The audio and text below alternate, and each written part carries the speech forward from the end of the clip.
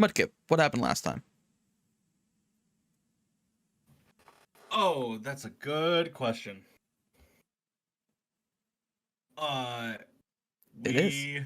Hopefully you have a good answer. Yeah. Let me just fish that out of my pocket real quick. Why pick the person with the bad memory? Red already gave you that found- excuse. Gotta find a new one. More than one person has depression. It's not an excuse. I just don't fucking know. Who gets the depression this week? We found. It's like we a found class rabbit. Mom's turn on the depression. We found a rabbit, right? Or was that 2 sessions ago? No, it's 2 sessions ago. That was too Shut the fuck. Okay. Someone let Madkip use the brain cell. Forest, we went in. Yeah, which one of you fucking has it? Hand it over. I was chewing on it. We went into the forest. We ventured into a forest, and we found a clearing, and there was apples, and some of them were disgusting infested apples that had worms in them, and a couple of people said, "Yep, I want that," and and I had a little picnic with one. Madeline had a little picnic with one, and she fed it a berry, and then I walked over to the rest of the group and I said, "Hey, fuckos, I did your job for you. One of you want this apple?" And then I gave it to Gran, and it is now flying, and Prisma went into a cave, and I followed Prisma into that cave, and whoa, there was a bat in a cave. Who would have guessed? And then we got attacked by bees. There were some bees, some bee drills. They flew out of nowhere. The bees. They flew out of nowhere. They attacked us. And it was crazy. And Prisma said, "I'm going to wrangle this bat while you die to bees." And my Squirtle nearly died to bees, but he didn't. He didn't die to bees. That's really important, is that he didn't die to bees. And Prisma successfully pummeled a bat into submission and caught it. And then afterwards said, "Wow, you did really good in that fight. Good thing your turtle didn't die while I was just chucking balls at a bat in midair repeatedly." And then we decided to camp out in that cave for the night, and we took turns taking watch. And then Gren snuck away in the middle of the night and found a mushroom. several mushrooms. A couple of mushrooms. Mushroom day. And he was like, "I'm gonna beat up these mushrooms." It means you've lived a life of sin. Grant was like, "I'm gonna beat up these mushrooms," and then a bigger mushroom with stretchy hands that can punch really good came out of the woodworks. It was a Breloom. It was big, and it has weird hands that I'm still not sure quite how they work, but they can punch good apparently. And Gren was like, "You know what? I'm gonna beat the shit out of this guy too." And then he did, and Ryu came out of nowhere because he noticed that Gren was gone, and they fought the Breloom, and the Breloom died. And then the worm in the apple said, "You know what? Gravity cannot constrain me anymore." And then that's where our story picks up. Our group is still in the woods. And then we decided, hey, this experience shit's kind of broken. Yeah. We found a big mushroom and it broke the game. So here we are. The game was single-handedly toppled by a mushroom. And so we said, you know what? These points, get rid of them. And now here we are. Yeah. God, I hope that's everything that happened. That was very good. That was Yeah. excellent. Round of golf applause for Mudkip. Woo! Um, Wait, did you hear my clap or no? Was it one Yeah, loud yeah. clap or was it light Hold clapping? on, I gotta turn off. I gotta turn No, off my if voice it was suppression one for loud 1 clap, second. that was me. Oh. I had multiple small claps. Fucking- Ready? Here you go. Here you go.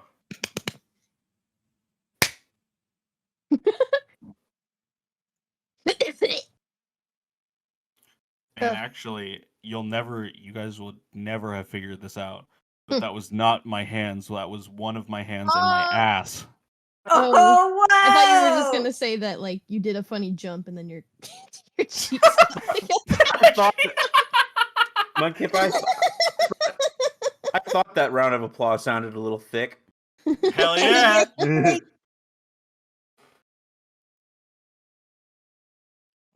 meanwhile, I Anyways, try and so fix the the cast. game that we're playing. So anyway, Start blasting. I put a whole bag of jelly beans. Oh, yeah. a whole bag of jelly beans. There we go. Now they're all in the right lines. Okay. Oh, boogus. Boogers. So anyway, so yeah, now we have a cast command, so you can see who all's playing and go give them follows because they all deserve it. No. Also, at this point, I'd like to bring everyone's attention to the travesty that has happened to the combat overlay. Behold everyone's art. I didn't do it. I didn't do anything. Oh, I didn't do no. anything here. No. I don't know who did I this. wrote what is happening here. So here we see Snick. I cannot. Here we see Gator. Here we see Dakota. Unga Bunga Strimmer. Yeah, that's me. Here we see Cat. Here we see Bear. Here we see Lumi. Here we see Penis. Wait, where's the penis? I didn't. see Where's it. the penis? Where Oh, yeah, is the bird penis. Everyone Rat, point at where's the penis. Where's the penis located? I don't know. I don't have one. Rat doesn't know where to find it. See. Rat's trying to teach a health Perceive. class and then just like And then there's TV my static brain. my art piece here. I go on a date and I go to have a good relationship with my lover, and I'm like, "Where is your penis?" Where is it? I can't find it. Has anybody seen that that Duke Nukem edit where he goes, "I know what sex is, but I'm not gonna tell."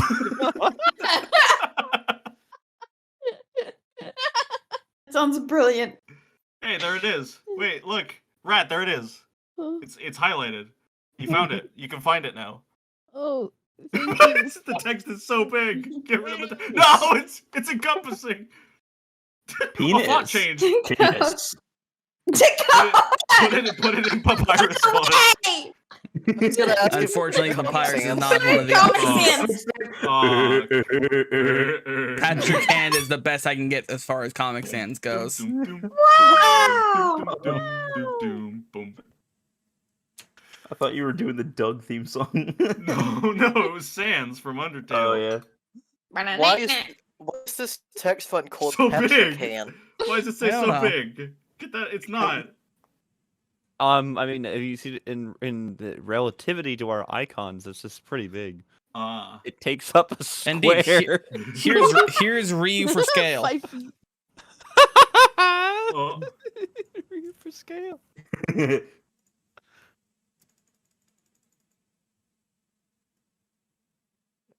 As you can Wait. see, Ryu is practically dwarfed by this penis. Yeah. Thank you. Anyways, to bridge out of that, Geeky, I've replaced Covet with a Lick. Hey, good to know. I wanted the different, because even though it was a D10 to roll the damage, it's a +1. But like Scratch and Fury Swipes is a +4 base, so it's like, oh no, I need to stop looking at roll 20. So let me go ahead and change that. So you swap Covet for a Lick. Yeah. Replace save. You can also, because you leveled up twice, because you basically was only level 2 originally, you can also replace Oh. another move, if you so wish. Oh. Oh. Oh. Ah, Oh. Ah. Oh. Oh, I am suffering.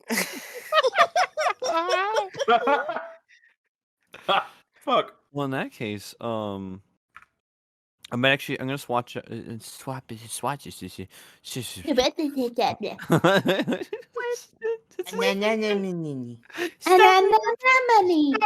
Out of my speech impediment. Uh, Let me see. But Right. this is everything one hoped for. I think it's just gonna be that one swap out because basically don't got too many moves to pick from right now. Sorry, say it again. Biscuit does not have too many moves to pick from right now, so Mhm. I'll leave it at where it's at. Alrighty. Sounds good to me. So yeah. Give me a second.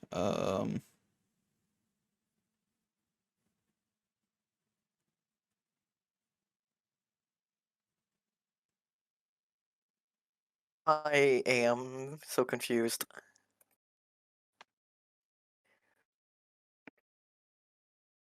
So the Pokédex app thing, it works on my PC. I imported exactly the same code into the app on the PC, and it works fine. But then if I try to do it on my phone, it just says no. Joffrey becomes missing now. Yeah. I can post a photo in the chat so people can see what happened. Go for it. Or you just like post the icon. Yeah, I don't know why it's broken. Unless it somehow didn't. You got like an older version of the app or something. I can check it No, I because like checked. Fomantis is from Gen 7, right? Yes. So check to make sure that Gen 7 Pokemon are in the app. Because if they're Well, not, okay. then that would explain why it's broken. Let me see. They Go are away. because I have Poplio. Well, and I'm saying in the app that he Seven. has at the moment. He might have accidentally grabbed. Yeah, but Oh. when I look at the site, it looks like I downloaded the newest version. Well, I can go in and make sure that it is the newest version. Because newest version is this one, and I'm pretty sure that's the one I downloaded. Download. Okay. But yeah, Fomantis really just went no. Okay, open app. Import. Nothing has changed. Well, shit. For now, It use works your on- PC. We'll Yeah, figure that it out works on between my games. computer, so it's fine. But it's just funny.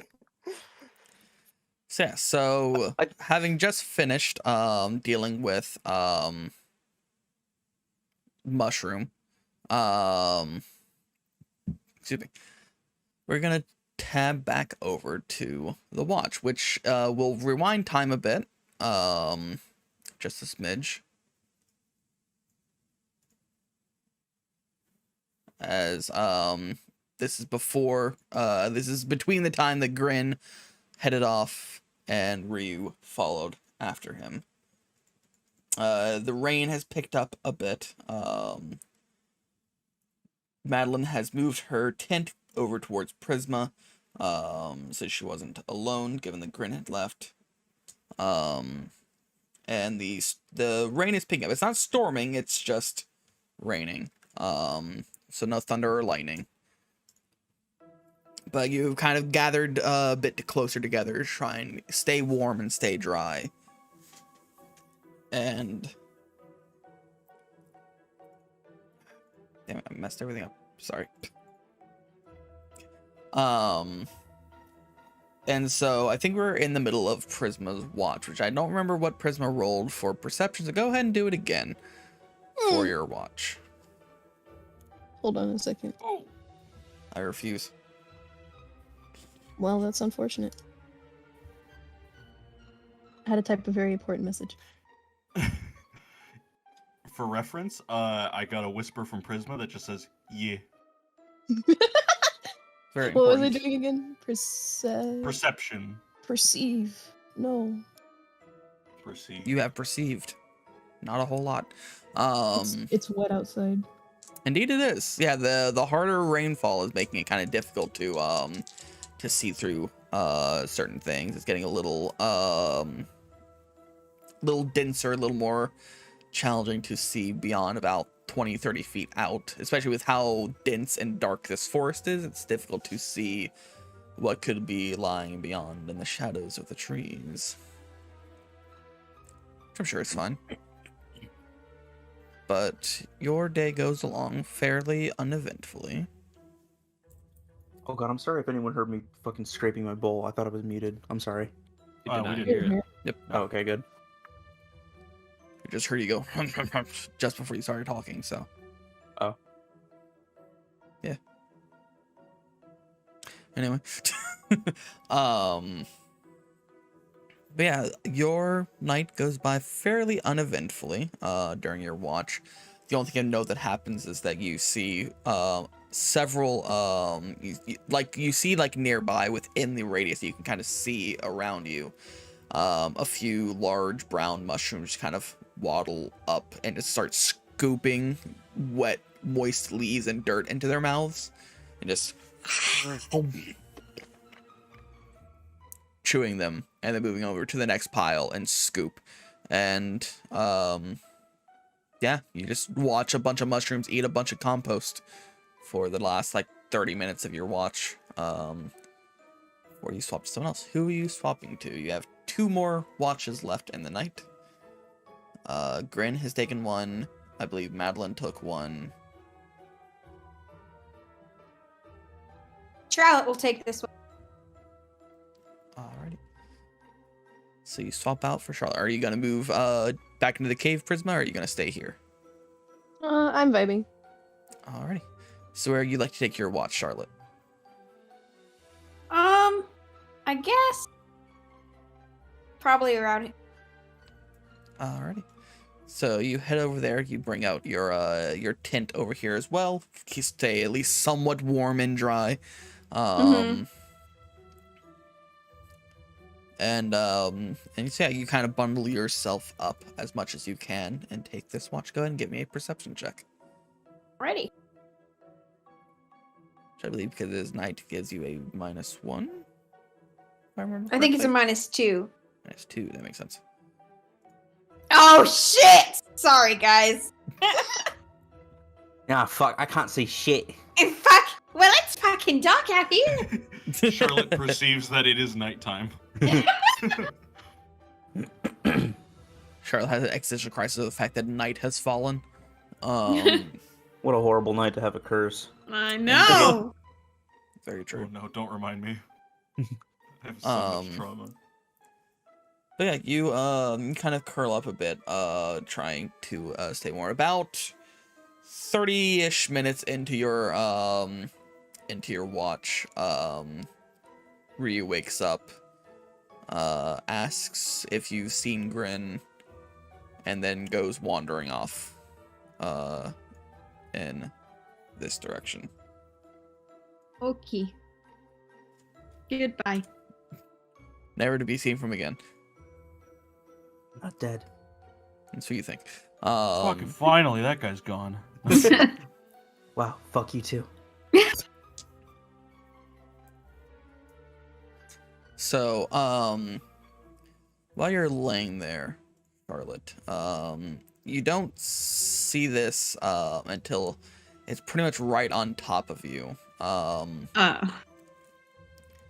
But you kind of like, you suddenly, as you're laying here, you suddenly hear like these very like soft, it's muffled because of the rain and because the leaves are softened, so it's not really crunchy anymore. You hear like this like wet kind of padding next to you, something walking and creeping by, as just to your left you see a creature of slick black fur and these long, kind of silver claws, kind of creeping from this direction over towards you, and is currently passing in front of you right here, holding a egg,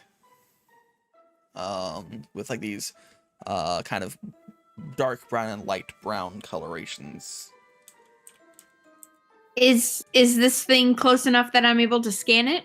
It is 5 feet in front of you, just kind of because it didn't realize your tent was a tent.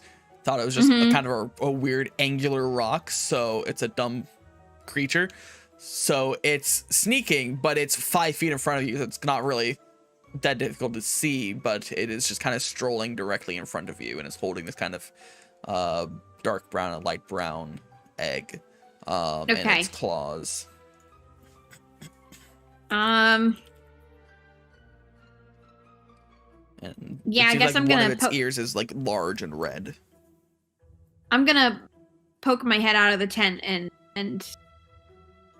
observe, I guess. Okay.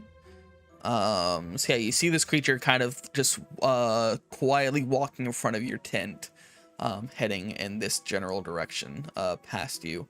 And you see that it's kind of like checking over its shoulder every now and then, as it's on its way. It seems to have pilfered its dinner for the night.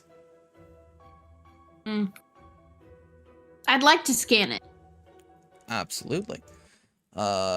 Turn your Pokedex volume down, and I forgot to open that up actually, and I forgot to share my thing, so give me a second as I desperately try and find that real quick. Imagine if this one was Hurry. redacted. Hurry, DM. Hurry. I'm feeling impatient. I'm about to go run a lap because I'm so impatient. I can run a circuit in my basement and probably bonk my head in a cabinet. You'll just On purpose? no, an accident. Accidentally on purpose. Okay, so you guys should be able to see Groove. Oh, of course, it's an ah. Yeah. I should have known it's an ah. John Madden. John Madden. John Hey you. Hey you. Hey, you. Hey you. I'm laughing It's- so hard for real right now. Question It's- mark, exclamation point, question mark. Sorry. Oh. John Madden, Oh. the Pokemon. John Madden's dead. Is he? I think so. I don't know. I wouldn't be surprised. John Madden. John Madden. Died 2 hours ago. Wait, 2 hours ago? No. Oh, he's alive. Oh. Oh wow. He's Man, 85. I feel real shitty if he did die like 2 hours ago. Like, Fuck is John Madden anyway? I didn't know he was still alive. I just haven't heard anything about him. And I've He's got a Mr. bad Football, right? I've got a bad feeling about this. Oh no. Play the Okay. Dex entry. Yeah. so yeah, you hear the following.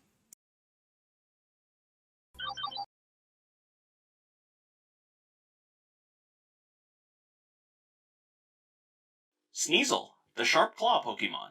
Sneasel scales trees by punching its hooked claws into the bark. This Pokemon is quite vicious in nature, seeking out unguarded nests and stealing eggs for food while the parents are away. They are so smart and sneaky, in fact, that they will sometimes work in pairs. One to scare the parents away, and another to steal their meal.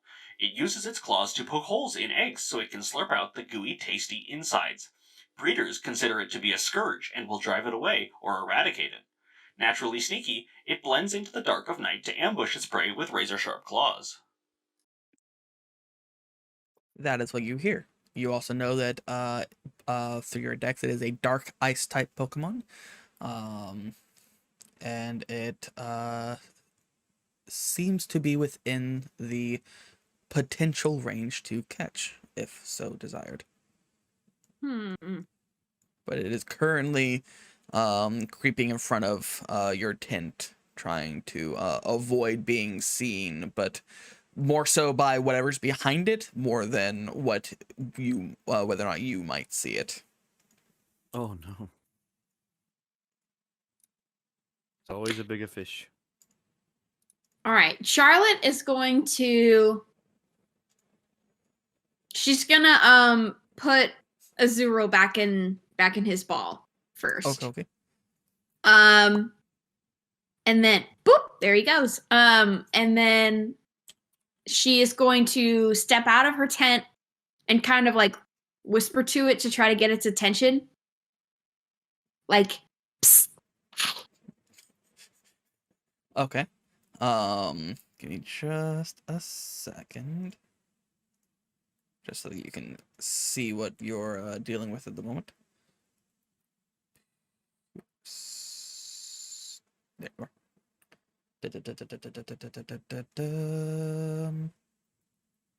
Papow. There you go. Oh, it's a baby. Okay.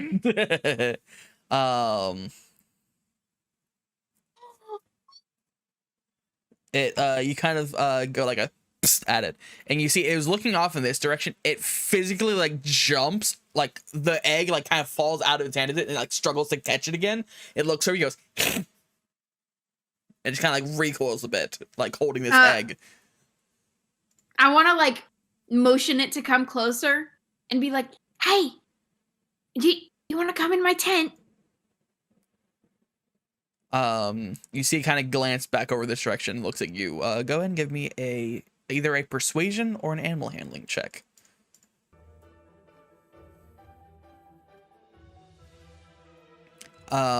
It looks kind of like at you and looks back over in this direction and kind of glares at you. It doesn't know if you don't think it to the point where it might trust you to do that quite yet. But and you see it kind of like slowly inching away, not sure if you're wanting its prize or not. I am going to kind of hold out my hand and like Charlotte's gonna hold out her hand in like a wait a second motion and then go into her tent and she's gonna get like a little portion of meat out of her bag and she's gonna come out and like kind of take a few steps closer to the Sneasel and like leave it on the ground and then like back up and be closer to the tent. Alrighty. Go ahead, give me an animal handling check then, as you offer this Sneasel some extra food. Oh. That's a good roll. Oh. I will be right back. Okay. And kind of looks at the food and looks at you, kind of incredulously, but the smell of meat is appealing. And so it kind of inches just a bit closer. Still like perpetually glancing over its shoulder. But it does move closer and kind of like scoops up this meat and its free claw. Now like egg under one arm, claw of meat in the other. And these sharp teeth as it bites into this jerky. But you have gotten it to get a little bit closer to you. I'm gonna.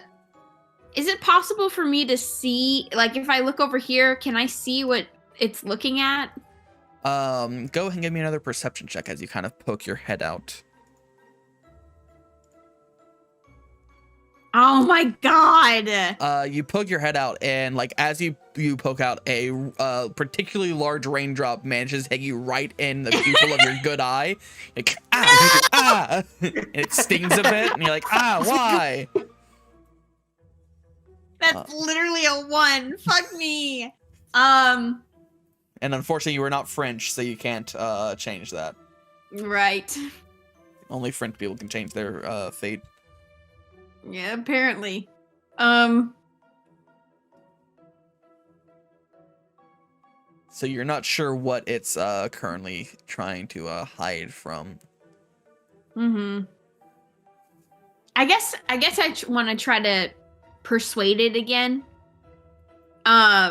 because I want to be like, look, I don't know what you're trying to hide from, but wouldn't you rather take your chances with me? Okay. It kind of looks at you and looks in like the relative seemingly safety of your tent. Go ahead and give me another either animal handling or persuasion. I think I have a +5 in animal handling, a 3 in persuasion. So, what did it sound like? My phone just went off, but it didn't. Anyway, you see, it's kind of looking at you, and it's got a handful of meat and egg, like a full, like half of an English breakfast already. And it seems to be kind of unsure whether or not it can trust you.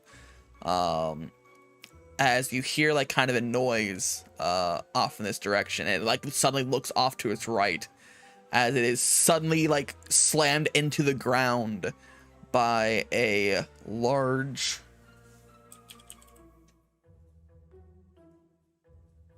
bird. As it's slammed into the ground, talons down, as this large bird, which you've seen one of these before. In fact, the last thing you saw, Madeline caught. As this bird almost silently like swoops down, slams into this thing, and like crushes it into the ground, and proceeds to like claw at its face as one of its claws like grabs the egg, and starts to try and pry it from this this Sneasel, which. Oh my god. see. Okay. Let me swap you up. Charlotte's gonna be pretty stunned. Not really sure what to do.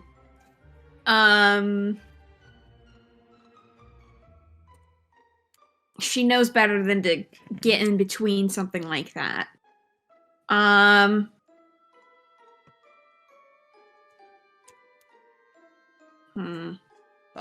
You see that it's like this large Pidgeotto like wraps a claw around one of the around the egg, and the Cecil actually takes the jerky you gave it and chucks it into its eyes, and like manages to like snake its arms around the egg and pull it back from out of the talons, and kind of rolls out from underneath and gets to about here as this Pidgeotto kind of like stumbles back with meat and salt in its eyes.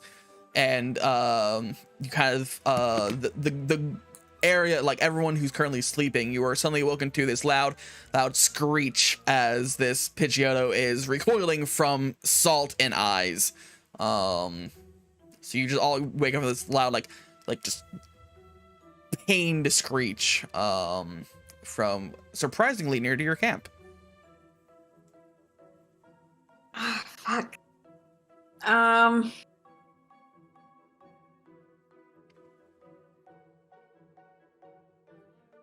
Fuck.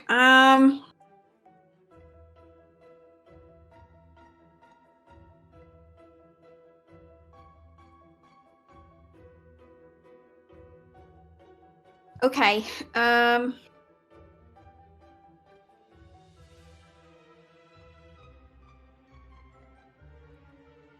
Let's see.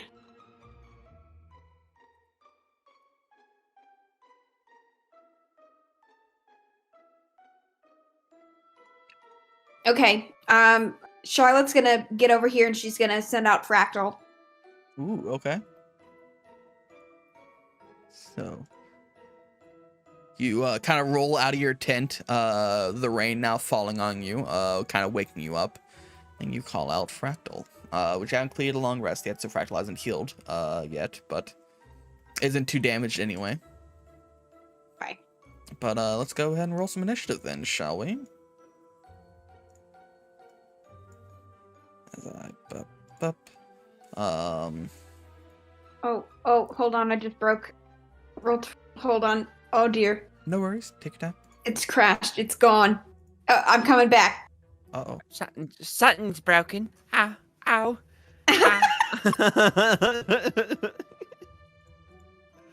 Fuck, hold on. Lost my dice. No, don't load again. Something's got to give. Goes from a natural 20 to an 8.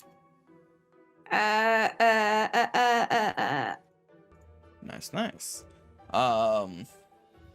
So you actually get first go on this as you kind of come up prepared, pull out Fractal, toss her out, and you get kind of the drop on this situation as the Pidgeotto has now cleared its eyes of this salt, and Sneasel is currently kind of like moved away a bit and is egg still in hands, trying to kind of avoid this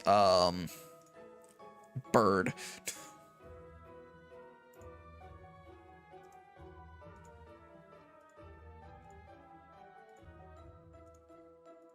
So, Okay. yeah, what would you like to do? Fractal's gonna use confusion on the Pidgeotto. Ooh, go for it. Oh. Or confuse ray. Yeah.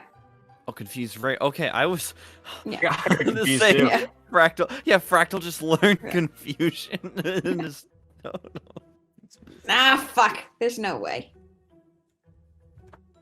Okay. Yes, unfortunately that does not hit this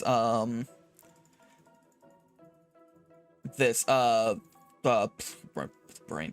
This Pidgeotto kind of bobs and weaves out of the effect and is seemingly unfazed. Shit. A good attempt. Sorry, I'm just editing some things. Anything else you like to do? Move or anything, or? No. Alright. So then it comes to the Sneasel's turn, who, with egg still in hand, kind of looks over at this Pidgeotto, with a bit of fear, a bit of anger in its eyes, that it got attacked, and will actually try and it kind of steps in a bit and uses a feint attack. So you see it kind of step in and like kind of throw the egg up a bit, and the Pidgeotto like instinctively goes to grab for it, and the Sneasel takes that opportunity to get a sneaky attack in. Well, it has advantage, but it rolled natural 20, Oh so God. Oh. So, as it deals 25 dark damage. Oh in my one hit. god. Christ. Oh. And you see, like, as the Pidgeotto goes to grab for its egg, the Sneasel kind of like does a rising uppercut with its claw and just carves a gash through like the torso of this Pidgey up to its beak. The Pidgey kind of stumbles backwards as like Sneasel holds its hand out, catches the egg, and just kind of like flicks its red ear back a bit, kind of cocky, and looks at this Pidgeotto, who was not expecting a near deadly blow from this creature. But it comes to the Pidgeotto's turn, and is going to attempt to retaliate.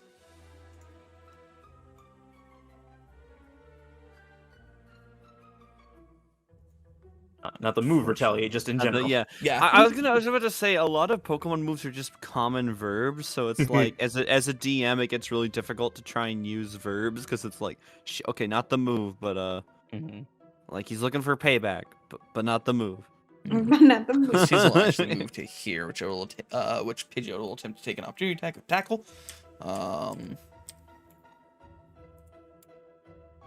Does hit.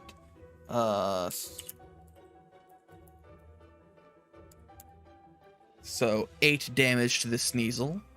Well, wait. Not. Took it down to 8 damage. Oof. You are that, and you are there. And then for its actual turn, it is going to attempt a gust, which that does not hit. As this burst of wind flies out, this Sneasel kind of ducks down low and rolls out of the way of this small, like, mini tornado that kind of whiffs past it. And this Pidgeotto is looking real rough already. It's back to you. Okay. It is surprising how well this Sneasel just laid into this thing.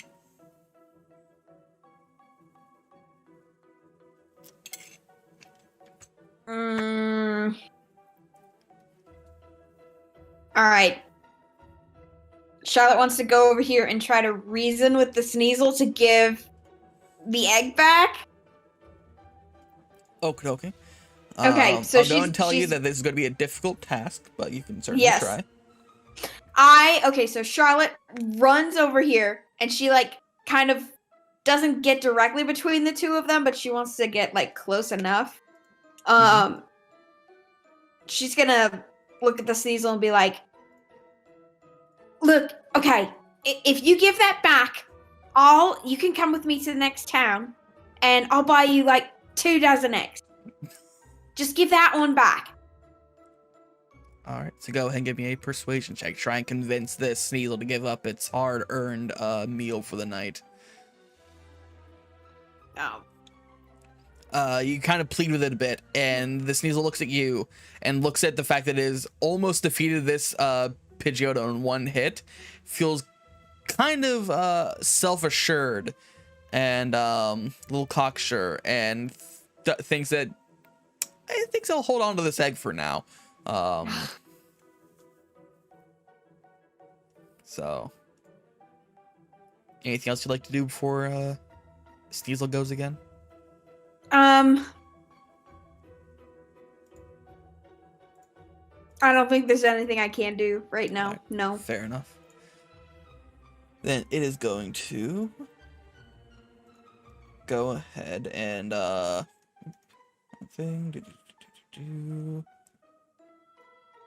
it's going to actually go ahead and attempt as a bonus action a quick attack. It's going to move back into melee range, kind of step past you, and attempt a quick attack as a bonus action. Misses the quick attack, gets a little frustrated, and decides to go for a scratch this time. Which that one does hit.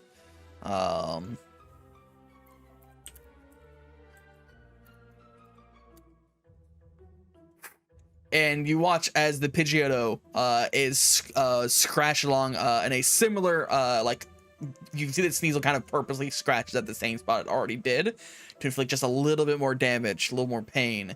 And the Pidgeotto is defeated. As it kind of faints just from the sheer amount of pain it's taken. It slowly loses consciousness, kind of falls over directly in front of your tent actually. And is now laying here unconscious as the Sneasel kind of is like kind of heavy breathing and just kind of like slowly kind of stretches its back a bit, stands back up in a more not so hostile pose, and then looks at its well-won prize and seems pretty content with itself. Which, by the way, someone in chat, give me a number between 1 and 100. Or roll a d100 with the exclamation mark d100 if you'd like. Whichever you prefer. Because we're going to see if this Sneasel is shiny. 91, so go and roll a d100 for me, Grace. If you get a 91, Right. It is a shiny Sneasel. If it's within 5 of either side, 50 below. So it is not a shiny Shoot. Sneasel, unfortunately. Five in the wrong digit slot. I know. So it's not a shiny Sneasel, unfortunately, but that's fine. But yeah, it seems pretty content with itself at the moment. It managed to take down this larger threat. And it kind of turns to you, kind of glancing between you and Fractal, wondering if you're going to also try to attack it, or if you're willing to let it go, or what your intentions are. But it is your turn. It's kind of looking, it's like less than 5 feet away from you, just looking up at you, egg under arm, just kind of staring. ready to attack if you attack. Charlotte's just gonna kind of sigh. Because, like, she's seen, like, the rest of the party at this point, like, successfully talk to Pokemon, you know? And she feels like, she's like, fuck, I can't even do that. So, a part of her just wants to let it go, but, like, she's interested in Sneasel for sure. Mhm. So I guess she's gonna kind of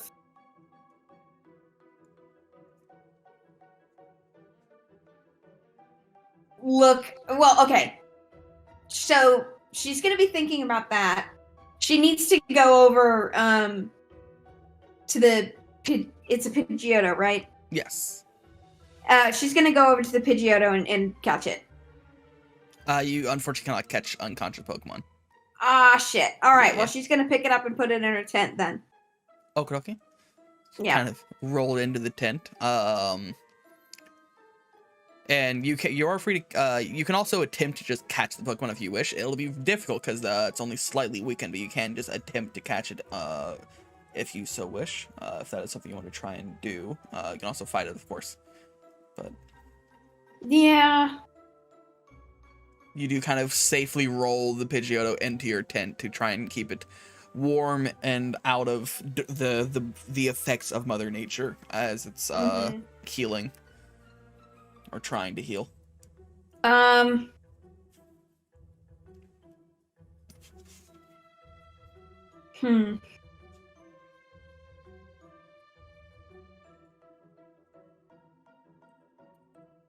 Yeah, I guess she's just gonna let the Sneasel go. I guess she's gonna kind of step back and just kind of, I don't know, wave to it, I guess.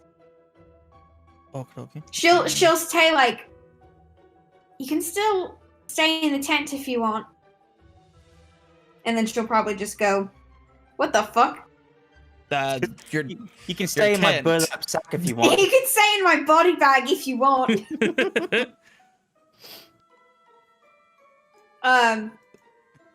Is that one better?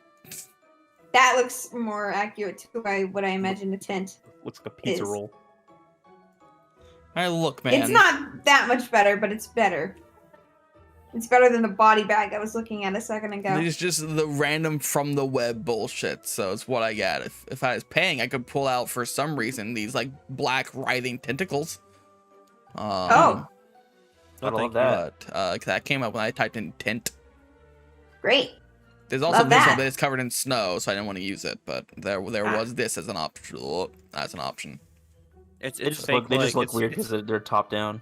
Yeah. It's like Christmas decoration snow that's fake that Charlotte puts on her tent. Yes! Yeah, I guess she's just gonna kind of gesture to her tent and be like, you can still stay. I think you're really neat. I'd love to hang out with you. She feels stupid. She feels like the stupidest person on the planet. So she's just gonna go back to her tent and, like, maybe just fall asleep. If you'd like, since you've offered it one more time, you can try one more, either persuasion or animal handling check, whichever you prefer. All right, I'm gonna Try take and you up on convince it that. one last time. Huh. Dang. Unfortunately, since you rolled the Pidgeotto into your tent, it's as far as it's concerned. Once that Pidgeotto wakes up, it's gonna hunt it down. So it's not super keen to share a tent with it, to just wake up in the morning and then be attacked again. So unfortunately, it doesn't seem interested in sharing a tent with it, but it does begin to move away, unfortunately. All right, we let it go. It's gone.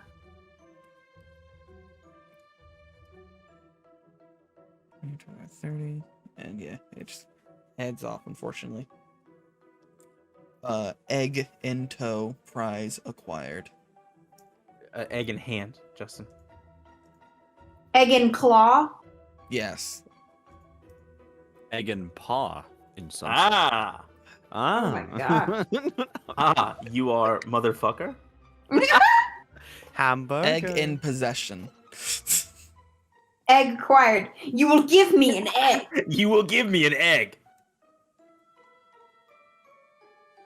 All right. So yeah.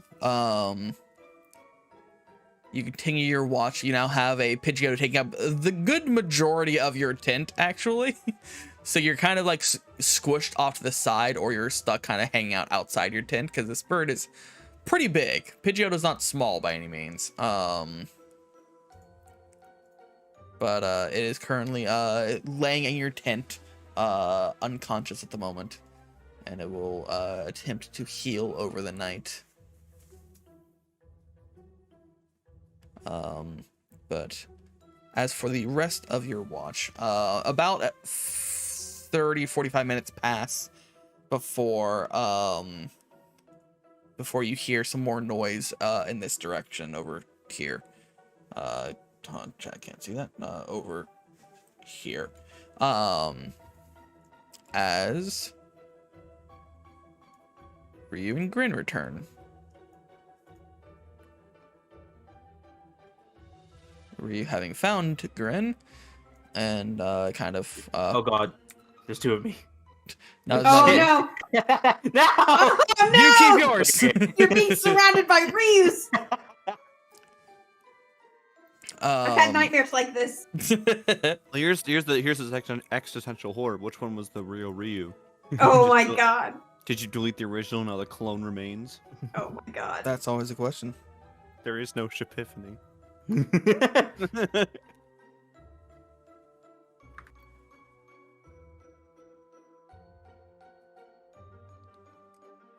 Go away. What's going on? But yeah, you two are returning as Charlotte's watch is nearing the end. You see, would Charlotte be kind of inside the tent sharing it with the Pidgeotto, or would she be? Yeah, she would be. So yeah, you see that her tent's bulging a bit more than it was previously. Plus, it's moved to where it is now, next to Grin's tent. So yeah, you Grin and Ryu, you are currently returning. You see that Charlotte's tent's swollen a bit. She's kind of leaning. She's inside the tent, but she's like looking out the front still, trying to keep watch. Seems a little disappointed. But that's what you return to.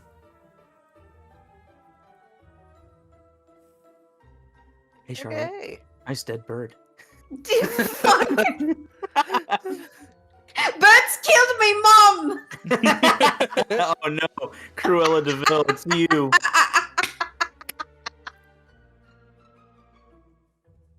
Oh no! I saw an edit of the scene from that movie with Danganronpa music over it, and it was the funniest shit. Oh my god, you need to send that to me on Twitter. I'll hunt for it again. Yes. All right. I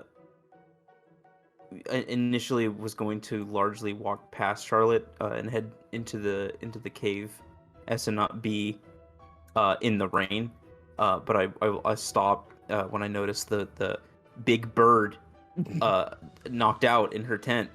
Big bird. Big bed. Yeah, so you notice this big yellow canary in her tent.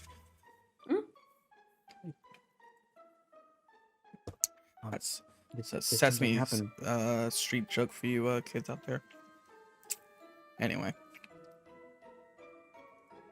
Did something happen? Oh, Charlotte's gonna look up. Yeah, it got hurt, so I'm just keeping it in here until the morning, I guess. That's very kind of you. She's just kind of, she doesn't know how to receive that compliment. So she just kind of like smiles a little bit, but like awkwardly, and she's like, thanks. I just give a simple nod and keep making my way into the cave. Making my way downtown. Yeah. Walking fast. Faces Little fast. steppies. Little grid by grid steppies. And you're cave bound. Anyway. So Ree returns to the cave where he was born. What's going on? Gren has already avoided this interaction and is trying to sneak into his tent. Because he hasn't slept and he can finally sleep, and he wants to sleep, and he is going to sleep. He is. So he is trying as much as. Really quick, there's a fire going in the cave, right? Since it's like not a closed cave, it's kind of open. Yeah. Okay. Will you phrase that, Jolly? I thought you were like, hey, there's a fire in my I apartment. was, Same. I was No. literally about to say, hey, really quick, Grace, there's a fire outside. We should probably go. No. I was literally waiting for that. I'm glad I wasn't the only person who thought the way you were I saying know, that was. I'm gonna lead this into the Pokemon I'm spending time with, which it's gonna be Senshi. That's all I'm gonna say. But because Senshi was out with me fighting, it's probably wet and upset. So Yep. wherever the fire, I'm gonna assume it's like right here somewhere ish, since this isn't a fire pit like I thought. Yeah. Yeah, it's right here. So since I have 20 feet of wire, I'm actually going to tie the wire from like one side of the cave, like not across the, not like over the fire, but close to it, and tie it to the other side. Oh wait. Just on any spots that I can tie it to very tightly. Okay. So you're tying wire kind of like over the fire. Not directly over it, but like next to it. Makes sense. Low enough that it's like hanging next to the fire, but not like it's like 5 feet from it. Yeah, that's easy enough to do. You kind of tie that up, and string it across. And I deliberately make sure it's tight enough that it won't like fall, and take off my gi top and lay it over the wire to dry. And I lift up Senshi and put him on the wire next to the fire to dry. Yeah. As you kind of lift up. That is the most fucking adorable thing I've ever heard in my life. You see, like, since he kind of like stands up there and looks down at you, and while you're like standing underneath him, he then kind of like flutters its feathers around, and kind of sprays you with water, and then kind of like starts pruning himself, as birds do, and kind of like after a few seconds of pruning himself, kind of looks down at you, and if birds could smile, it would give you a wry smile, and then go back to burning itself. My son. I would just like to point out that the audio clipped on Discord, but I physically heard Dakota go, "Oh!"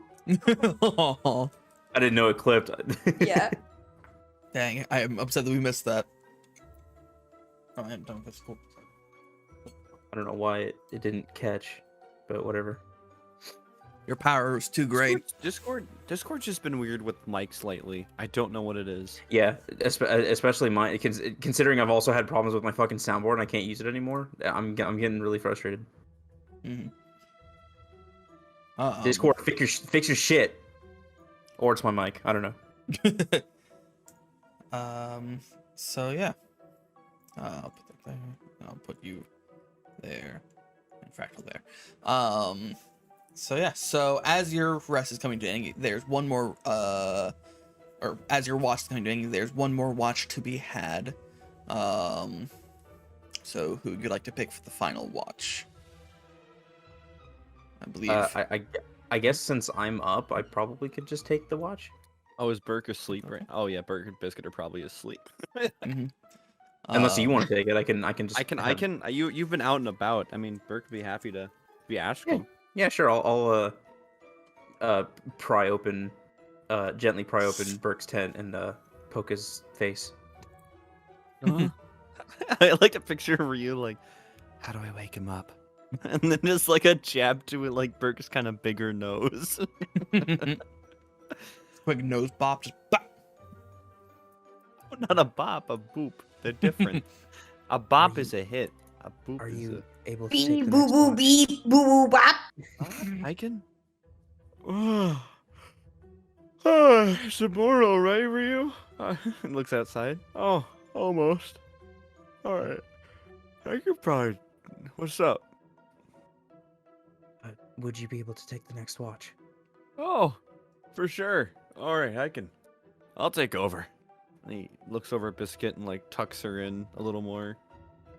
And then she happily, greedily takes the blanket they were sharing.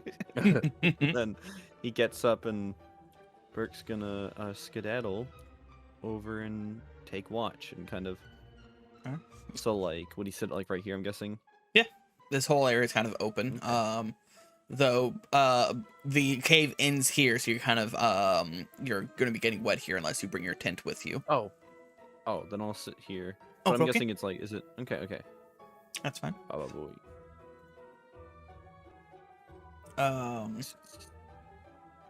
So yeah. Go ahead and give me a perception check.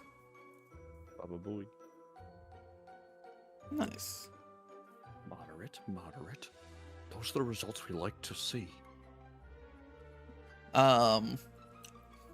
So as you kind of sit there, and for you, about 20 minutes into your watch, you can see that from what bits of sky you can see through the canopy of the trees, you can see the sky beginning to turn like from these dark bluish blacks to kind of a lighter purple, and then it slowly transitions to kind of an orange as dawn begins to approach. And you see that like as like some light starts to appear, you get the first really good look of the surroundings, and like almost everywhere you look within about 10 to 20 feet of each other, the forest like ground is covered in these brown mushroom creatures just shoveling leaves and compost into their mouths. The rain has developed their favorite food, and you just see countless shrooms just shoveling wet leaves and dirt into their mouths, just living the life, enjoying their food. Is there one within Pokedex range? Indeed. You can see there's 'cause it's 6 feet which takes you out to. Oh, easily, yeah. There's quite a few in the Pokedex range, actually. Okay. Which I can turn this back down to the normal speed now that we're not in combat. But you scan it, and when you scan it, you actually notice that a little ping pops up, that you receive this the same entry from Grin. But since you weren't there, Gren was the only person who scanned this, so he was the only person to technically have heard this so far. You go ahead and play it yourself as well, and you hear the following. Shroomish, the mushroom Pokemon. Shroomish live in damp soil in the dark depths of forests. They are often found keeping still under fallen leaves. This Pokemon feeds on compost that is made up of these fallen, rotted leaves, especially after it rains and the leaves have become soft and damp, giving it a luxuriously chewy texture.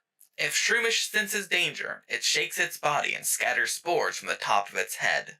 This Pokemon's spores are so toxic they make trees and weeds wilt. Due to the ever-present look of distaste on its face, many have taken to dubbing people with a similar appearance with the moniker Resting Shroomish Face.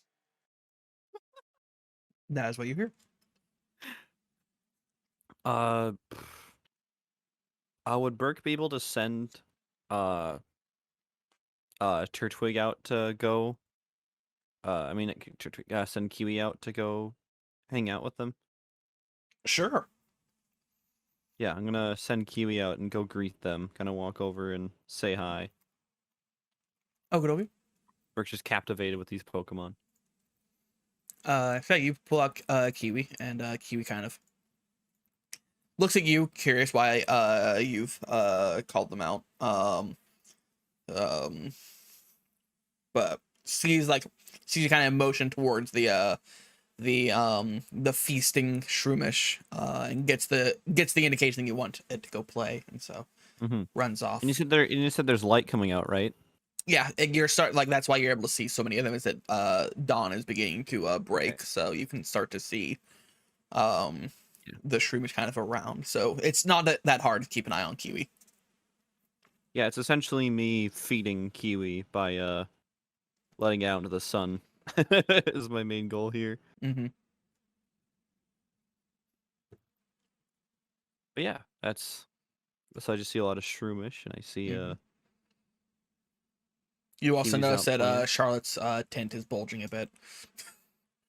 Oh, that's weird. I don't remember. Like Bert kind of examines it. He's like, I remember myself being this real tall, but did Charlotte hit a growth spurt? Kind of moves over Wakes to up him. 8 feet tall.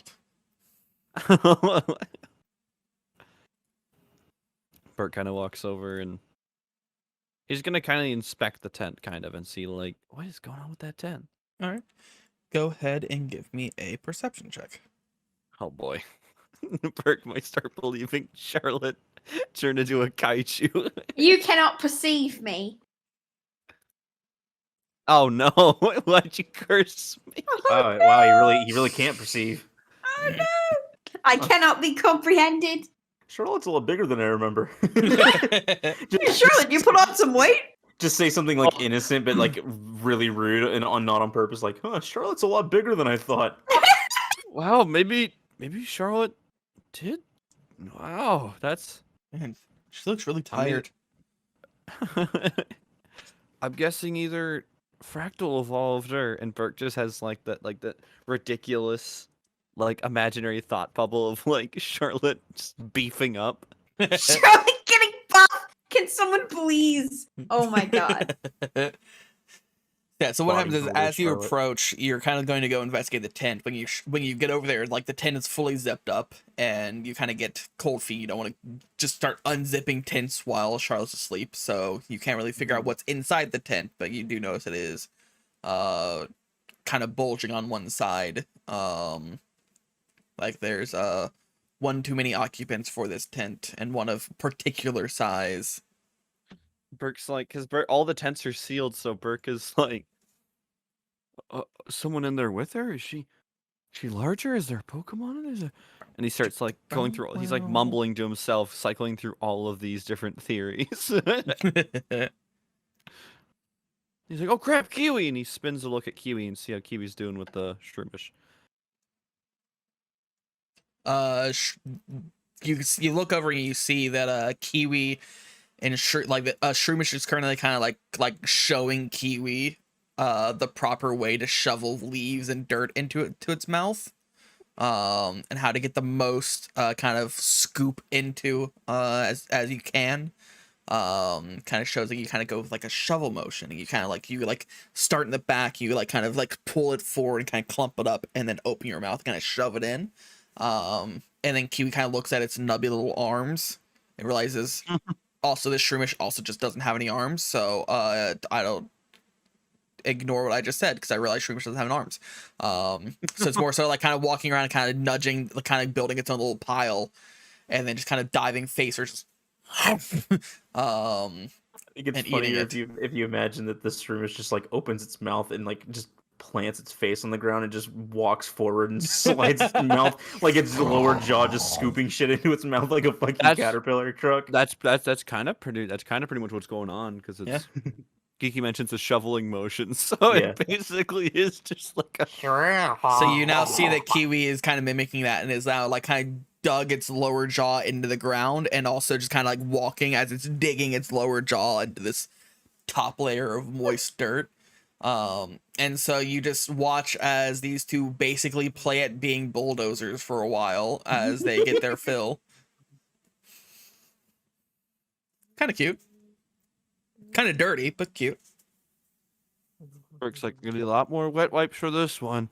Yeah, Burke's gonna watch Kiwi play to pass the time. Burke's gonna get a deal with Clorox wet wipes later in life. Do any Pokemon begin with CL? Cloister? Cloister wipes. Cloister wet wipes. Yep. Oh yeah.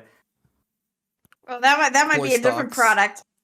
Oh no, Grace, no.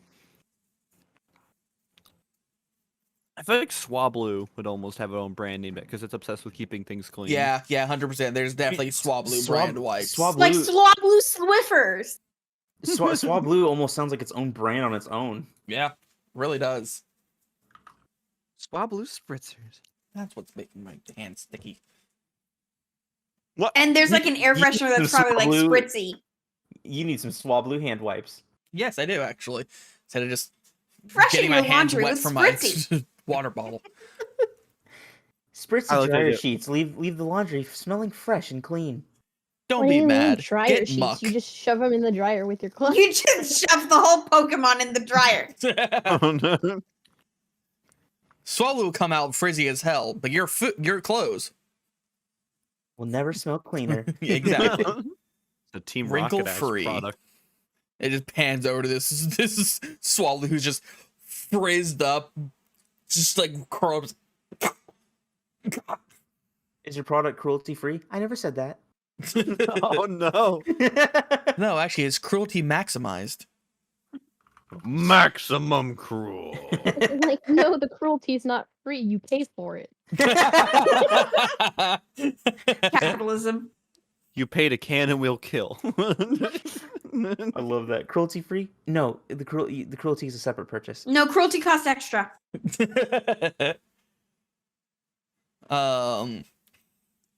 So yeah, Please record. Wait, hang on. I love this suggestion in chat. Please record Pokemon themed commercials if they go into an urban setting. Oh my god, I'm so down for that though.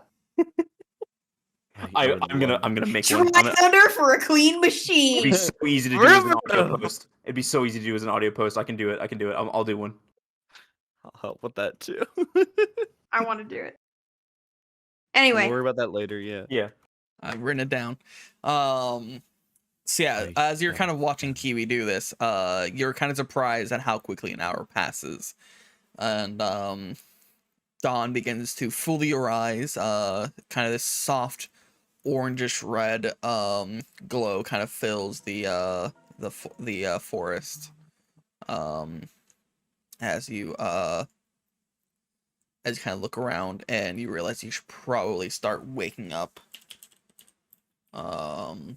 your party.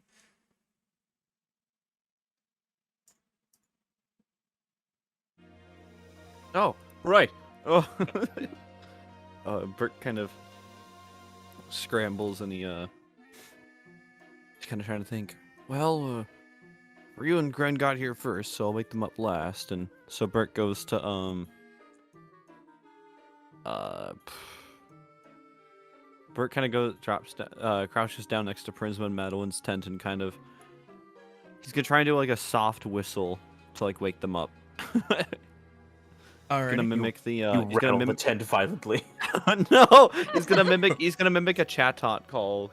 There was a chatot outside of his ranch, and he wants to mimic it because it's how he always woke up. That's super cute. Go ahead and give me a performance check to see how well you can mimic. yo, him. that's kawaii as fuck. +0, baby. Oh no. Try and mimic it as best you can, but No. there's a certain type of warble that it has that you just can't match. It's not unpleasant, like it's not like it's not shrilling thing. You just can't match the tune exactly. It's a little off key, but it's a pleasant way to wake up. Far better than just being shooken, shooketh. Chatot sound.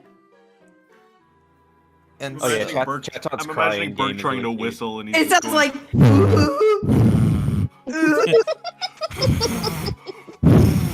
Here, I'm Trying to putting it in whistle. player chat. Gimmers, I can't hear the DM.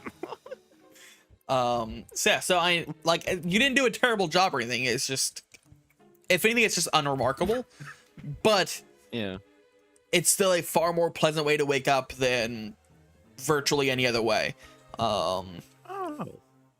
So you do manage to kind of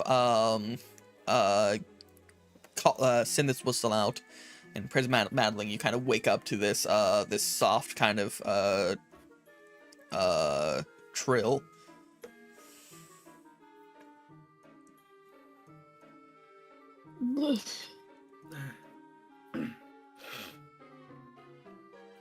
The fuck is that? Christmas stage persona is gone. Oh, the fuck. Inhales the whole, takes a whole cigarette in one go. What the fuck's going on? Oh, hey! What the fuck are y'all doing out here? Hey, get the fuck out of here. Look at here. I'm And sleeping saying in a dog's there. mouth. She actually just sounds like Billy Crystal. I hate that. Hate that a lot. Yes. Yeah, but so both Yes. Mudkip and Prism are confused about. Oh hey, What the fuck Pokemon is that? wait, is my Turtwig walking up to Kiwi? Somebody shut this bird What up. fucking Pokemon are you? Kind of bullshit is this? Ooh. Is this a Turtwig that lies before me? Yeah, Kiri walks up, mouth covered in dirt, twig kind of still sticking out of mouth. Just Oh, I wonder how Lumi feels about this. Lumi is in the back of the tent. Like Ah. Lumi was at the front of the tent and is now in the back of the tent. Burke's gonna Muddy literally just cut. Burke's no, it's okay. Burke kind of just ignore what's Kiwi's nature, by the way? Kiwi's nature is stubborn. Uh-oh. Oh! Kiwi sees Lumi kind of like fly to the back of the tent. Kiwi starts to approach your tent and into the opening of it towards you and Lumi. Just wait. Mouth covered in dirt, big smile on its face. Geeky, I would like to proc my new feature. Oh, you want to try and grapple Kiwi? Wrangler. I get a free grapple because it left my reach. Go for it. All right. Okay. So grapple a check. strength check Is for that- you, and then roll either a athletics or acrobatics check, whichever one is higher for Kiwi. Okay. Oh wait. Also, I make a strength saving throw. Strength check. Do an athletics check for Burke. Okay, athletics. Okay, and now go to Okay. Kiwi sheet and roll if it has proficiency in either athletics or acrobatics, or just whichever one is higher based on their on its ability scores. Got nature and survival as its skills. So what's its So strength what's the- and dexterity scores? Strength is 13, dexterity is 10. So go ahead and roll a d20 plus 1 for Kiwi, or just a strength check. You can just click strength and it'll roll for you. Okay.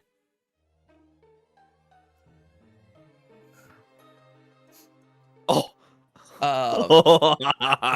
Kiwi is so distracted by this like smug, just like approaching Lumi threateningly with dirt, doesn't even like notice you come up behind and scoop it up like a baby, just like yoinked by the shell and lift it up, and like you're like it's still like walking forward in the air towards Lumi before it realizes it's not on the ground anymore, and it kind of looks Picking around. up a wind-up toy. And it's kind of like trying to look over behind itself at you, but its big dopey head doesn't really let it with the shell. What a dumb turtle. I love him. I love him. Protect him at all costs. Not to be like actually, but it's her. Her name's Kiwi. She's Kiwi. Oh. It's okay. No, it's Sorry, okay. man. It's not. Yeah, I didn't mean to misgender your Pokemon just then. You just misgendered my dog in front of me. Bitch, Yeah, that's a she kind fucking of turtle. scatters a little bit of dirt onto your arms, Burke, but Nah, that was the intent. No pun intended. but Lumi Burke, and Prisma's stuff is shielded from dirt for today. Bert kind of gives Kiwi a pat in the head. It's like, hey, it's good to make friends, but you got to remember, boundaries. Pets Kiwi in the sweet spot he found when they first met. Mm-hmm. She kind of instinctively kind of melts into the pet. And Prisma, you see this turtle turn kind of dog-like. It's just kind of like.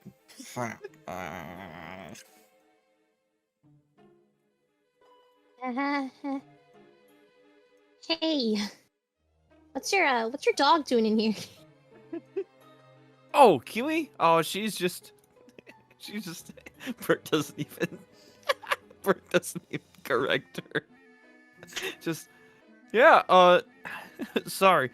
Kiwi's just having some fun with the Shroomish over there, and I guess Kiwi wanted to meet Lumi. Maybe they could meet later once Kiwi's not.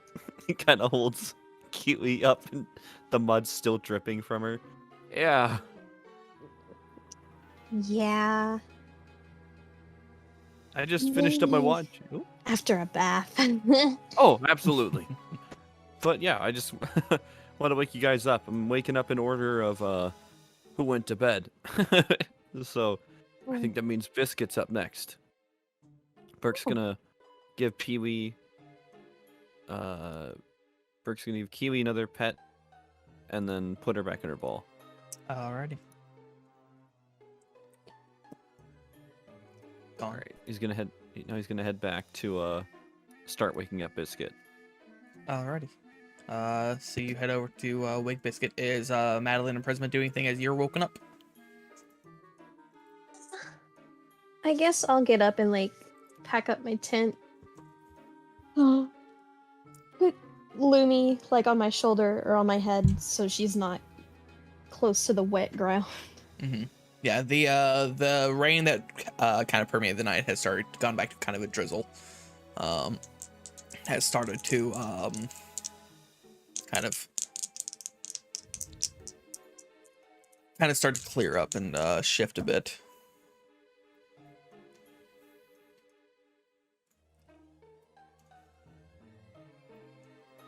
So yeah.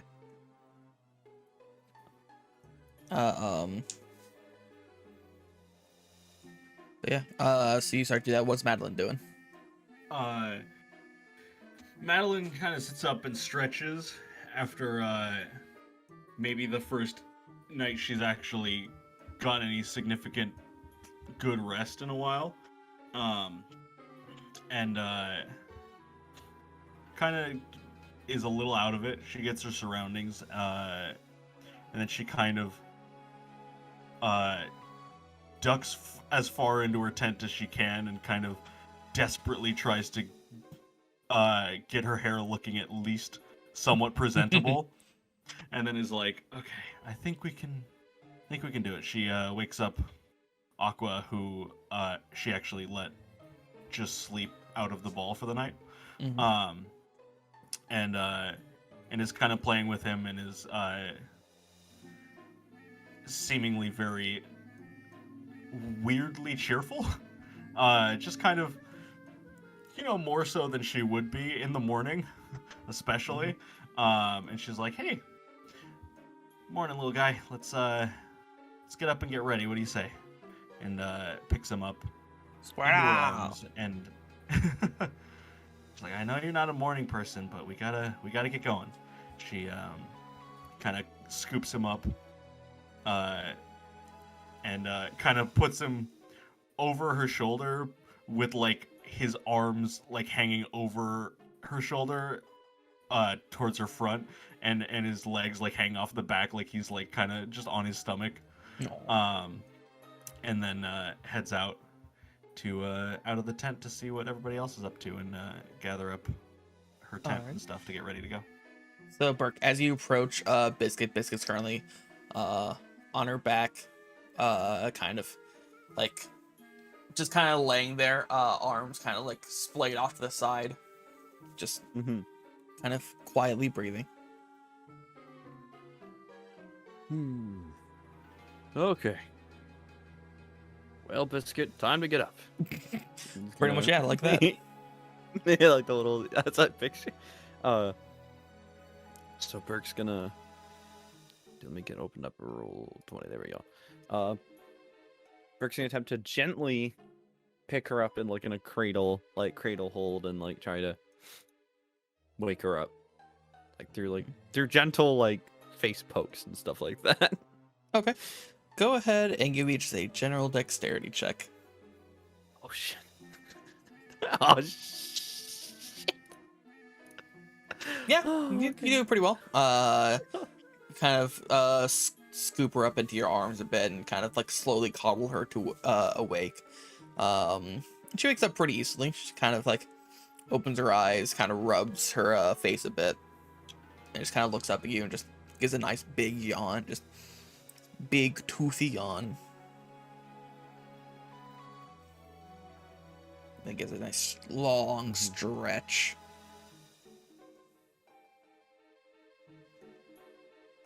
Morning, Biscuit. Kind of quietly, just kind of. Okay. I gotcha.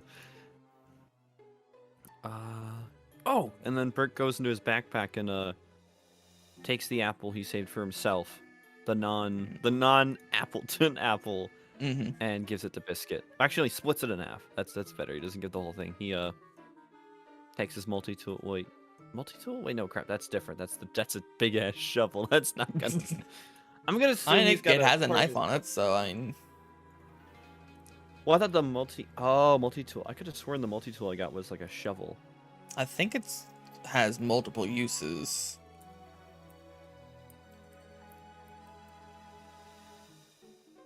I assume it's a hyphen. Oh, Bert Crunch, so pliers, scissors, knife, and other basic tools. Wow, okay, knife. Knife. All right. Bert's got the apple Knife in to half me and too. then split it with bit. Yeah. Yeah, easy enough. You kind of carve it in half. You hand it over, and Biscuit starts kind of just starts chowing down. And it's very juicy. You see, it kind of covers, kind of drenches her mouth and fur. It's a nice big juicy apple. Yeah, so they're gonna be just sitting there eating breakfast. I could see Burke. If Burke was not a nice person, he'd lean over and like kick Ryu's tent to wake up. Hi. It's like, hey, asshole, get up. Like I said, if Burke was a meaner person. Oh, the idea of E-Man is Burke is nice to everyone else except for Ryu. Well, no one's looking, so he's just a jerk. I don't get it. I don't know why Ryu doesn't like me. He just glares at Ryu. I don't know why he doesn't like me. You know what you fucking did. Burke's gonna try and I'm gonna say I'm trying to think of what technique he should go around. Because Burke's like, if I make a bird call, Ryu might get upset.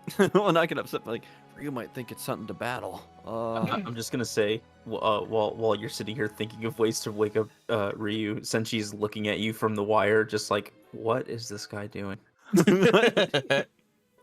Like Burke almost made a bird call, like with his hand. He's like, wait, no, What's rough? What's Senchi's nature again? Naughty. Thought so. Oh no. Since she sees Burke kind of like debating on what to do, and like Burke's kind of like standing over Ryu's tent, and it's like making like some moves to like try and like go and like touch him or do something. And since he waits for a moment where Burke is kind of leaning down, like thinking of like kind of like nudging Ryu, and since she kind of while you do that, Burke suddenly swoops down and just lands a harsh peck on like Ryu's forehead and flies back into the wire to make it seem like Burke did it instead of Senshi. So Ryu, you just feel this like into your forehead of this beak, and you kind of reel in pain, and Burke is leaning over you. Burke looks just as surprised. He's like, What did you do that for? I would have woken up with simple words. Burke's kind of in shock. I'm gonna. Oh crap! I'm gonna roll a wisdom saving throw to see if Burke can put some words together. Actually, I think would it be more charisma or wisdom, Geeky? What would you say? Think charisma. Let's go with charisma. Charisma. Mm-hmm. Oh. Yeah, you managed to kind of like the panic is there, but like you're like kind of looking up and essentially looking down at Ryu, and you can get something out. Yeah. Burke's like, well, look, if that wasn't me. Since she came down and pecked you on the floor, I was debating on how to wake you up. And I mean, if it helps anything, I mean, didn't that pain kind of feel like a beak? I mean, you've been pecked by Sentry before, right? I rub my forehead where Senshi pecked me and peek out of the tent and glance at him. She's looking at you, and I see you look at him. He like looks away, just kind of like full on like bird, like when you like look at a bird, it kind of shimmies like a few inches away on the wire. It does that, kind of shimmies a few inches away, kind of is looking away, pretending like it doesn't know what's going on. Glances back over, you see you're still looking at it, looks back away, just kind of just looking away. I see. My apologies for jumping to conclusions. Oh no, that's fair. I mean, when you're sleeping, you wake up suddenly. It's you go into defense mode. You know, I can understand. Thank you. I'm glad you. Bert kind of like his eyes dart to see that Ryu has a Tonto on him, and he's like, "I'm just glad we're calm about it." Burke died today. I'm confused for a second, and I realize you're staring at my weapon, and I just go, "Oh, you needn't worry about that. I don't attack anyone unless I'm provoked." Kind of makes a face because I'm gonna keep that. Like Ryu really does just like sit there for a second, like, "Oh, I see your point." It's okay. Hey. I've nearly been crushed by Geodude and Graveler before. I think I'll survive in case that ever happens. And then Bert kind of picks up Biscuit again and kind of holds her like an infant. Mm-hmm. He's like, I know what it's like to have an unruly partner. Kind of bounces her a little bit as he laughs.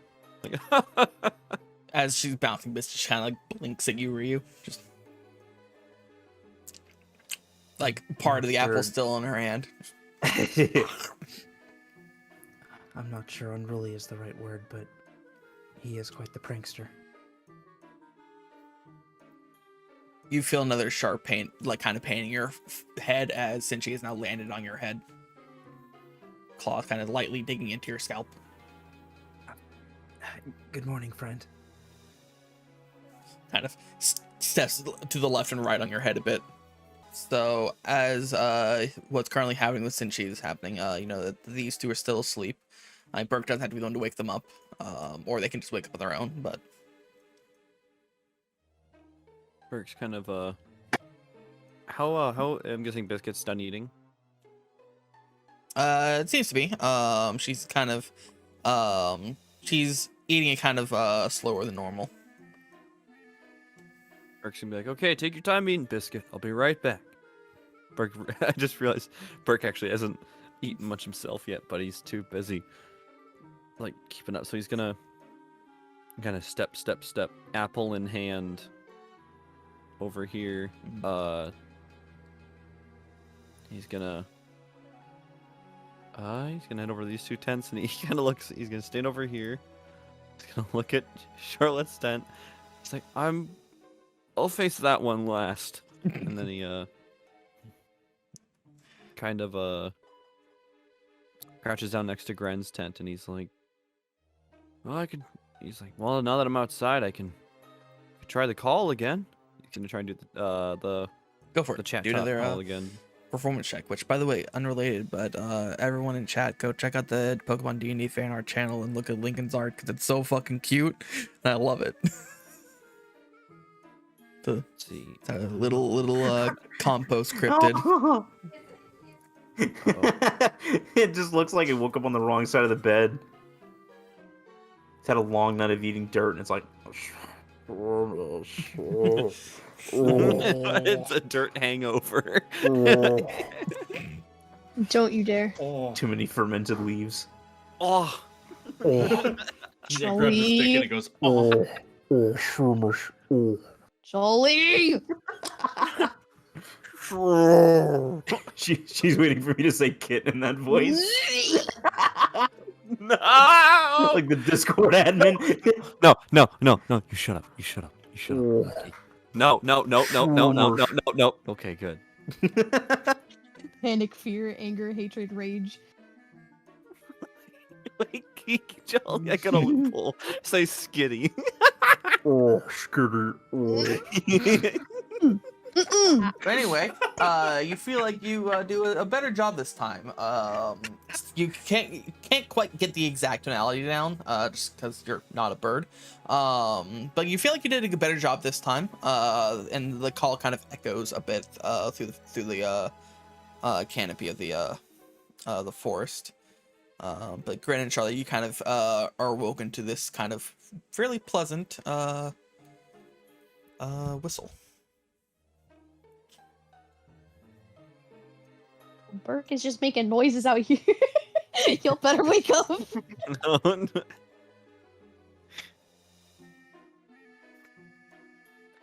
Charlotte wakes up, but she doesn't get out of the tent. Think about. Gren, he hasn't been sleeping for that long, so Gren is still semi-composed. So he just sticks his head out of the tent and to figure out what the fuck is happening. Looks at Burke and just gives him a puzzled, he leans his head a bit to the side, just a quiet what are you doing? Morning, Gren. Confused dog. I just recreated a chat call back from home. It's how I woke up most of the time. We're back at the ranch. So I decided to recreate it. It's a nice thing to wake up to. Hopefully it didn't. I know I can't. I'm no chatot, but I heard it a lot, so thought I recreate it. No, you're fine. Gren kind of gets mushed to the side of the tent as his apple dragon proceeds to make its way out of the tent. I wish to be free. Burke has half an apple still in his hand. Brother, no. But Brother. Brah. It doesn't wait. It doesn't think the apple is its brother. It lives in apples. I know. Yeah, it lives in apples. The Unless worms, you yeah. already ate the worms Imagine inside. going to see your friend and then half their house is gone. Or no, you go to visit your friend and they're in the living room. There's their pile of clothes in the living room. Yes. You're and someone's Like the holding their rapture. pile. Yeah, someone's holding their pile of clothes, just casually. Oh hey. Somewhere in Flapple's mind is thinking, man, there's a homeless applin out there that could have really used that apple. R.I.P. But yeah, you just see this Just like fly the and housing market. fucking capitalist pig. What, me? But yeah, Kyla kind of flaps out of the tent, looks over at you, Burke, and it kind of lands on Grin's head, a little bun. The little bottom half of the apple that's kind of stuck to its tail, kind of sinking into Grin's hair a bit. Kind of reaches down, grabs the hair to make sure it doesn't fall off. He's just there. Oh, well, I'm glad you're up, and I'm glad it wasn't too hard. It didn't wake you up too much. Bert kind of looks over.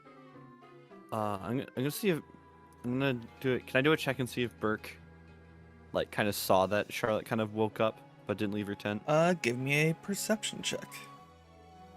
This could go very bad. Burke, there's a monster in there, and he's gonna tackle the tent. I'll save you. Okay. Yeah, you see a little bit of movement in there. You feel like something's stirring. Oh, okay. Everybody's up. Burke's gonna, in classic dad style fashion, he's gonna go as he stands up and he stretches and he goes, all right, I gotta get back to Biscuit. All right, see you when we hit the trail. And Burke's gonna kind of walk back and he's like, oh, apple. And he starts eating. Because he realized he's had breakfast in his hand this entire time and he just hasn't eaten yet. You just start eating his half as he walks back to Biscuit. Slight tangent, but Panda, Hawaiian shirts are awesome, and I'm very upset that I never actually bought the limited run D&D branded Hawaiian shirt they put out. Because it looked That really sounds cool, amazing. and I really wanted it, but I didn't have any money at the time. But anyway, carrying on, I just saw Panda talking about Hawaiian shirts, and it made me think of it. It's like it has flowers, but also has the D&D ampersand on it. It's super cool.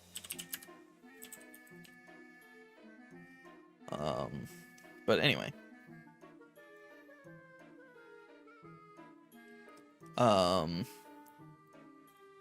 So you kind of you head back to Biscuit, who has just finished eating her half of the apple. Kind of looks over at you, and just kind of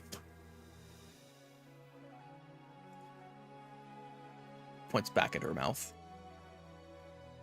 Oh, Biscuit, you already got your half. This is mine. I gotta eat too. Kind of just looks a little downtrodden, but doesn't seem to want to push it. We'll find more food soon, I promise. Probably something with some protein in it. Bert kind of gives a little, like a light pound to his chest when he says protein. But yeah, you're all starting to wake up. Charlotte's still in your tent, but what's everyone doing?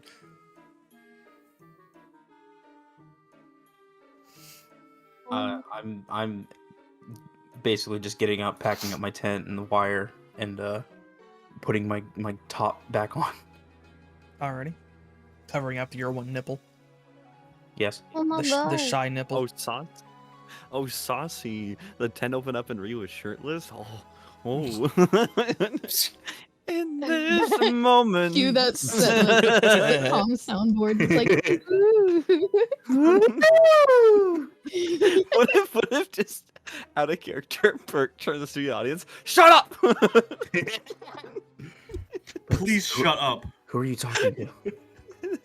Bert's like fuming, going, he's the only one that can see the studio audience, and he's really mad. He's pissed. Bert, there's no one there. Vultures, all of you. Who are you looking at? Who are you looking at? They're all looking at us like, dance, Mankey, dance. Really went, wow, I really hope this doesn't awake anything in me. Oh no. Uh-oh. Oh boy. It's okay, moving on. Prisma, as you're kind of packing up your tent, you feel kind of like something against your shoe as you look down and you see that the shroomish that is nearby is now face down in the dirt, like kind of bumping against your shoe unintentionally. He kind of bumps into it and looks up at you, face just covered in dirt, and just shroomish, just looking up at you. Into my shoe or Burke's? Prisma's. Oh, okay. Huh? Yeah, as you're packing up your tent, you just feel this kind of bump in your shoe, and you look down, and you see this Shroomish that's just face down in the dirt, kind of look up at you, goes, Shroomish! Just face covered in dirt. Good morning, Skitty. And you there's a little bit of dirt now on the kind of the side of your shoe. As it looks up at you.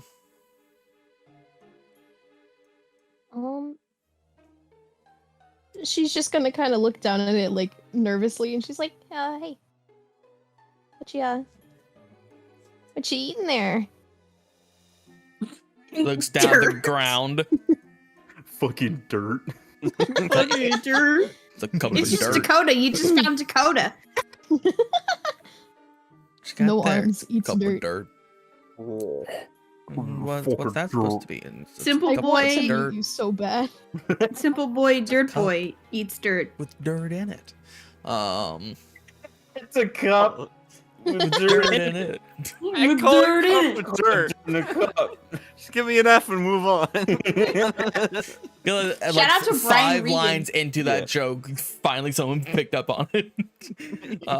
Dude, unrelated, I love like the dessert dirt cups Like Yeah. the Yes. pudding and crushed Oreos and the gummy worms. So Oh, good. yes. Yeah. That's the shit. I always Yeah. gave my gummy worms away because I didn't like them growing up. Oh, Dude, I would have would've- taken your gummy worms, I was gonna Berk. say I would have been your best friend. Everyone's like, "Why'd you like the gummy worms? Why'd you like the gummy worms?" I was like, "I just don't like them." I just don't like them. What? It's a dirt? And I'm supposed to eat it? That makes no sense. Why would I want to eat dirt? Nostalgic critic reviewing nostalgic snacks from your childhood. Oh my god, your mic clipped out, so it sounded like Doug Walker Like got you were sent. ascending. Like you were like. It was like Doug Walker got turned into digital code and taken away. That's what happens when he only. starts reviewing childhood nostalgia snacks. Doug Walker got turned into an NFT and then deleted. Dude, Channel Awesomes would be like would totally jump on the NFT. Oh, they 100%. would. They absolutely Of course would. they would. They'd make an NFT review. It'd be a review that's an NFT. It'd be a review Anyways. of NFTs. Yeah. We're meta. We're funny. Yeah, you ask what it's eating, and the shroom just kind of looks at you and then looks down at the ground of the dirt that it's eating. And it looks back up at you. Shumash! Oh, that's great. And it just starts dragging its face in the ground again, heading this direction. It's me. All It's right, just me. bye. I want to imagine the second its face goes in the dirt, it turns into that voice.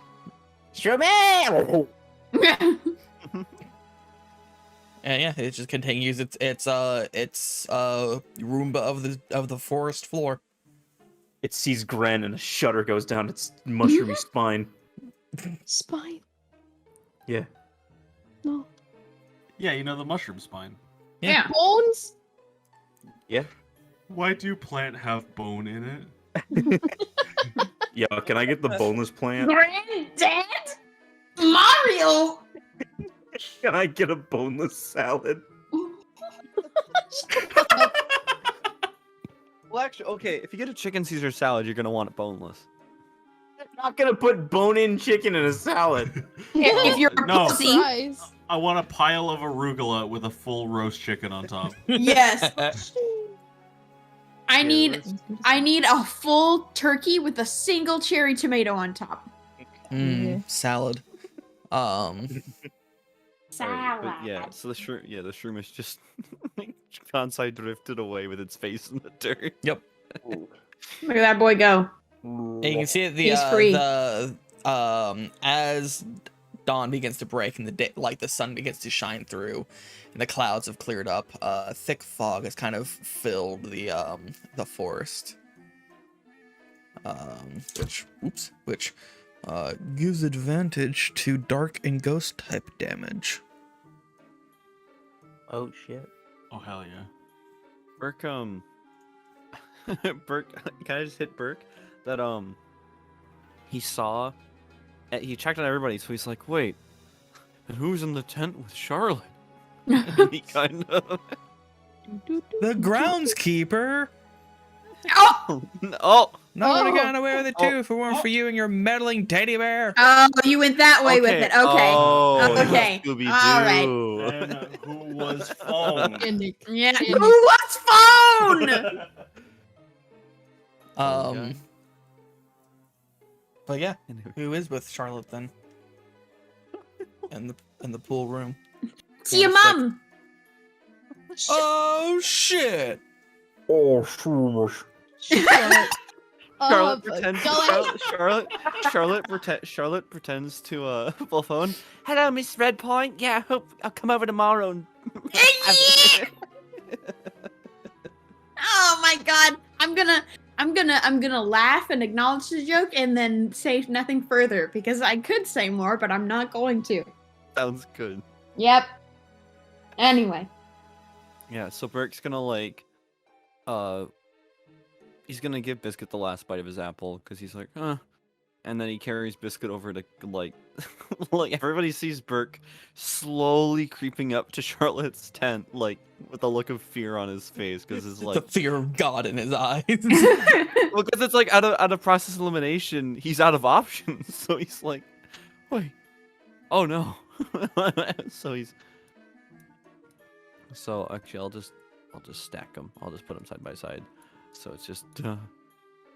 Duh. Bum, bum, bum, bum.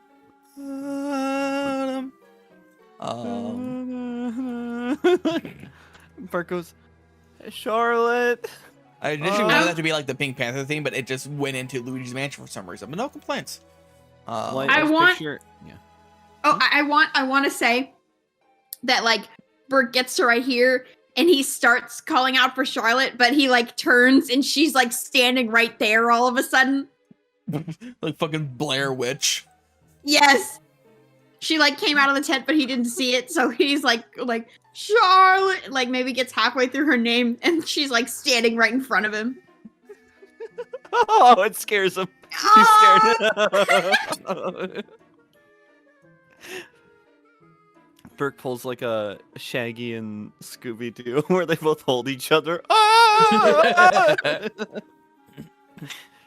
Oddly enough, Biffy seems fairly unfazed by this.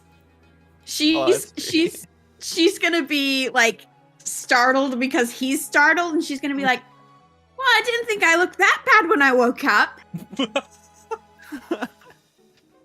Time for another charisma save to see if we come togetir. You're fumbling your words about there. No, when were you when? Last night when you when Why are you talking about me last night for? What are you talking about? And he points to this giant lump in the tent. Who's that? Who is that? Charlotte's gonna laugh. She's gonna like look back at the tent and be like, "Oh, it's a Pidgeotto. He got hurt, so I brought him into my tent last night." Burke's face could shrink. It would be like, "Oh." Charlotte's into some kinky shit. What? Justin. Justin. No. Oh, I overstepped the fucking line. I see We how were it is. dancing around. You just. This just in. Bird sex. Only on Geeky Game Guru. Bird sex. I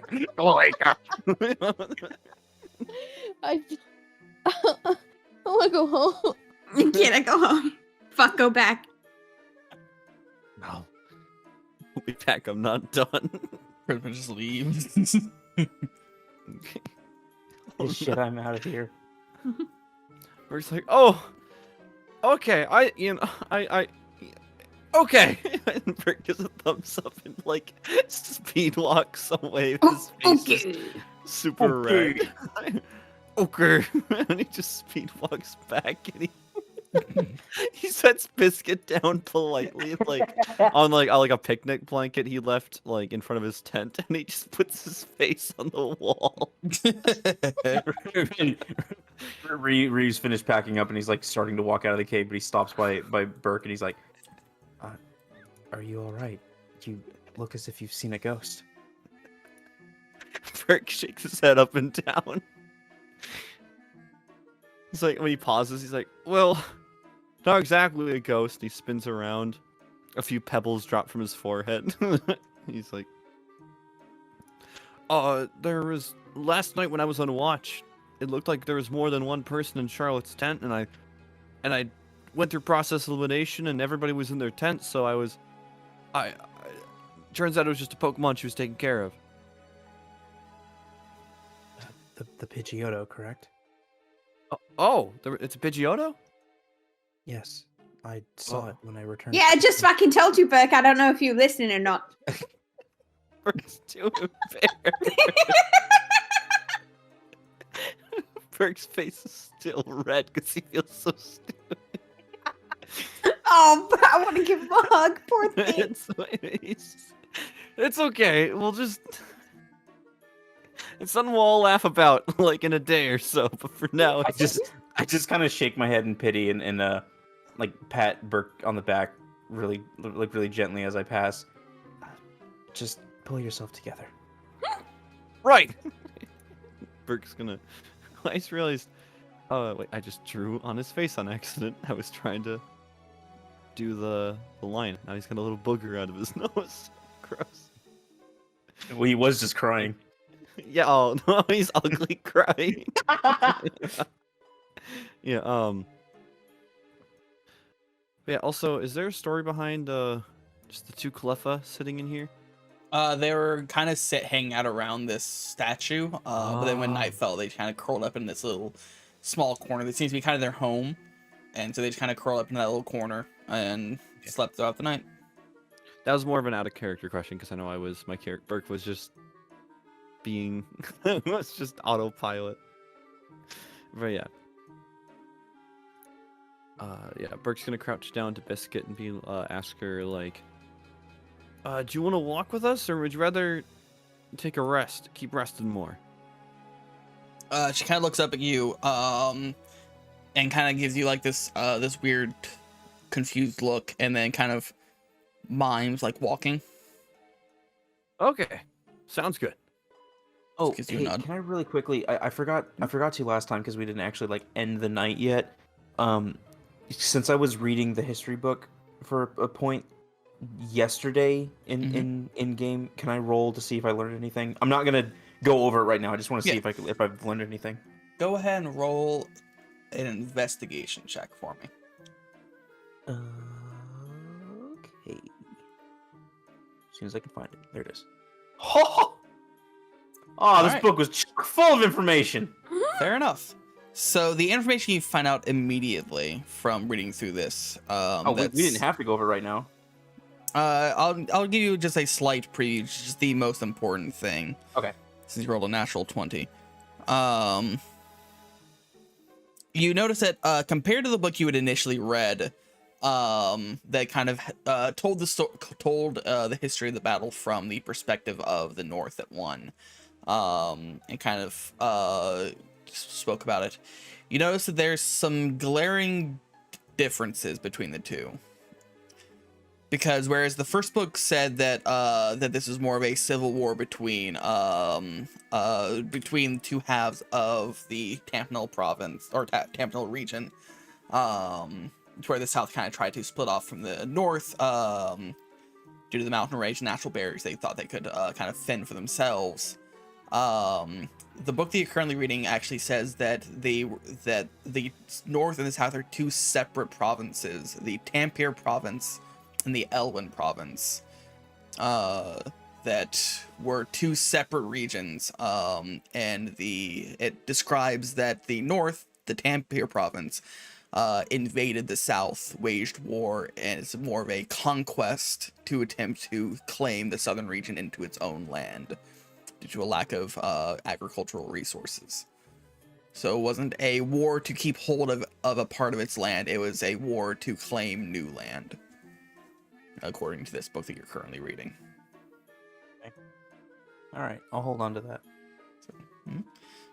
And we'll get into some more information later about what you find, but that's the big kind of glaring thing you get from reading through this, that's a pretty noticeable change from what the history book that you read previously was.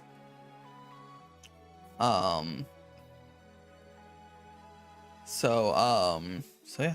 Anything else you'd all like to do? Well, first off, for Charlotte, you can see that the Pidgeotto down here is still unconscious, still kind of wounded, but it's starting to kind of come to and weakly kind of pull itself up out of your tent. In fact, you kind of have to like open it up really quickly before it just tears out of it, because it's a large bird and it has sharp claws. But the Pidgeotto kind of slowly like lumbers out of it, stumbles a bit, and just kind of starts looking around a bit, looking for its egg. Frantically trying to search for it, kind of ignoring you and where it just came from. I guess Charlotte would kind of, well, I don't think she'd do anything. I think she'd just leave it be for right now, because I think she'd still be like ashamed of what happened last night. Okay, fair enough. Excuse me. So yeah, it still looks really weak, like really weak compared to what it was when it first showed up. But it's starting to kind of like frantically look around and try and find its egg. But it's at the moment unable to, but it also can't really fly at the moment. So it's just kind of kind of skidding around on its feet, moving back and forth, just looking for stuff, giving out these kind of warbling coos.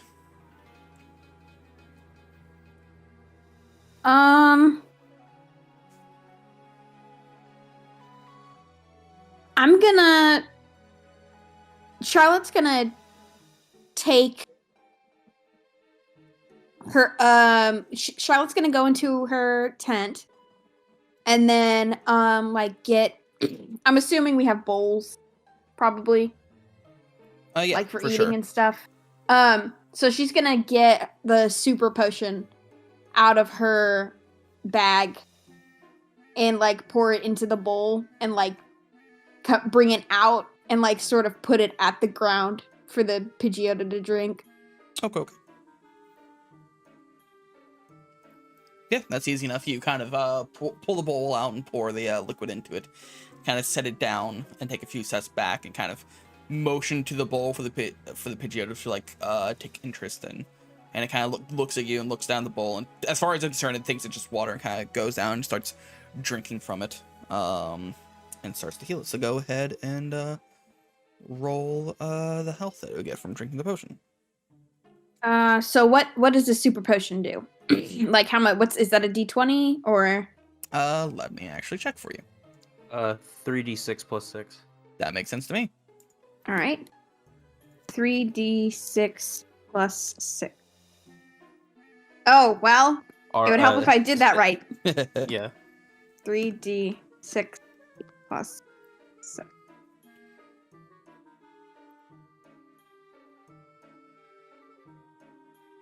Nice. So it gains 12 hit points. Good to know.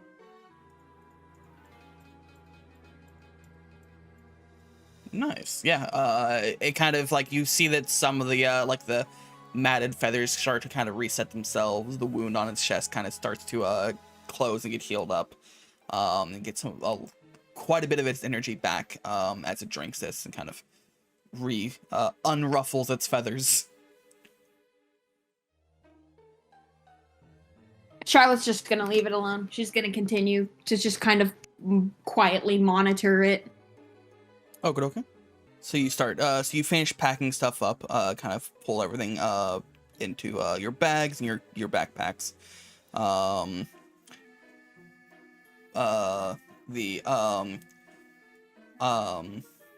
It's kind of your Pokemon kind of helping as much as they're able to.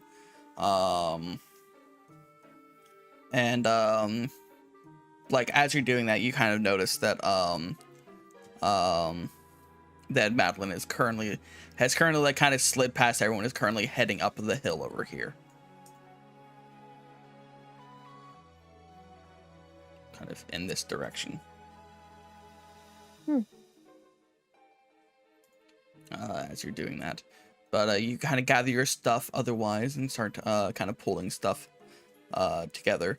And yeah, you pack up your campground, you properly put out the fire, dump water and sand over it, kind of scatter the logs, make sure no embers can be lit. And by this time, the two Cleffa have kind of come back out and started going back, just kind of hanging out around the statue, tending to it. As you all start to gather up.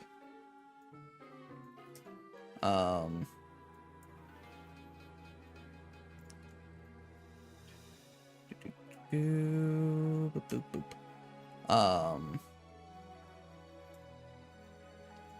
There we go. So yeah. Actually, real quick, before we actually have like left, as the Cleffa like wake up and like come back out, I'm gonna leave one of the I get like on a clean leaf, like a wet leaf that's like not gonna dirt on it. I'm just gonna basically squirt one of the like jelly packets out onto it from my ration. Aw. And place it as like kind of like an offering, like on the pedestal of the statue, but it's intended for the Cleffa, and I like bow to both of them, and just say, "Thank you for letting us use your home for the night." They kind of jump around the statue bin, kind of give you a very happy look. They seem to be kind of like jumping for joy a bit as you leave this gift behind. As you leave, they kind of like move over to it and share this small little meal together.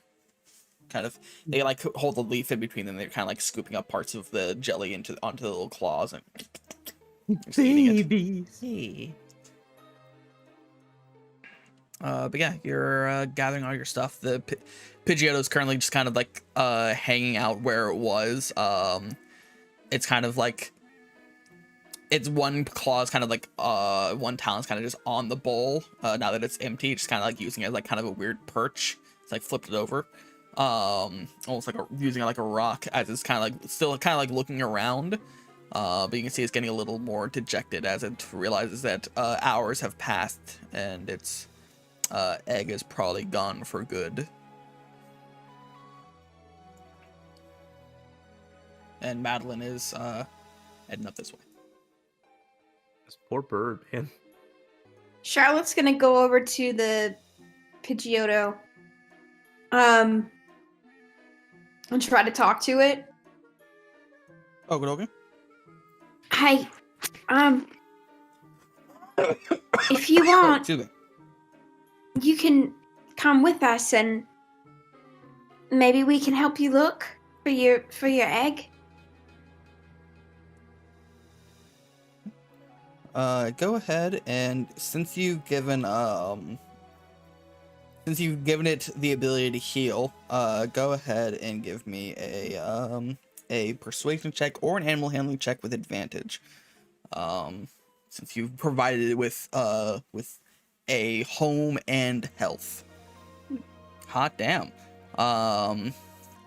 It kind of looks at you, and you can see there's just like, birds aren't the most expressive creatures in the world, but it gives you this like kind of forlorn look of just kind of realization and knowing that it won't get its egg back, and just kind of like gives you kind of like a solemn nod and just kind of like walks over to you and just kind of in a weird sense of like kind of expression, just kind of like presses its head into your neck and just kind of like holds it there for a second. And then just kind of like pulls away and kind of turns around and kind of stands next to you. It's gonna make me cry.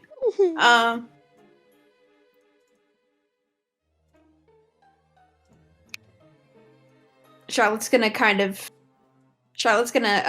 reach out to pet it. Oh, okay. It freely lets you. Yay. Yeah, Charlotte's gonna pet its head. Okay. Don't be disappointed yet. We'll help you look. We're crossing through the forest anyway, so... And, we've got plenty of people and other Pokemon here who can help you search.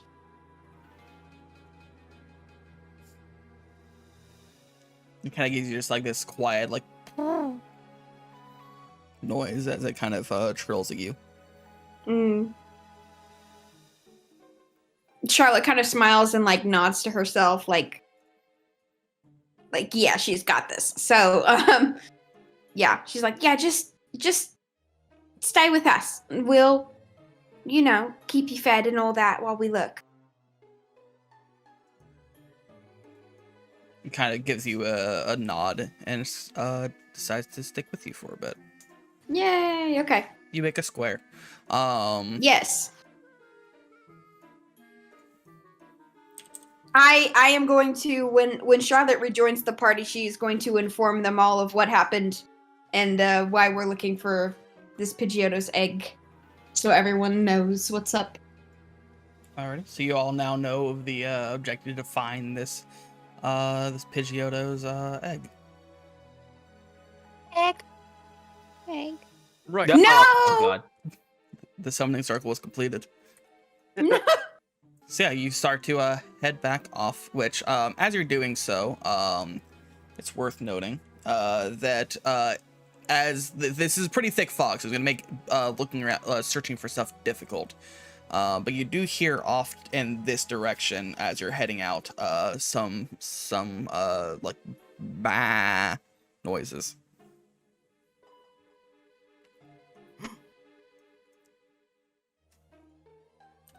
Cheap. Can I investigate the noises?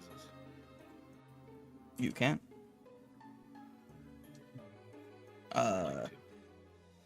You head off to go investigate. Anyone else investigating or? Yes. I would like to investigate. Rick's kind of pulling it cautious. He's got no Pokeballs, and he's also still carrying the delivery for the person. Yeah, Charlotte wants to investigate, but she wants to stay with the Pidgeotto right now. Makes sense. All right. So your group kind of heads off in this direction. And you get to you see that there's this like ledge here. You remember that this is where the Beedrill came from initially. But there's like a like kind of a small incline here you can use to get down. And so you start to approach there, and you look down there, and you notice that there are 3 wild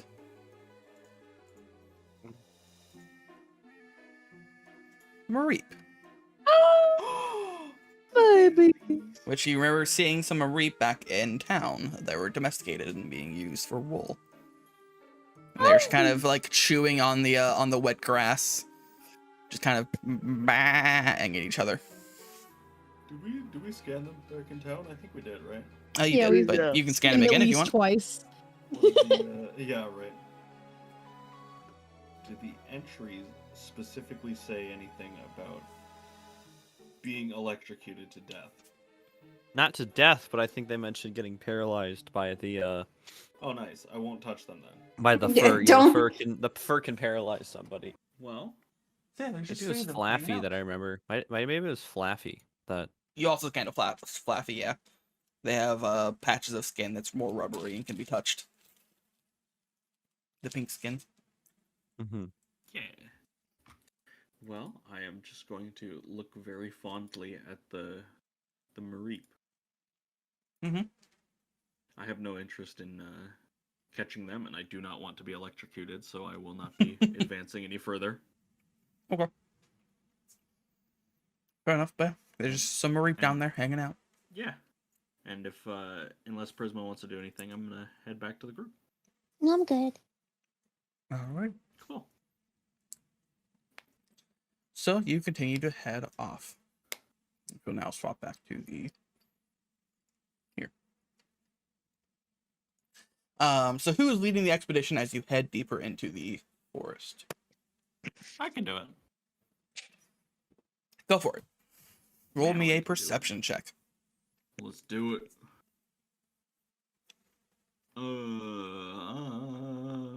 Perceive.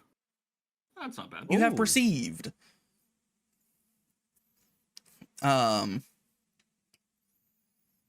So as you're kind of you head out deeper into the forest proper. Now you're like the first day was like getting into the forest. So it was like it wasn't as dense. Now that you're actually in this forest in the thick of it, this is a dense, dark forest, especially with this eerie fog kind of filling the area. It's hard to see at times. It's pretty daunting, to be honest. And you run if it weren't for the fact that you were on a pretty well trodden path, it would be very easy to get lost at the moment. Because everything looks the exact same. It's just trees after trees after trees after trees after mossy rock and logs. You can see that because it rained recently, there are shroomish everywhere. You can tell this forest has plenty of mushroom variety of Pokemon. Ooh. You can see various bugs as well, various caterpies and wormholes and kakunas and metapods and such. You do hear the distant buzz whenever you get close to those. You do hear the distant buzz of Beedrills again. You kind of instinctively try and avoid that type of encounter again, which you managed to do. It's not that hard. You remember that sticking close to the path is the smartest way to avoid fighting anything that's a little too strong to handle for you. Excuse me. Bert, go ahead and give me an insight check. Ote.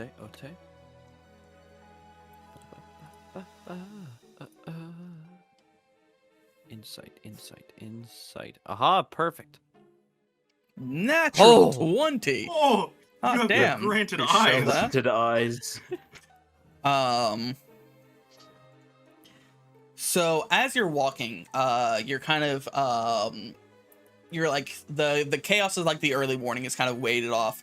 You're kind of becoming more aware. The sleepiness is kind of starting to fade from you, and you're starting to focus a bit more with your surroundings. And just something has felt off since you've woken up. Something's felt weird, and like as you're walking, it suddenly hits you like a truck. What feels strange, and it's that that Biscuit's paws are dry as a bone. Just feels like a normal bear paw. But she's making no fuss about it.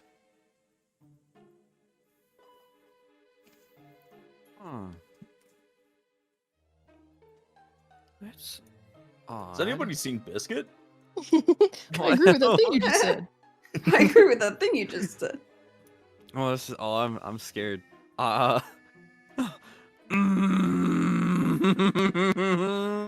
Okay, I'm gonna turn my head down to Biscuit. I'm gonna say, "Hey, Biscuit. Did you want to try and find some honey for your paws?" Takes a moment. She kind of looks up at you. She kind of looks up at you blankly.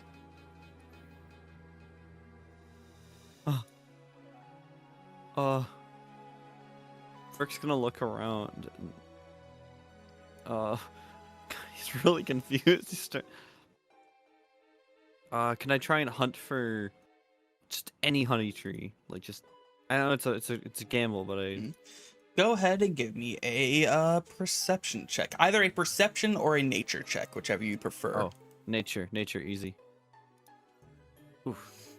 You look around and like finding honey is difficult because it typically involves, beedrill. But you do recall that you had just recently heard the buzzing of beedrills nearby, so you kind of like you weigh the option of going out towards the sound of the buzzing beedrills to try and get a hold of honey, or not, because it would induce some potential threat unless you can get through it sneakily.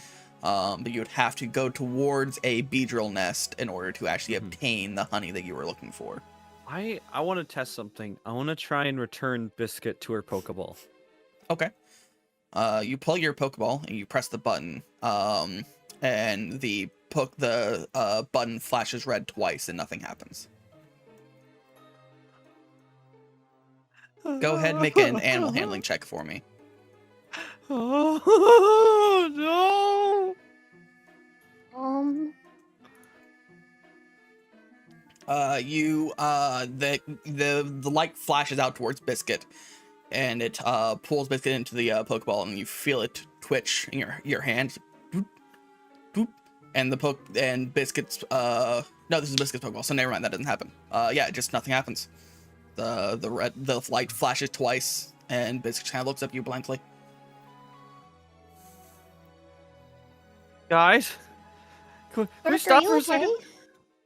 You look pale. Burke holds this doppelganger Biscuit, and look at her paws. There's no honey at all. She didn't react to honey at all. If you feel okay, Burke hands this doppelganger over. And he's like, I couldn't return her to her Pokeball. You're always supposed to be able to do that. You didn't accidentally release her, did you? Burke, you're about to make Burke's eyes well up because and his knees are about to give out from how sad he is from the thought. No, wait, of no, releasing... no, it's fine. I'm sure she's fine. And he hands this whoever this is in his hands right now to Prisma. Who are you? Bear. When? Bear. Okay. Please, Bear. Okay. So I hand Biscuit over to Prisma. Well, the hard quote Biscuit.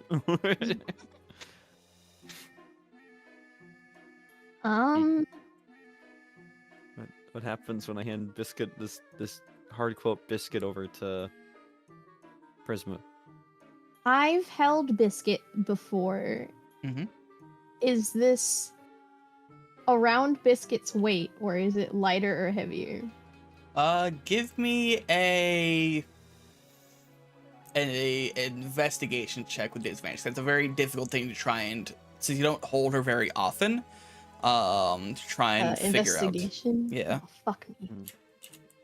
I mean, ahaha. Yeah. Oh! Oops. This is a bear. Oh no!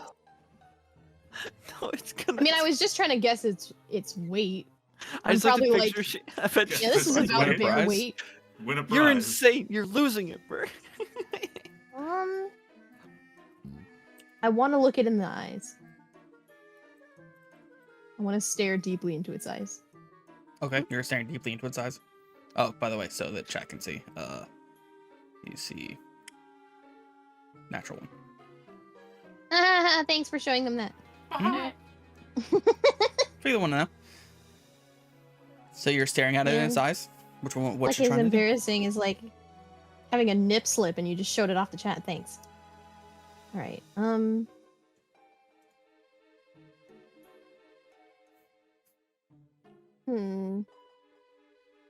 Let's see. What do I have in my bag?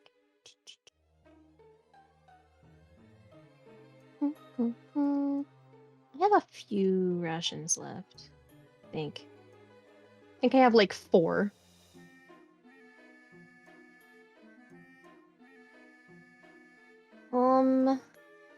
I'm gonna pull a And snack keep in mind, you're out. also eating these every day, so I hope you've been tracking that you've also just been consuming them, because you I don't haven't know. really gone out to look for food or cook anything, so you've just been eating your rations every night. I've been trying to loosely keep track of them. I'm down to 2 as far as I can tell. Like you probably all ate one last night. Otherwise, you just went hungry. True. So. Well, I'll put it down to 1.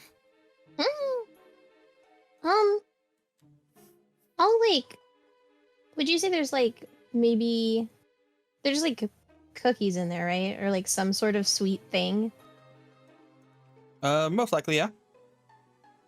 I'll pull one of them out and then try to offer it to Biscuit. Okay. She, like, reaches out and takes it and starts eating it.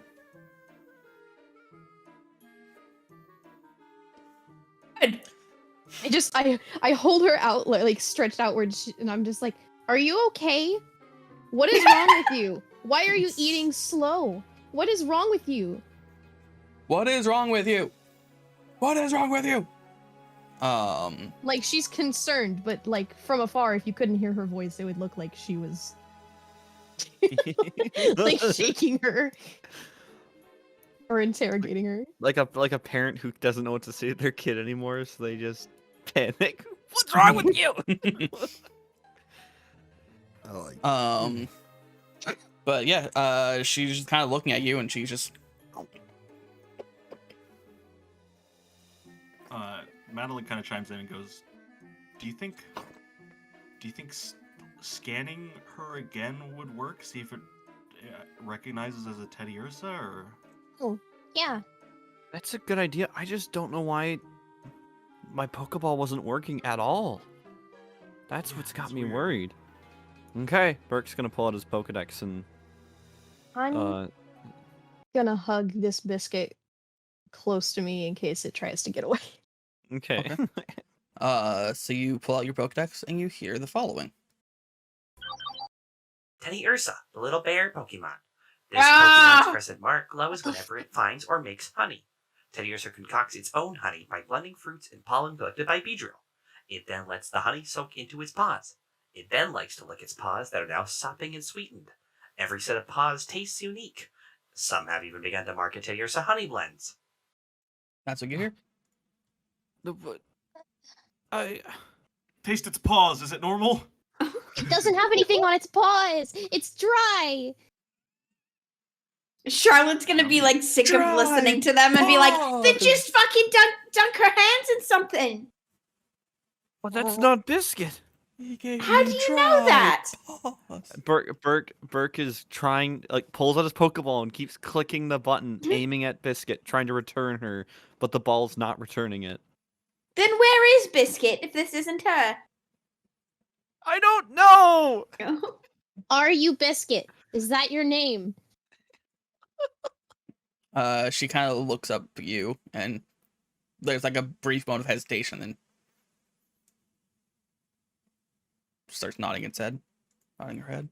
Are you sure?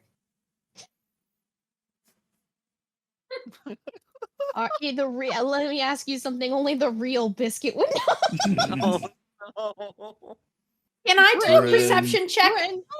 Can Charlotte do a perception check on Biscuit since she hasn't? While she's doing that, I want to like squish Biscuit's face and like pull on her ears and arms and tail. Are you wanting to make hurt it, sure or are they're you biscuit just? shaped? You're gonna assault the poor thing? No, not like It's hard. still a living creature. Like, you know how you like squish your cat's face? Oh yeah. And you're like, Sometimes I kick JoJo across the room. Yeah. I don't, Twitch. I don't. Yeah.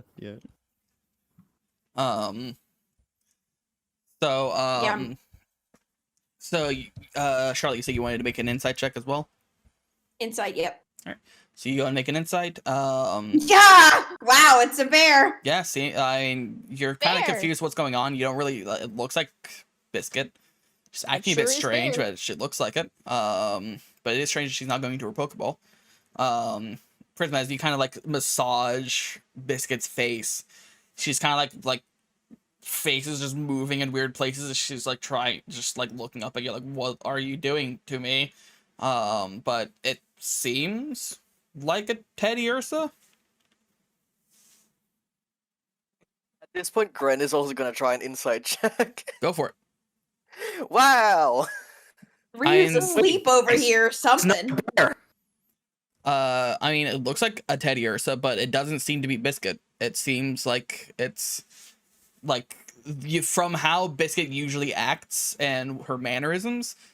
This definitely is not the same bear. What this could but be, it you're not is bear, sure. 100% bear. Seems like bear. I can't believe it's not bear. I can't believe it's not bear.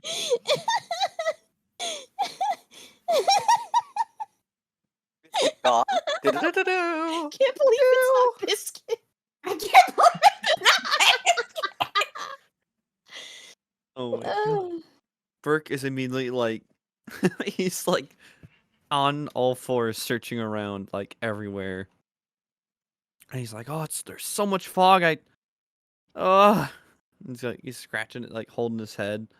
It's like, I shouldn't run off alone. But I wonder how far back she is. Biscuit, When did the switch- when while did you're the switch holding happen? Biscuit Rat, she kind of just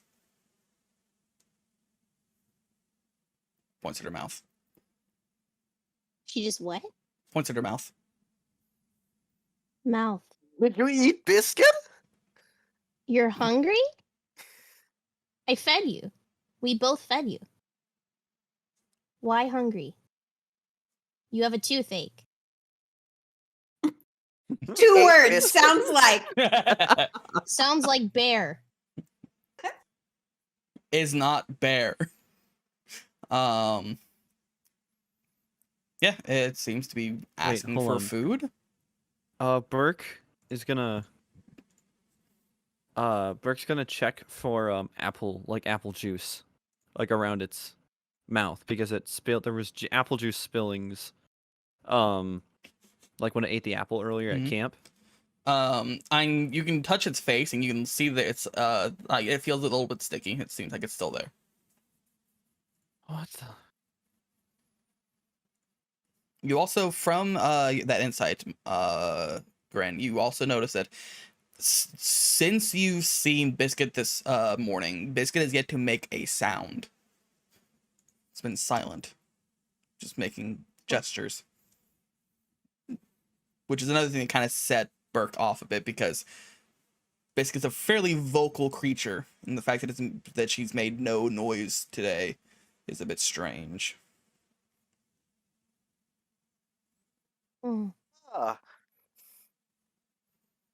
Is this just another Teddiursa? I don't know. It looks like it maybe, but it won't talk. Can you make a Teddiursa noise? Kind of looks at you curiously. Can you speak? I'll give you food if you speak.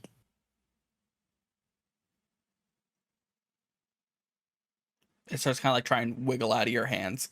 No. We're not doing that. No, mister. Out of character, that's literally how I treat pets. It's like, no, we're not doing that Go one. ahead and give me an athletics check to try and grapple the creature as it's trying to get out of your hands. I'm gonna make eye contact with Burke in case this thing starts to get away. If there's a reason it can't make a simple noise and it's trying to run away, I have a pretty good feeling as to why. But that's the main reason why I only want to hold on to it tighter. But athletics. Mm-hmm. Yeah. Yeah! Oh man. Yeah. You managed Yeah, I to don't think hold so, on to this thing as bear. it's trying to get away. You kind of like tighten your grip around it, and it's just She's going to very kind kindly of like give her slumps a bit. the same eyes that her mother did whenever she found out that she was doing something bad. To what end? Give her mom eyes. What's your intent? To get her to speak if she wants food. Go ahead and give me an intimidation check. Okay. Please. Where's my intimidation? Oh, there. Oh. One Oh. chance. Wow. One chance, bitch. Oh yeah. Oh yeah. French. I'm Halfling glad luck. that you forgot to do that earlier when you rolled a disadvantage and also rolled a natural one with your investigation. Oh, true. Shut the fuck up. But you forgot to do it, so. Yeah. I may be French, but I'm also stupid. I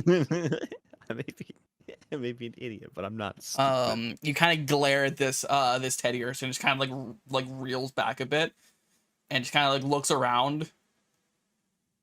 And is getting a little concerned.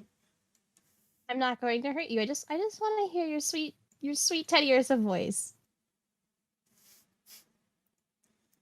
I'm gonna shuffle Teddy Ursa here. Can I send Cranberry out?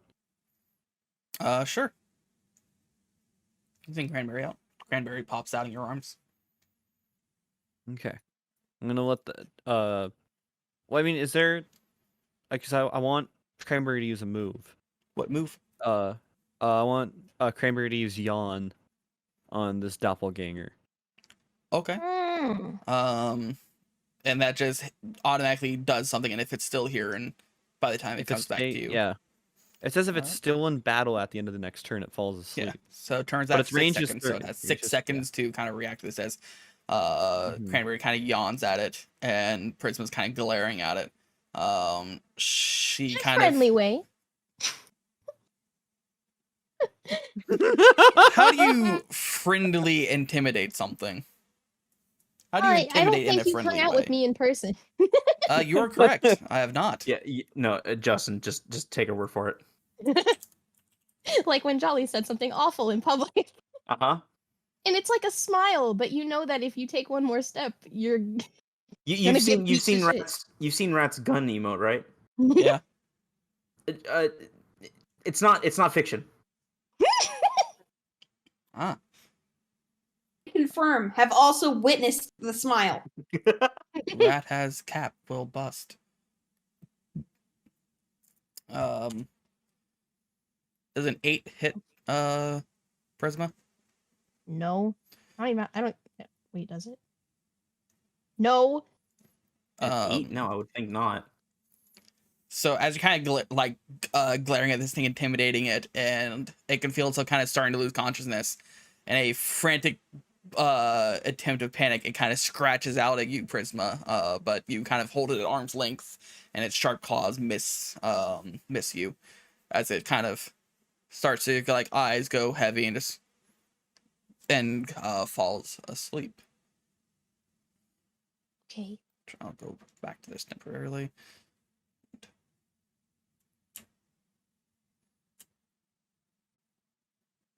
You're not in this area anymore, but I'm just going to use this for visuals. But Biscuit is now sleeping.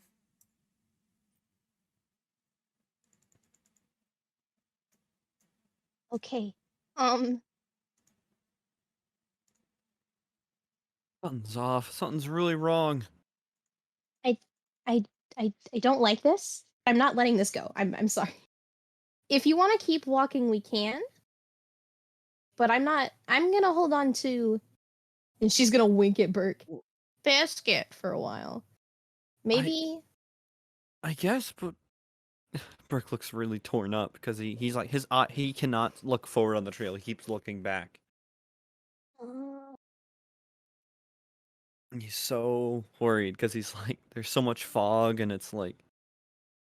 Can I? What? Is it possible for me to send another one of my Pokemon with someone else? You could, but you wouldn't have a Pokemon with you at the moment. You can only That's have one fine. Pokemon. I at have a time. friends. I'm gonna recall Lumi, and Okey-dokey. I want to send Pixie, who has been well rested, with Burke, since to kind of go and look for Biscuit with him if he has anything that like Pixie could smell or something like that. Plus, I think Pixie would be more willing to listen to Burke considering he was the person that like first approached her when we found her. All right.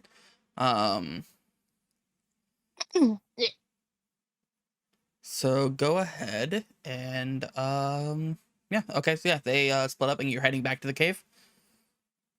I'm heading back on the trail with Pixie. Yeah. All right. So Can you I? Ooh, Can go ahead. Charlotte actually send Archimedes with Burke as well? Sure. Yeah, you saw about to swap Fractal out for Archimedes, and you sent Archimedes with them as well.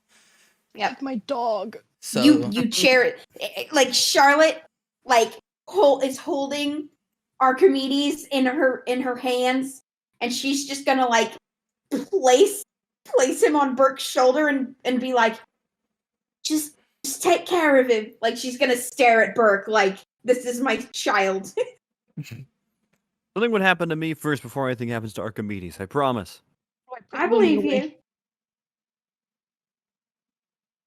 Right, so Burke's got kind of a motley crew. He's got Pixie walking below, and then he's got fucking Archimedes mess, on his dude. shoulder.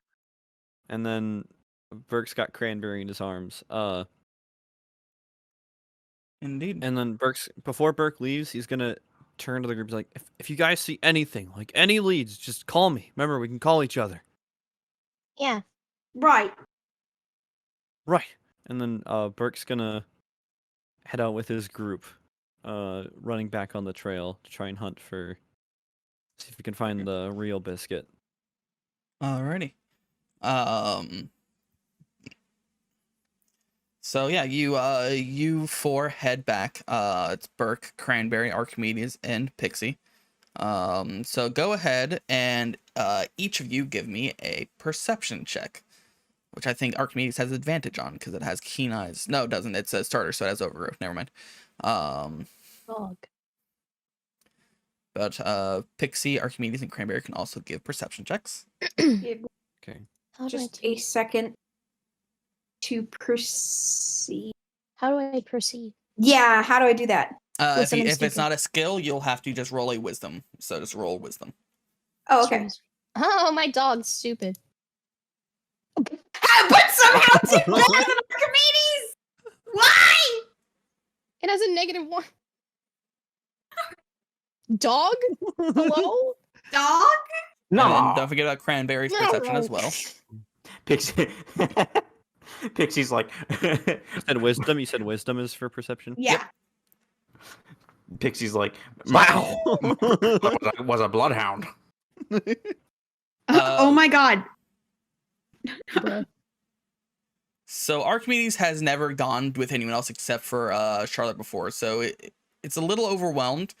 Doesn't really know you, Burke, or know why it's really there. So it just kind of. The only time it's really known me is when my Litten was attacking it. Yeah. That's all yeah. So it knows you as a potential frenemy. So it's not the most helpful in the world. You and your panic and kind of frantically looking around, you're missing some details as you're panicking. Like you can hear and feel the heartbeat in your ears as you're looking around for this, trying to find Biscuit.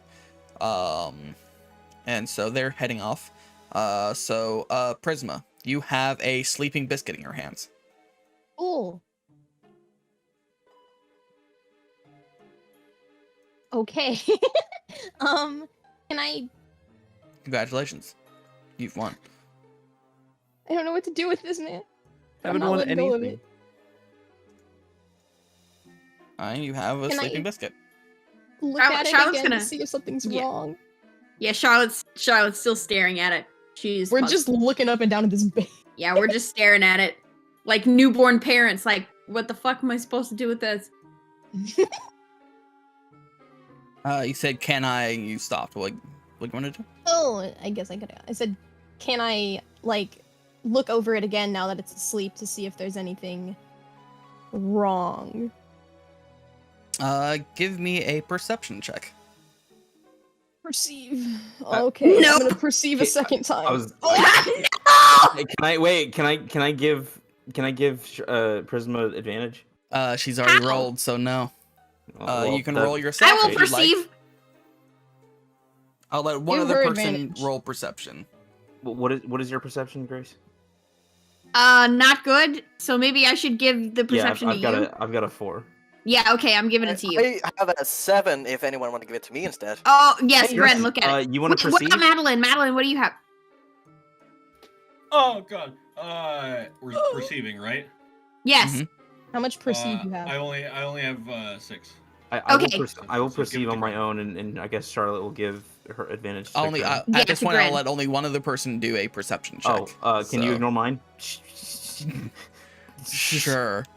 Just Don't worry about it. So, Grin, go ahead and roll a perception check. He's perceiving the ground. With advantage or With advantage. Sure.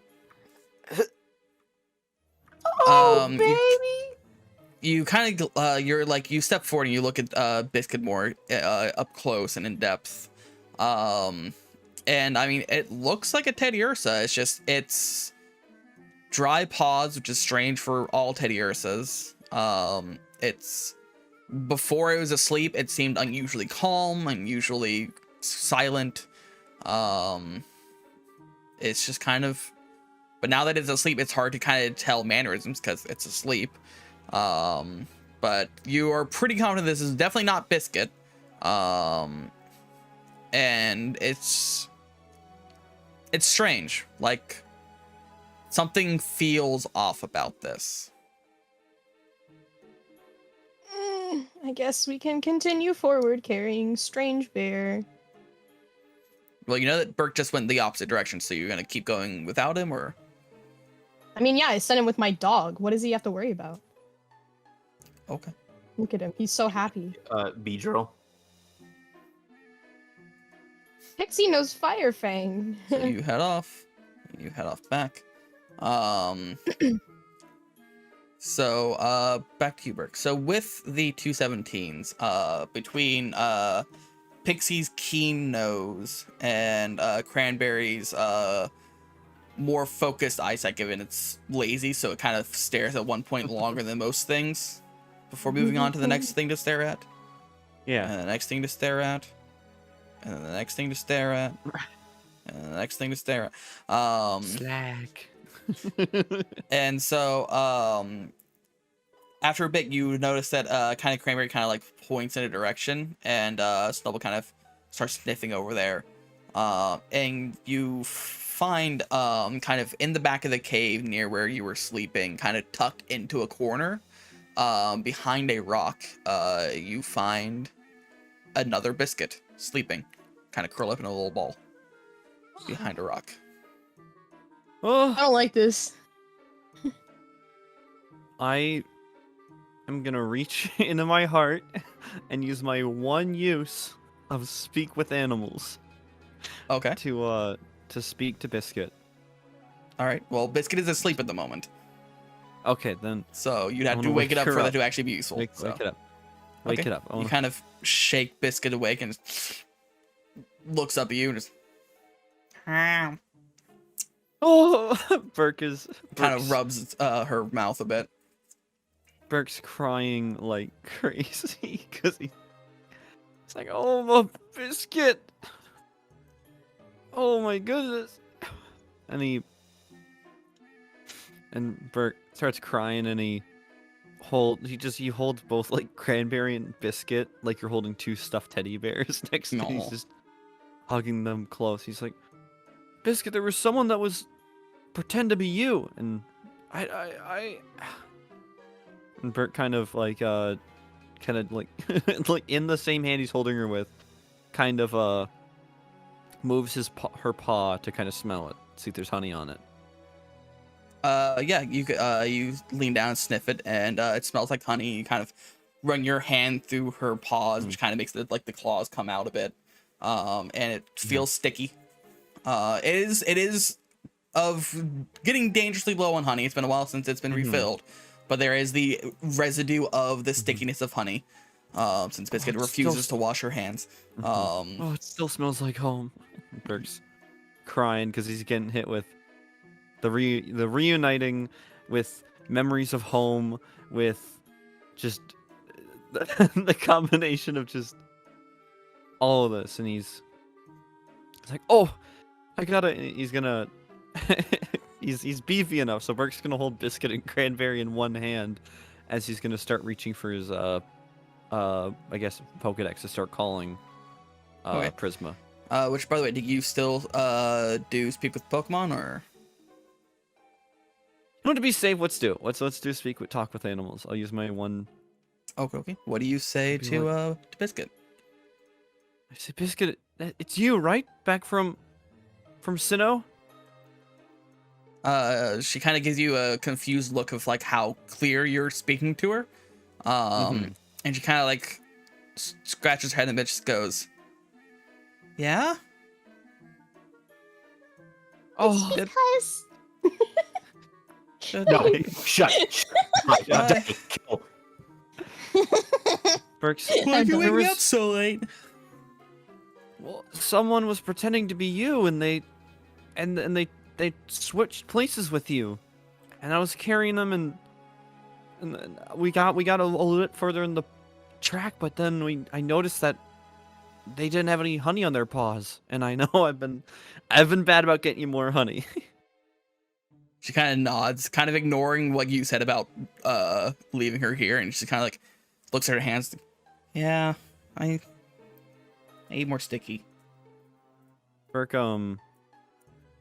wiping his tears. He's like he's a mess, but he reaches into his backpack and he's like, I was saving this for a really big emergency, but now feels as good as ever. And Burke has it's a very, very tiny jar of honey from home. And he's like, here, you've earned it.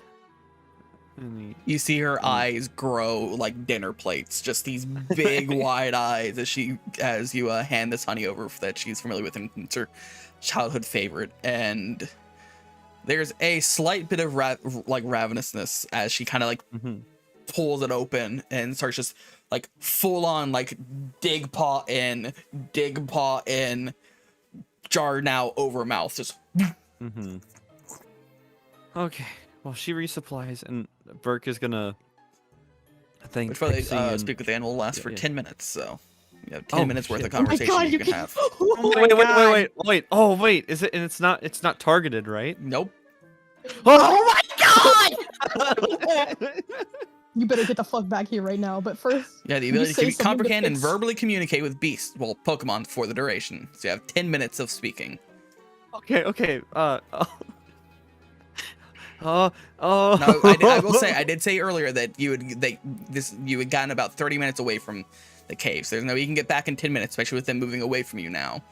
Okay, But Burke's you gonna- have 4 Pokemon around you and all the Pokemon in your party that Mhm. you have access to. Okay, Burke's gonna make a really quick call to Prisma, like very quick. He's like tapping his foot. He's like, okay, this is crazy. Burke doesn't know this lasts for 10 minutes, but he's like, okay, this is crazy. Pick up. It's just like just Hello? chugging honey. Yeah, Okay, Prisma, whatever song you have tied to your ringtone goes off as you're It's not holding important. this sleepy biscuit. Burke's like, okay, I found the real biscuit. The person must have switched place. The whatever that is, Pokemon switched places with Biscuit. I found Biscuit behind a rock in the cave. Okay. Also, I can talk to Pokemon right now for some reason. What? No, wait, what? I gotta go by. What? Burke hangs up. Prisma just stares at her phone. She's like, Biscuit wakes up and starts kind of pulling it out of your hands, trying to get away. no. Go ahead and make another athletics check.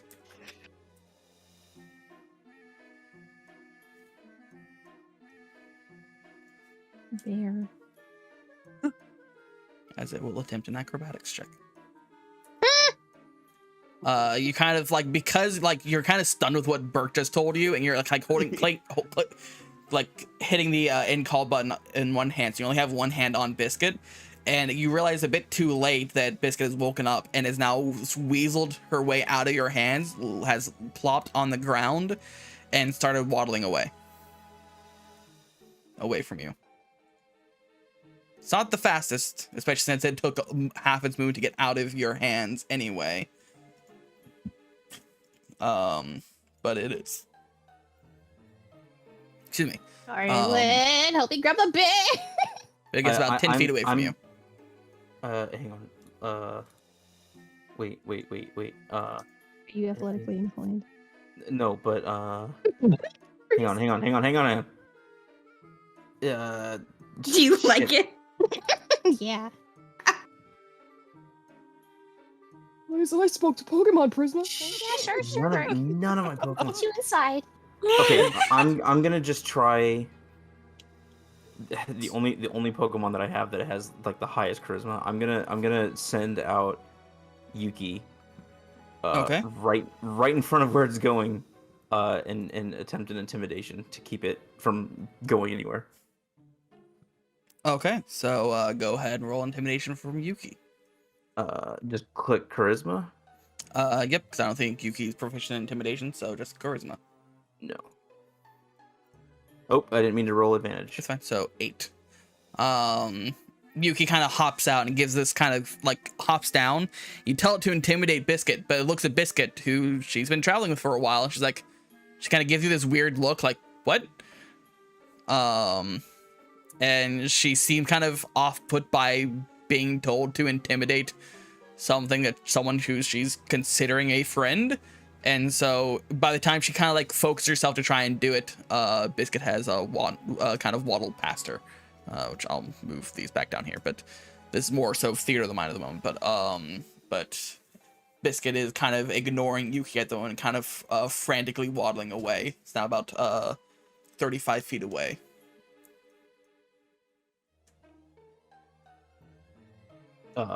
Well.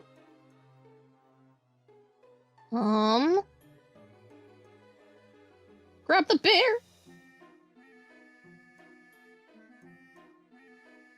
I mean, if someone can try to dash at it, I tried my thing. I mean, I can try. Charlotte can try. Go Would that for be animal handling? If you're trying to grab it, it'd be athletics. All right, let's go. I have nothing, so this should be fun. Let's go. Let's go. You dive after it, and you kind of wrap your arms around it, and you grab it by the waist, and it kind of like gets like tugged back, and it's like looking down at your hands, just trying to like push your hands away. She's trying to get away, but she's ineffective at the moment. And so she's but you have her in your hands. She can't get away. All right. Didn't expect that. Didn't expect it to actually work, but we're here now, so guess I'm just going with it, isn't it? All right. What am I supposed to do with this thing? No, I don't know what to do.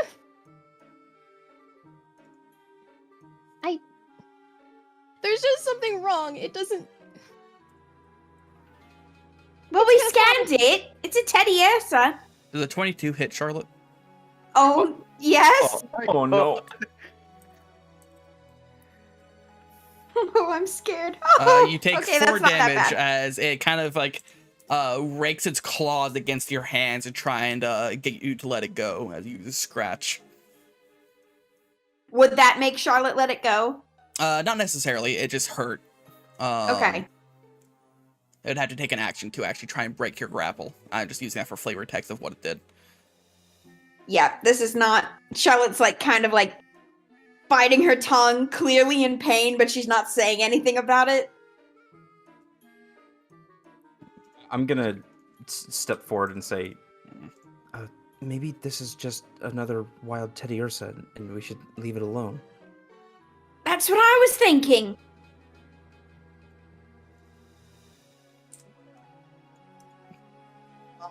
I don't know if Biscuit is unusually loud, but it also hasn't said a thing.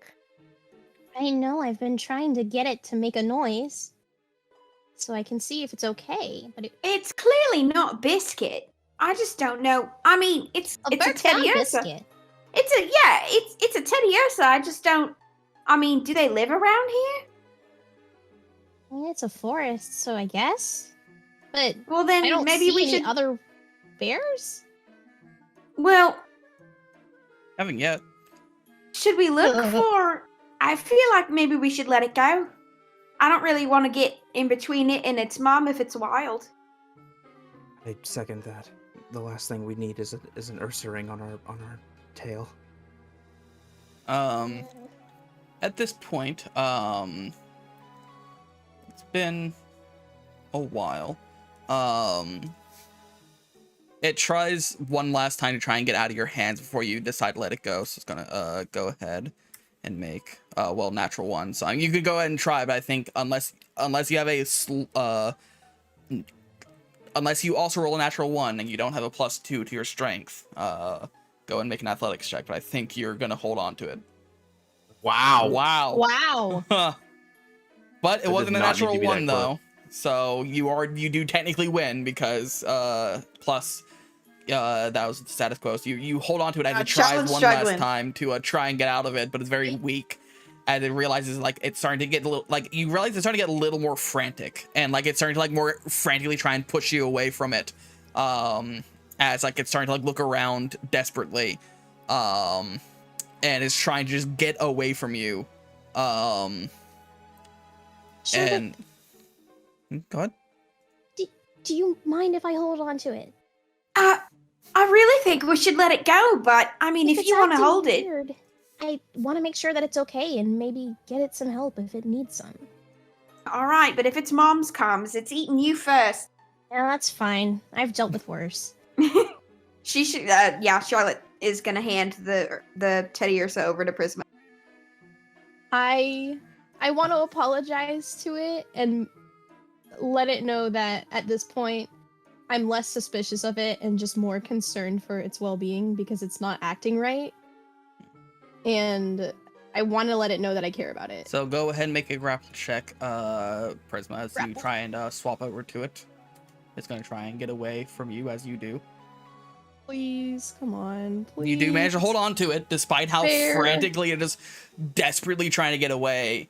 And it's like looking at the sun and like the shadows around it. And like as you kind of like you make this trade off, you pull it close and you say this to it, and you feel its body kind of start to like move a bit, but not because it's moving. Its physicality starts to change a bit. Oh my god. I I knew knew it. it. Fucking I knew knew it. it. That's why I didn't Yeah. want to let this little shit go. You piece of shit. Yeah, you little shit. That's what I thought. I fucking knew it. You don't even. Yeah, that's what I thought. You fucking bitch. Come here, baby. As the brown hair of Biscuit shifts into a darker black, the rounded ears turning into points, the eyelids turning red with little red eyebrows, I guess. And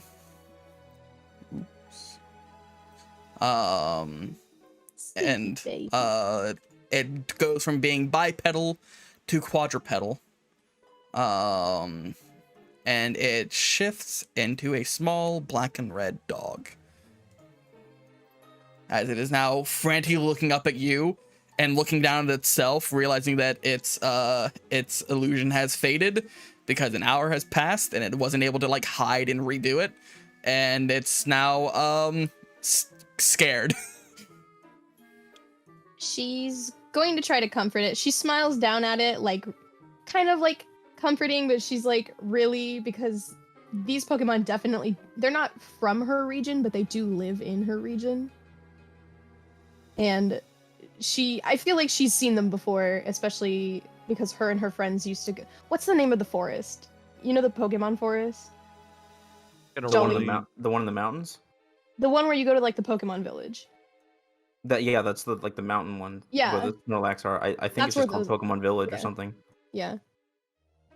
She used to hang out around there a lot, and there would be Redacted and the adult form, which is called Redacted, around there. Redacted and they used and to play adult. with them because it was funny, and they would change into like, you know, their Pokemon or people, which was really, really funny. But I would like to see if anybody wants to scan this, because I don't want to let this baby go.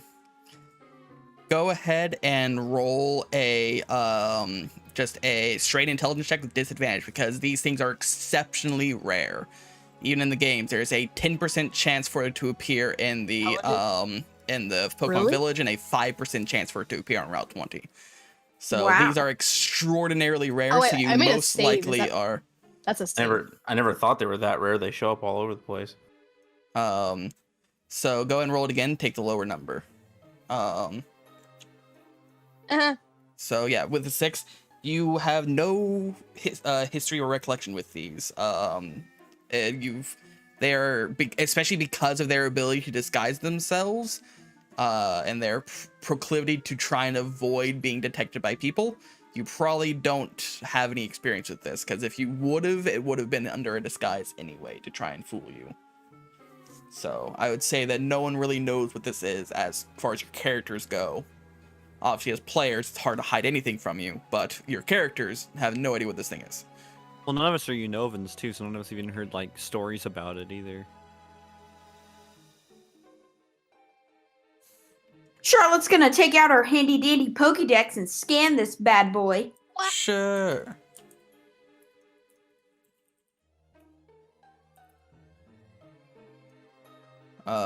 Give me a second.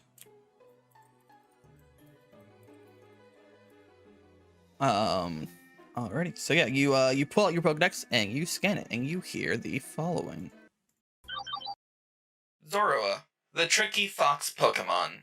To protect themselves from danger, they hide their true identities by transforming into people and Pokemon.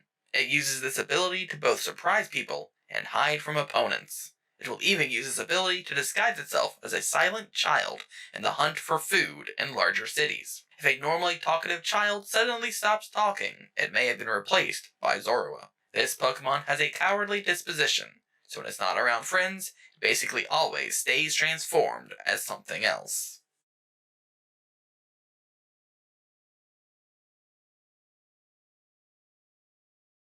That is what you hear.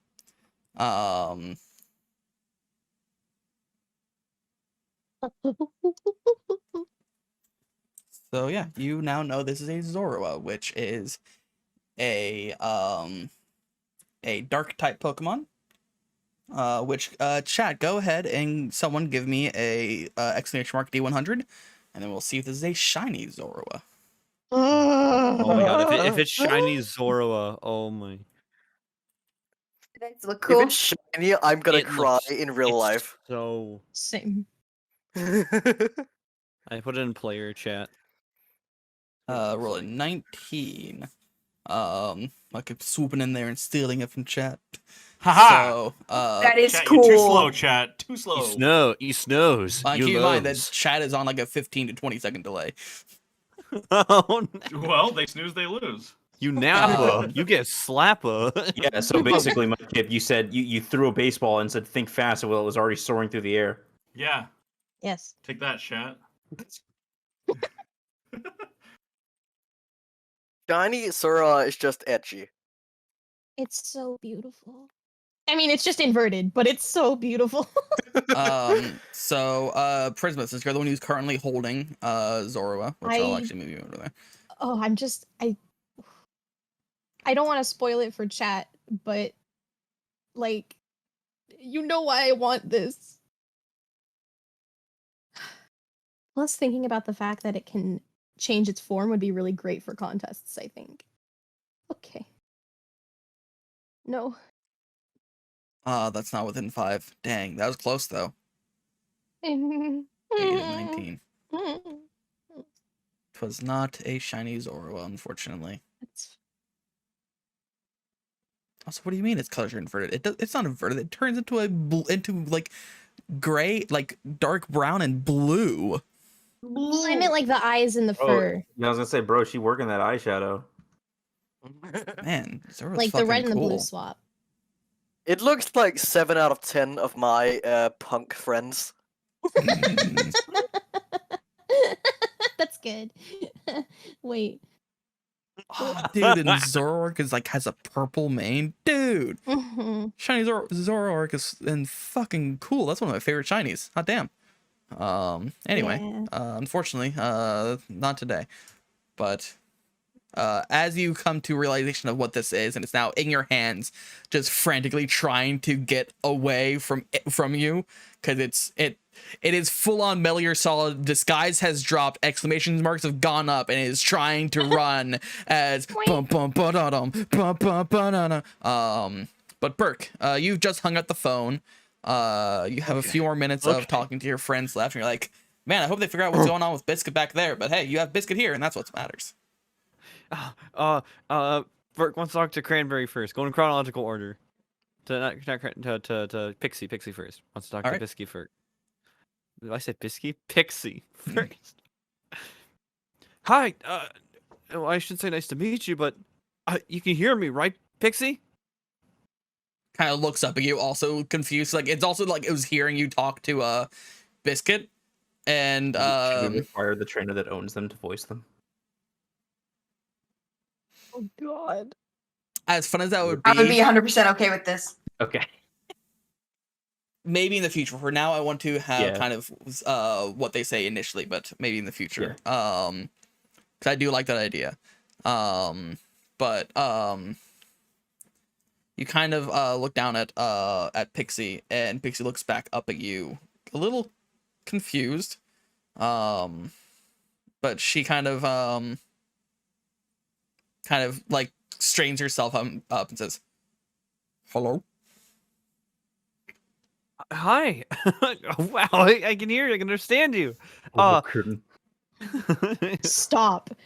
I'm upset I'm that I can't do going the to shake schnabel. Please shut up. Shut up. Shut. But it's like it's so cool to talk to you. I mean, I know we haven't got to hang out too much since we first met. Remember when we first met? You were sunbathing, and then I came up to say hi, and it was great. It's comfy. God, I cannot do schnubble, like can't do the schnabel, but actually talk with it. You're doing a decent job. But she's like, She kind of like looks around and kind of scratches her chin. Says, "Do you have any more? Kind of hungry." Oh, of course. She kind of like looks off of it, a little ashamed. Burke's gonna give rations out to everybody. He's gonna break one, so he's down to 3 now. But Mhm. he's gonna share out, and as he is feeding out, he's gonna say hi to Archimedes next. Pixie says, "Thank you." You're welcome. Um, Archimedes, we haven't really gotten to talk since we first met. Archimedes looks at you, which again, still not sure if you're friend or enemy. Oh, I haven't worked out. Is Archimedes male or female? Do you think you I think it's are? male, right? Grace, Archimedes is Grace. male, right? Yes. Yeah, I thought so. He kind of looks at you and says, I was so close to I was about to try and go into fucking the owl from Winnie the Pooh, but I don't remember what it sounds like. So, oh well. Oh, talks like he's very extravagant. He tries to sound smarter than he is. That's like that's the biggest thing about that kind of Owl from Winnie fit. the Pooh. That's why, How that's why he's a dickhead. Yeah. But no, kind of looks at you and says, "Oh, there's less fire going on, but pleasure to meet you, I guess." And you see he's kind of trepidatious around you. You notice he's kept a good 5 feet distance at the minimum from you the entire time. Like, I mean, Burke's shoulders are broad enough to where he could probably go out, like, make Burke hold his arm out so that he can rest on the elbow to get further away. Yeah, I know. I wish we could have met on better terms. I know Tomato chased you down and you guys got into a scuffle. And I'm still working on controlling Tomato, but I promise that. And like I promised Charlotte, nothing's ever gonna happen when you're with me. Nothing's ever gonna happen to you. They had to get through me first. I will hold you to that, I hope you know. Absolutely. And then Burke hands the food over after realizing he hesitated too long to give the food over. It would behoove you. Has the full like beak on and then just as it like swallows the meat. Oh god, like watching an actual owl eat a rat. Yeah, just full on just swallows it whole. Animals to pick. Why would you pick a rat? Yeah, Could have said mouse. yeah, and I didn't. But yeah, rat baby just being consumed by we owl. don't meet owl baby. Owl adult. I mean, no, well, actually, no, it makes sense the owl would eat rat because it's the Overwatch League consumes the rat. Hey! No! So yeah, Owl Burke's adult gonna turn to paladins. Burke turns to Cranberry, excited to hear what Cranberry sounds like. Hey. This is gonna be your regret for how. See what she sounds like. Whoa, far out, man. Well, what do you say to her? What's going on, man? See. This jewel has done incredible things to my mind and body. Between you and me, I smoked this jewel. Jewel. Back on Broadway again. Sorry, go. Sorry. Burke, it's a Cranberry. Oh, I mean, we've been friends for a short while, but it's great. It's hey, hi. Burke's really giddy. She kind of just slowly looks up at you. You realize that of all of them, Cranberry's gonna be the one that takes the most time up as she kind of.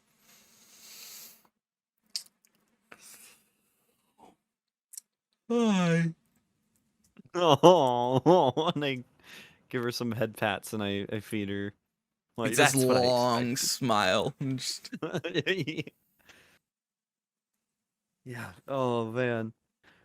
Oh, Burke is gonna. Crap. I don't know if wait. Can I? I'm so eager. I want to have Kiwi come out too, but I also don't know if that like breaks control rules or. You'd have to swap Teddy Ursa for Kiwi. Or Okay, I guess you Burke's technically already fine. have 2 out, so you know what? It's fine for now. You're not in any combat, Okay. so Burke's gonna send Kiwi out. So he as can you do talk that, to though, her. you feel like a claw on your face, kind of pull you back towards Cranberry. It's like food. Oh, right. And he's making sure to actually finish handing the ration over to Cranberry. Slowly takes it and just... Excuse me while you go look at videos of sloths eating stuff. Just slowly pulls it into her mouth. She takes a bite and just spits it back into her hand. Leaves. Kind of holds like, she prefers eating leaves. Oh, absolutely. And so she kind of holds the meat and also the partially chewed up meat back at you. Just, she doesn't want it.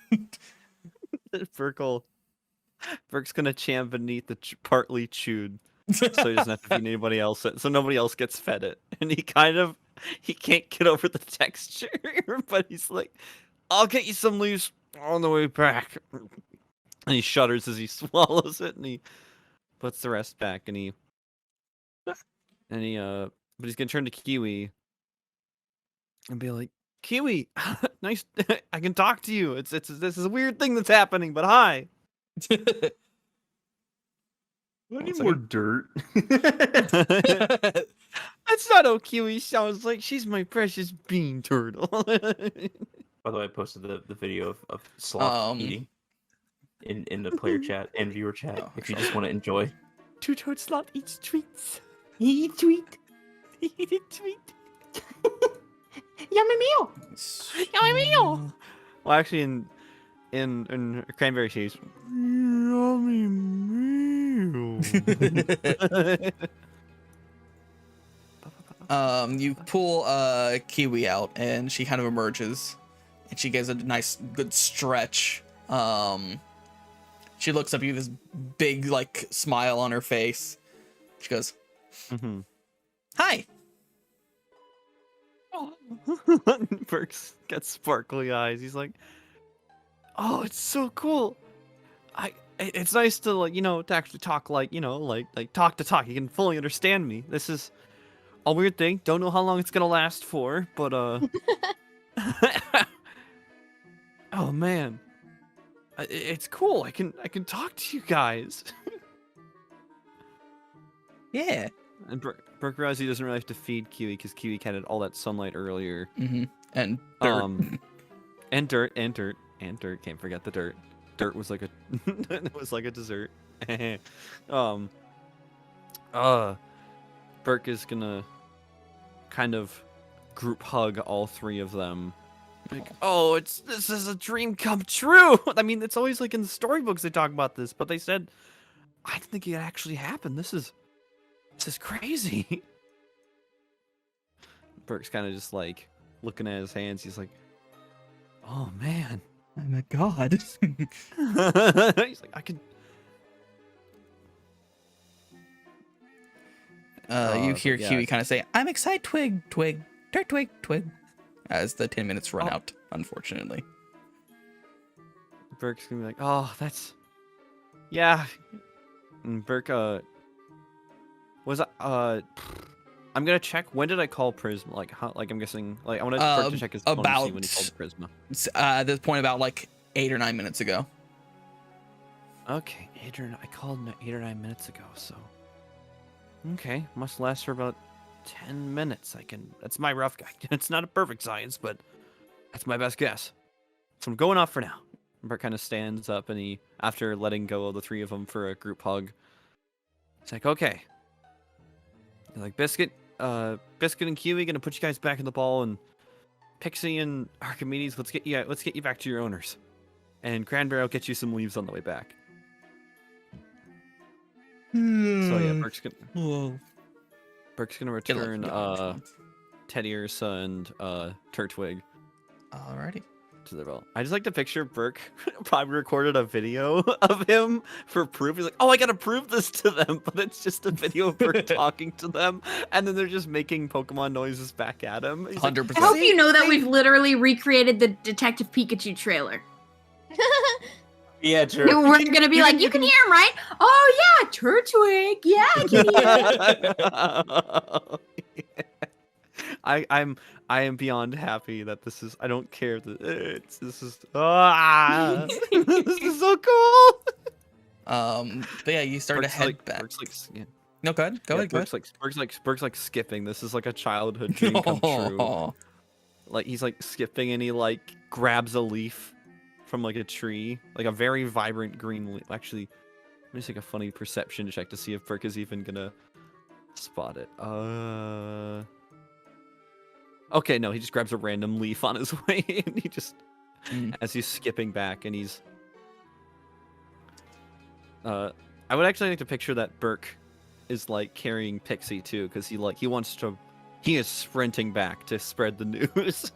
So he's carrying like double, not fireman carry, but like double stuffed animal carrying Cranberry and Pixie, and then Archimedes on his shoulder. Okay. Which is worth noting. Well, you will come back to actually as you head back. They're now about 45 minutes ahead of you because they kept moving.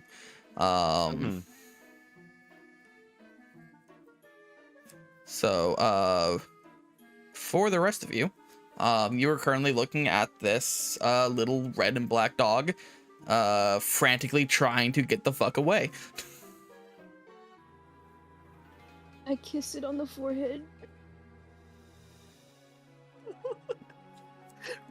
Prism about to get her lips just bit. blinking at you.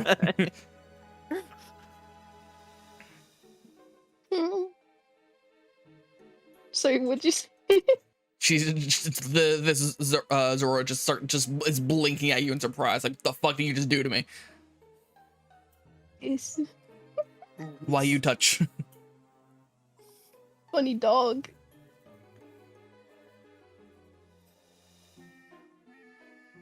I wanna pet the fluff on its head very gently. Okay, go ahead and give me an animal handling check. Get handled. It was simply handled.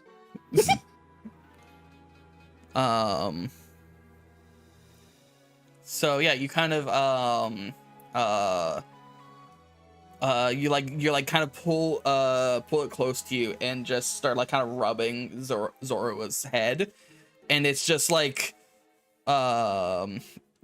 what are you doing to me and why? And it's so confused, and it's like it still doesn't know if it wants to get away or just kind of accept this, but it is confused like no tomorrow. Doesn't know what the fuck you're doing to it at the moment. But I mean, you're petting it and it's not resisting, it just looks confused and concerned. You're really talented, aren't you?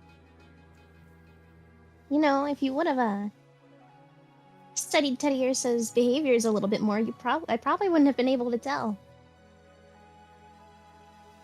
Kind of blinks at you. You notice it also hasn't made any noise. Is there a reason that you're so quiet? It's kind of shrugs at you. Am I scaring you? Maybe it's just its nature.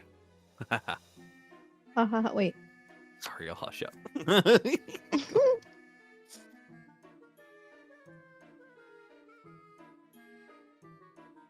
Am I scaring you too much?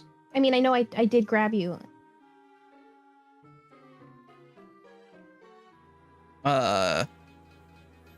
I just kind of looks at you like it, like that. It doesn't really know what's going on. It's just kind of confused. It's got perpetual like surprised Pikachu face. Oh fuck. But yeah, it just doesn't know what you're doing and why you haven't like punished it yet. Who hurt you? Who abused my dog? Shoddy, who hurt you?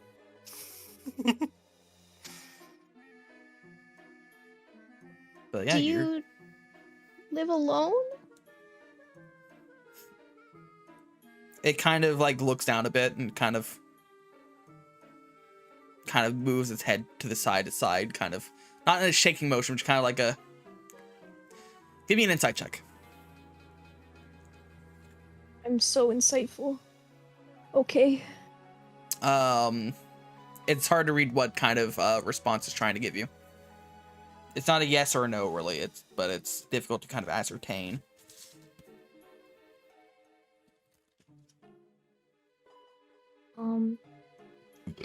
Did you have somewhere to be? Kind of like shakes his head no. Do you want somewhere to be? Shrug. It's still not 100% sure what you're like wanting it to do and what you're implying. Well, I think you're really talented, and you kind of have fluffy hair like I do. So, you know, if you're not doing anything, maybe you should, come hang out with us? Yeah? Don't do anything on Friday night, you know.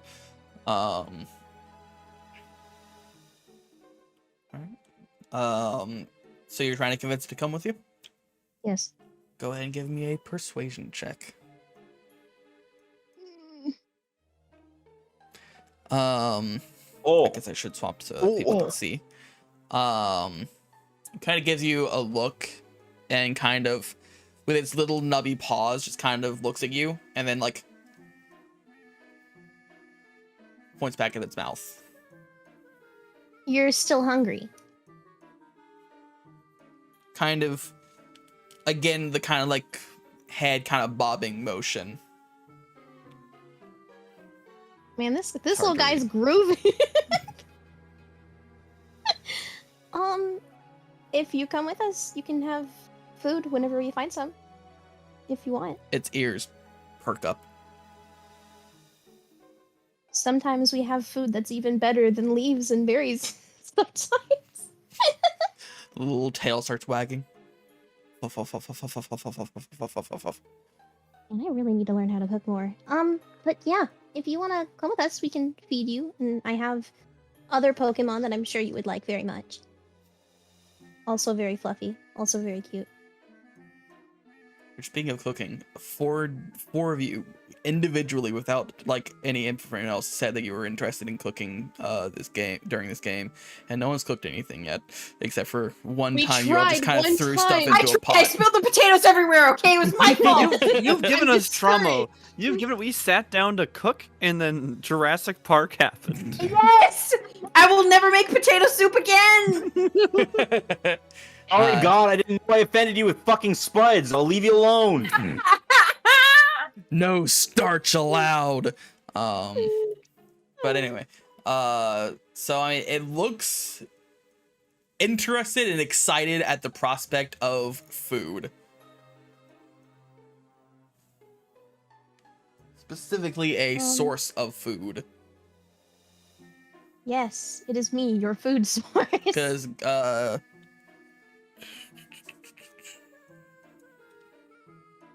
I didn't actually fill that out. I had fill out everyone's passive insight scores. I'll do that later.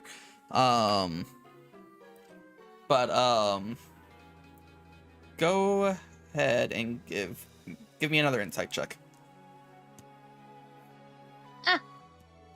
Yeah. It seems excited to at the prospect of food, and that's as far as you can get with that. But but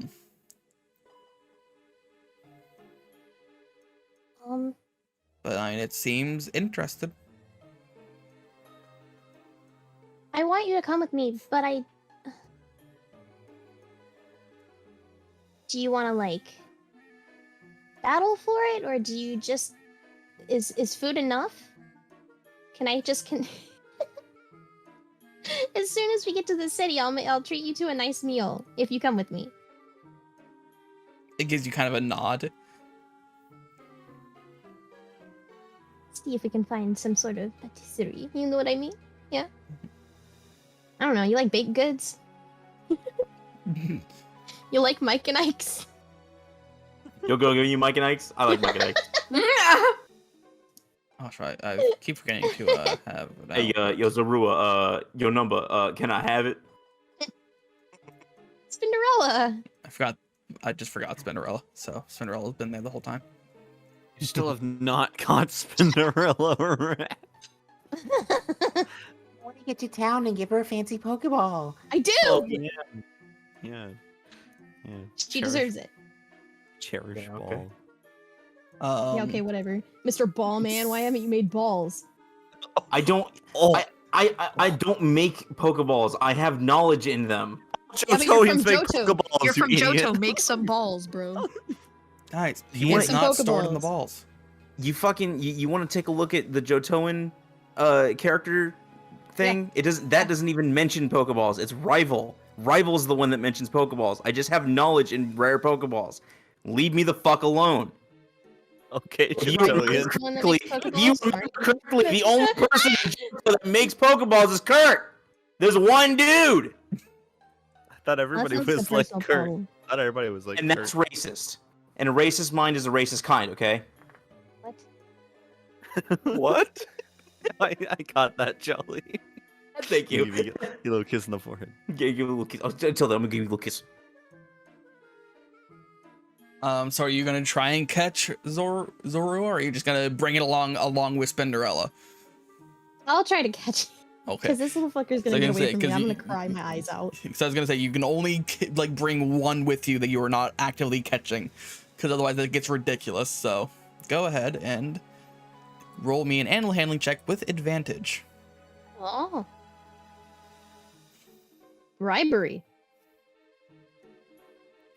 So you pull out. It's just a normal Pokeball, Ultra Ball. What are you using? Just a Pokeball. All right. You pull out the Pokeball and press the button, and you feel the weight in your arms vanish as Zoro's pulled into it, and you hear the. Whoop, whoop, whoop. You caught yourself a Zorua. Sick. Congratulations. It is an innocent Zorua. Oh. It is level 3.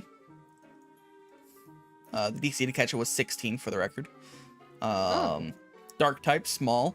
Its features, its ability is obviously illusion. So this Pokemon can take the visual form of any Pokemon it can see. It can do this a number of times per long rest equal to its level. This illusion lasts for 1 hour or until the Pokemon is hit by a damaging move. Oh, I could have just slapped it. Yep. That's why I was frantically trying to get away, because it figured like you'd start attacking it. It knows Scratch, Leer, Pursuit, and Fury Swipes. And Yeah, and I have my 4th Poke slot now, so I don't have to send it back. yeah. And go ahead and roll me a D100, see if it's male or female. It is heavily skewed towards male, even more so than the starters. No, actually, no, it's skewed the same way as starters. 87% male, 13% female. And you're just shy of it being female. Pain. You need 3 more. So it is a male Zorua. Save. And so, copy. I'll send that over to you right now. Thank you. Thank Get the fuck out of here now. You just toss Scared. the Pokeball over your shoulder and leave. No. Oh no. It's like, thanks. Bye. You'll die in this ball toss. They get released if they're left yeah. in there too long. Yeah, I have watched that. Yeah, If they're left unattended, like abandoned. Yep. Oh! I thought you meant just like having them on you. And it's No. like one day they're just like, "See ya, Bye, bitch." Bye, bitch. I'm out of here." So yeah, you catch yourself a Zorua. Good job. So yeah, you catch that and you continue your journey. Expecting Burke to show up at some point. But you all walk the same speed, so it'll be difficult. So I'm sprinting. Wait, does it make it easier if I'm sprinting? Does that Sure, make me catch okay. up to them? Yeah. Okay. Burke, about 15 minutes into your run, you're kind of heading back towards them, trying to catch back up. As excuse me.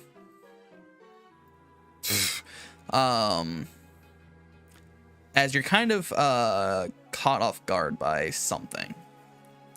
The kind of as you're running Pokemon in hand, kind of Archimedes flying alongside you. Ground shaking as Burke's heavily step. Boom, boom, boom, boom. You see a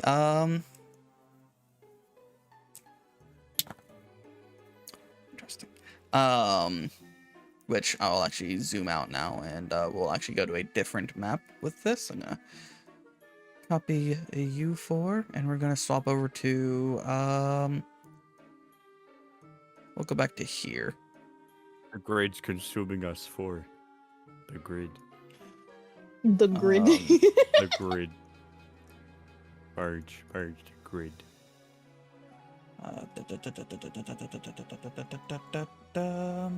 Hi, Gren and Joffrey are down here. Sweet. There they are. Oh, where did Gren Where? go? Where did he Object go? permits. Help. Where? When? Gren gone. When? Gren. Where is my salad boy? No, it'd be salad non-binary. Where is my salad? Oh my The god. salad non-binary. Yo,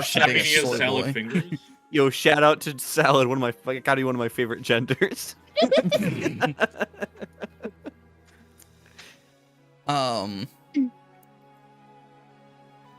But yeah, as you're running, you kind of are caught off guard by something in the road. Which,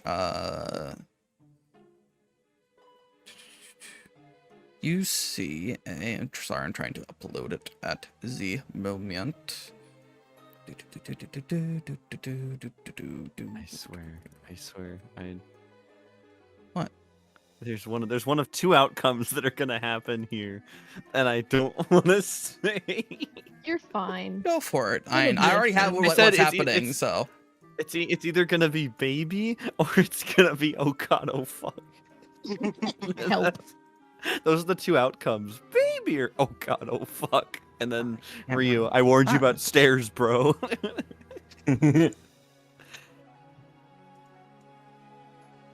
Gonna watch two Toad Sloth eat streets again to make myself feel better. You see something kind of glide down in front of you, and land a couple hundred feet. Not 100, about 30-ish feet ahead of you. About here. And it's this relatively small creature as it lands, but it lands, kind of puffs its cheeks out. And go ahead and give me an insight check. Huh.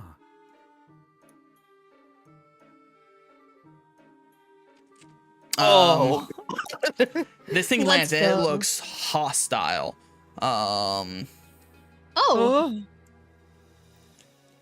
It's mostly black with kind of a white underside, little yellow cheeks.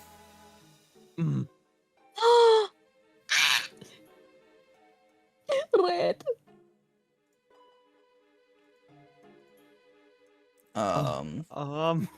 You made it sound more intimidating than it is. Well, I was I was expecting another like, Gligar, and I'm like, where's Makoto when I need her? Have you fought these in black and white? I'm terrified right now. That's fair. Oh, of course I didn't pack my rock types with me. Of course. Ew, rat. It lands and like it kind of like looks at you. Dude, a rat. It lands and looks with what, Geeky? It looks at you with kind of like this this look in its eyes of what you perceive as anger. Electricity kind of coursing around it as it hits the ground. And hold on one second. This is broken. Let me go back and fix it. There we go. And so yeah, it hits the ground, starts sparking, and go ahead and roll some initiative. Wait, who needs to roll? Is it? Oh, that's right, Oh. just me. Yeah, just you. Okay, You're just fine. me. Okay, gotta click on my token, and then let's roll initiative. Wow. Do that, do that, do that, do that, do that. Oh, what's Burke running from now? And it's tiny Emolka. It's just raining down. It's a rat! For anyone that's watched Iron Giant, when the squirrel gets loose in the diner, it's a rat! I love that. Alright, so good roll. Alright, so how this is gonna work is that on your turn you will control Cranberry as usual, and then on their turns you will issue them general commands of what you want them to do, and they will act as as they see fit for Pixie and Archimedes. Which Archimedes goes first. So what would you like Archimedes to do on his turn? Oh crap. I think I need the move pool. I think Grace was gonna give me the move pool, but I can't. It's entirely based on what Burke knows of Archimedes' move pool. Oh no, Burke is TV static brain. Attack. Burke hasn't. Burke's gonna try and wants to keep Archimedes safe, so he's gonna say, Archimedes, just stay safe from this fight. I know it's. Rowlet's flying type already at stage 1, right? Yep. Okay. Yeah. Wait, crap. What's my range right now? Is that no? That's just out of Pokedex range, right? Yep. 60 feet. I mean, you can move 10 feet forward and scan if you want as a bonus action. I'm gonna move 10. Yeah, I'm gonna scan real quick. All right. You hear the following. Emolga, the sky squirrel Pokemon. They live on treetops and glide using the inside of a cape-like membrane while discharging electricity. The energy made in its cheeks' electric pouches is stored inside its membranes and released while it is gliding to provide it brief bursts of speed. They love to take flight during storms to help build up their static charge. Sometimes there are enough of them to blot out the sky, making dark storms even darker. For sustenance, Emolga grills berries and bug Pokemon with electric shocks and makes a meal of them. It usually nests in holes gouged in trees by Piggyback. That is what you hear. Can you play the funny? Oh, now you're back. Sorry, I had to go pace. We're trying to get you or Grace, but neither of you are around. Let Oh, me see what if do you we need? can. Oh, sorry, yeah. Or I was trying to figure out what Archimedes' dexterity was when you'd roll initiative, but I got you for it. Oh, okay. Let me find Emolga outtake. There it is. I'm not sorry for this, by the way. Of course you're not. Yeah. Emolga, the sky squirrel Pokemon. They live on treetops and glide using the inside of a cape-like membrane while discharging electricity. The energy made in its cheeks' electric pouches is stored inside the balls. Of course, Rat's the only one to laugh.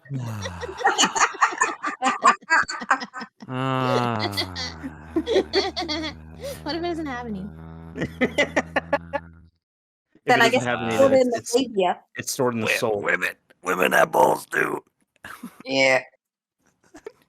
Ours are just buried deep. I can't find mine. If it doesn't have balls, it's stored in the soul, and that's the only answer. You found them a few weeks ago, right? That's what that movie's about? Yeah. Soul's about the ball.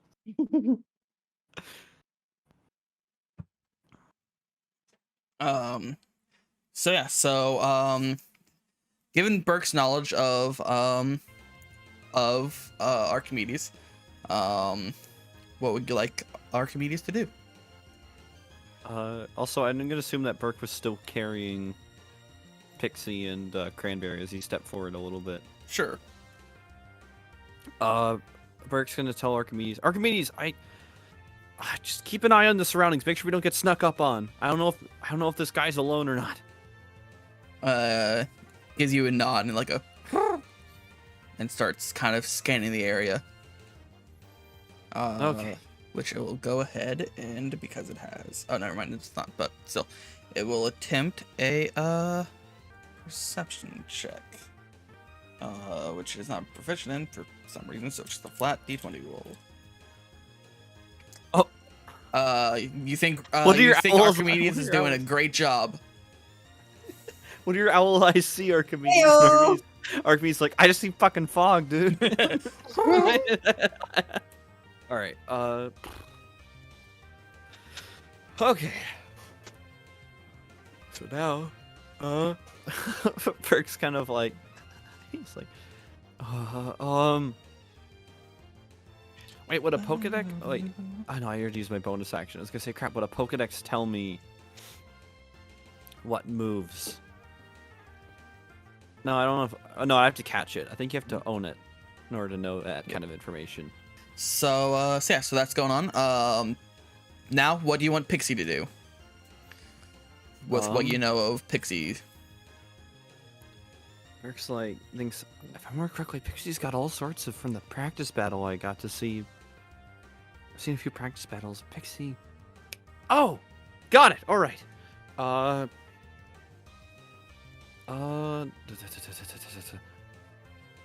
25 feet is how far Pixie can move? You don't know.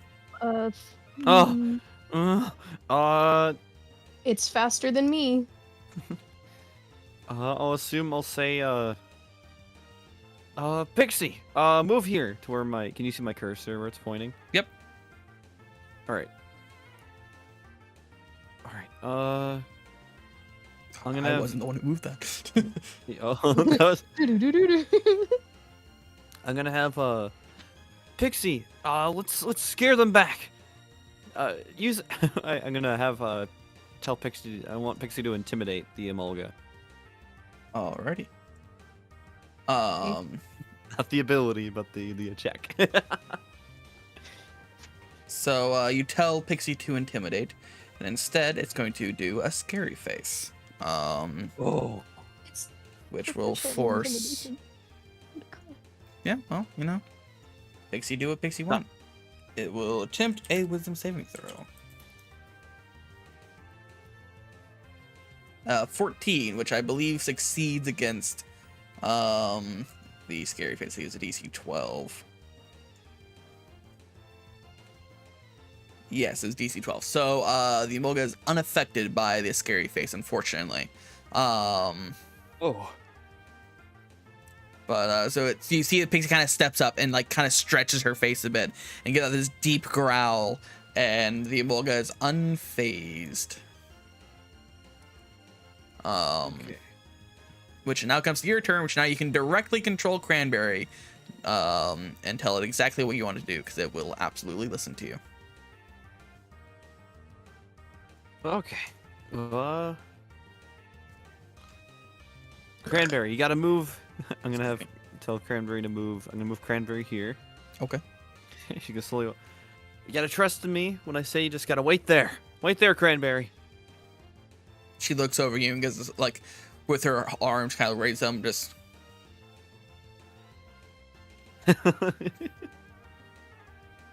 Slowly lowers her back down. Are you holding an action or? Can I do that? Yeah. You. I want to have Cranberry hold once Emolga gets within 30 feet. I want Cranberry to use Yawn. Alrighty. Sounds good.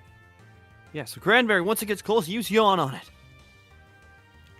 She is a very slow and like cumbersome nod. Okay.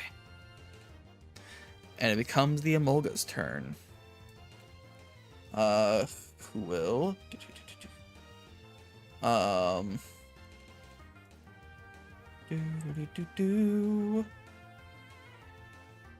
It will actually stay where, since you didn't do any damage to it, it's gonna stay where it is.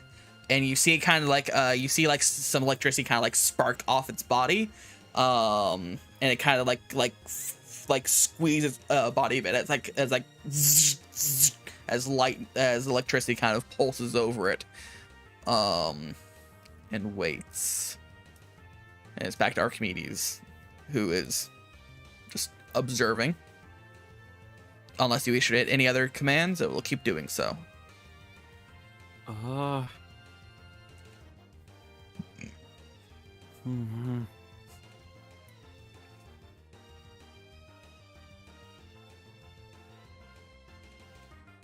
Okay. All right, Archimedes with me. We're pushing through. So I'm gonna gesture Archimedes to come close, to kind of like stick to me. Okay. So on Archimedes stick my arm, and I want to move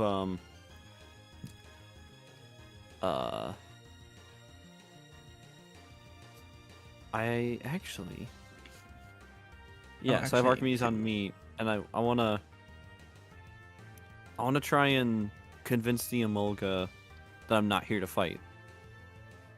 Okay. Like, little Emolga, I'm not here to fight. I'm trying to get back to my friends. I'm sorry for your territory, but I gotta get out of here.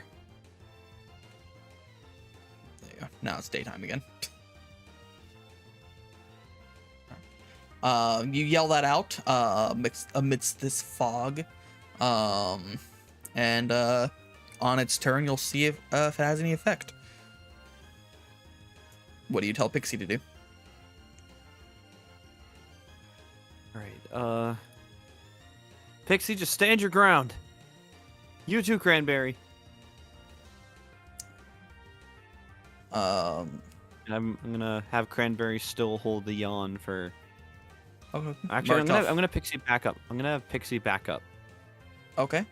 Keep in mind that you've still used yawn even though it hasn't gone off yet. So. Okay, good to know. Make sure to mark that PP off. But you want Cranberry to back up? No, I want Pixie to back up next to Cranberry. Okay. So go ahead and give me an animal handling check. Okay.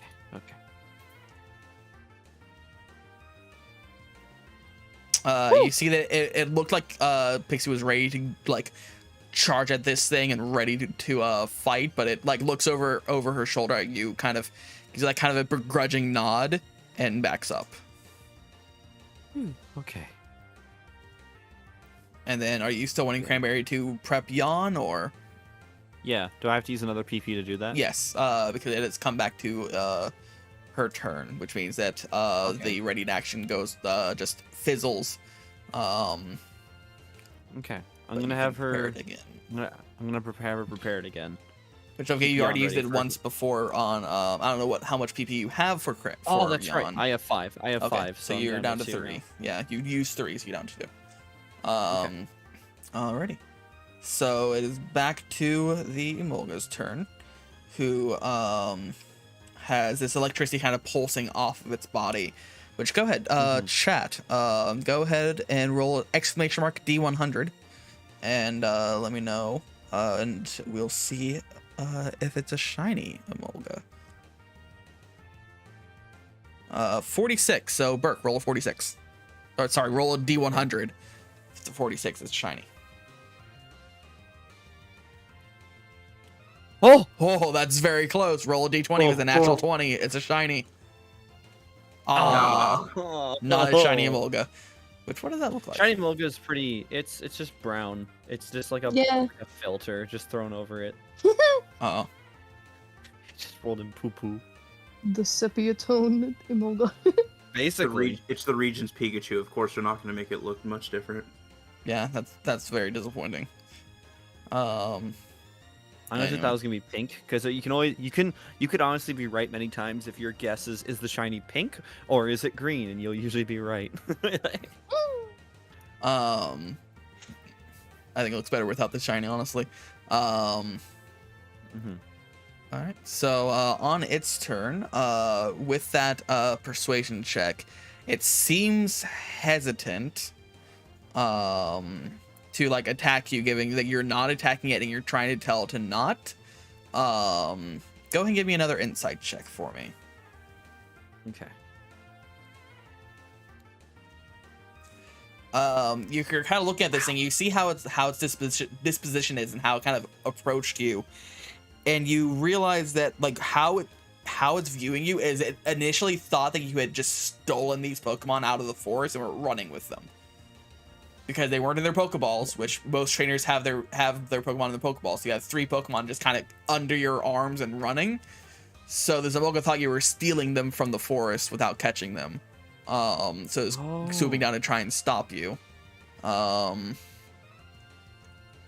with your persuasion, the fact that you're not attacking and they seem to be listening to you, the Zamoga has kind of stopped and is looking at you curiously and is like... It's still kind of a standoff, but like, and there's still like electricity kind of coursing over its body. But it's no longer acting in a purely hostile manner towards you because it's realizing it might have misread the situation. Burke realizes he was kind of double carrying the Pokemon. He goes, I realize how this looks. Burke's gonna kind of gesture Cranberry and Pixie to come over so he can pet them, and he's saving Archimedes and while he's waiting for them, he's gonna pet Archimedes. Try and pet Archimedes. Go ahead and give me an animal handling for Archimedes. Archimedes is not into it at the moment. Kind of like rotates orb head away from you while it's still flying. Yeah. But the other 2 accept the pats. It seems like Pixie was still like rearing to go for a battle, but has calmed down and she's kind of sticking to your side. Yeah, Amolga, these are this one, Cranberry, this Pokemon's mine. I'm trying to get these Pokemon back to my friends. They're up the trail with me. Just trying to get them back safe. You watch as Amolka kind of looks at you and then like looks over its shoulder into like the bushes over in this direction. Well, it actually behind it, but stream can't see those. So the bushes behind it, like way back here. It kind of looks over in that direction. Don't worry, chat. I directed at bushes or a tree. And it kind of like makes like a noise in that direction, and you hear like this deep, unnerving growl in return. And the Amolga kind of looks back at you and gives you all like a nod and swoops back towards that bush.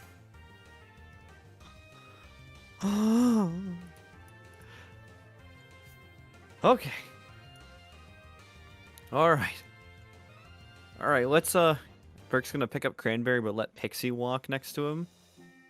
And then he's like, Archimedes, I'll let you fly there. Let's get back, but I won't I'll do my best not to carry you guys like that again. And Burke's gonna start heading back at a kind of a cautious pace.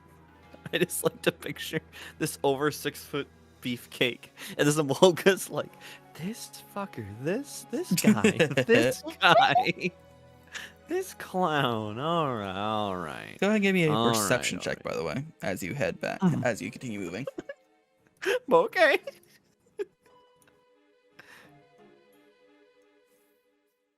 All right.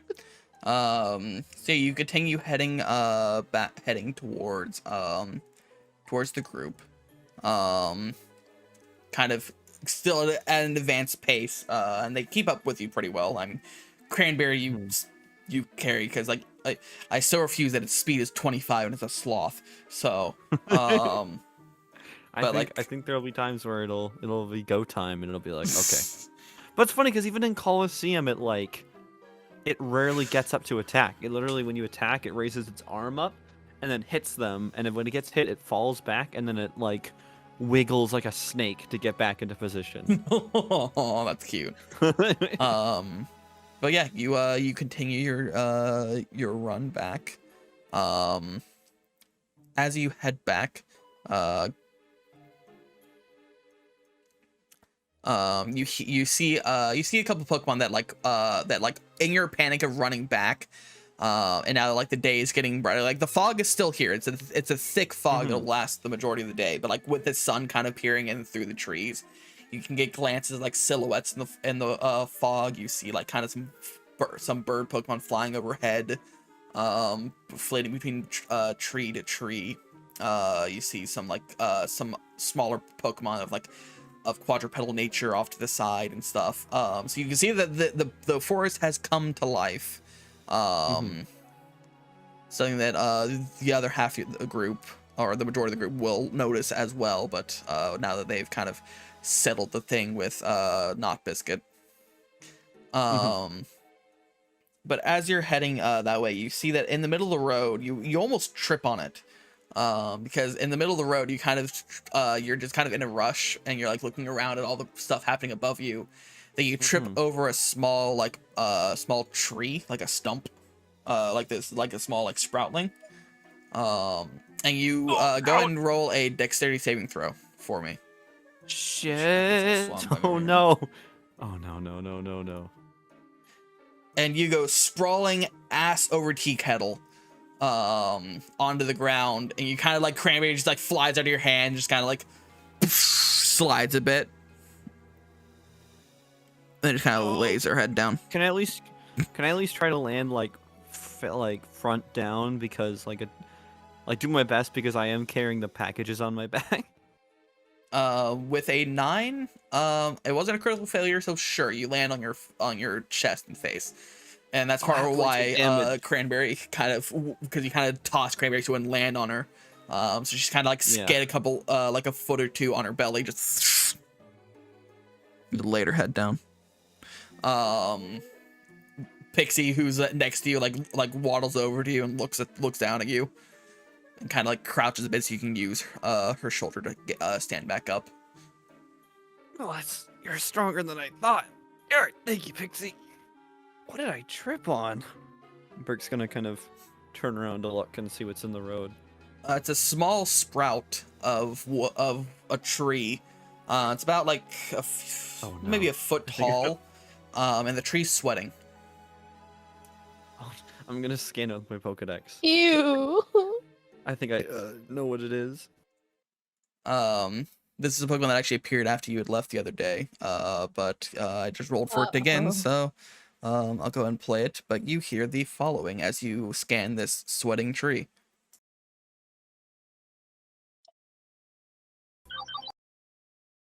Bonsly, the bonsai Pokemon. I knew it. It looks as if it is always crying. It is actually adjusting its body's fluid levels by eliminating excess. If its body accumulates too much moisture, it could die, leading to an almost constant dribble of fluid from its eyes. Some collect this fluid as a salty ingredient in cooking. Though, if it is too burdened by moisture, the tears become bitter and unfit for cooking. That is what you hear. Hey! Yeah, and you realize the sweating is actually it just crying. Oh no! Burke's kind of torn because he's like, gotta get back to my friends, and he's like, Burke's torn right now because he's like, I know it could be crying because it's a natural reaction, but it also might be sad, and Burke kind of looks over. You also just kind of kicked in the back of the head.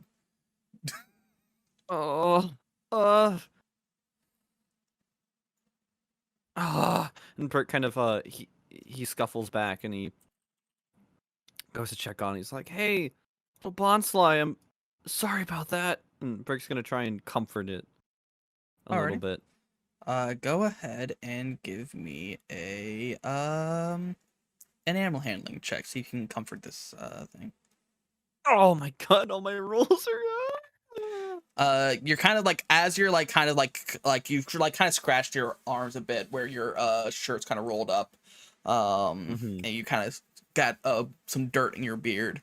So you're in a little bit of pain and you're kind of wincing a bit as you're trying to talk to this thing.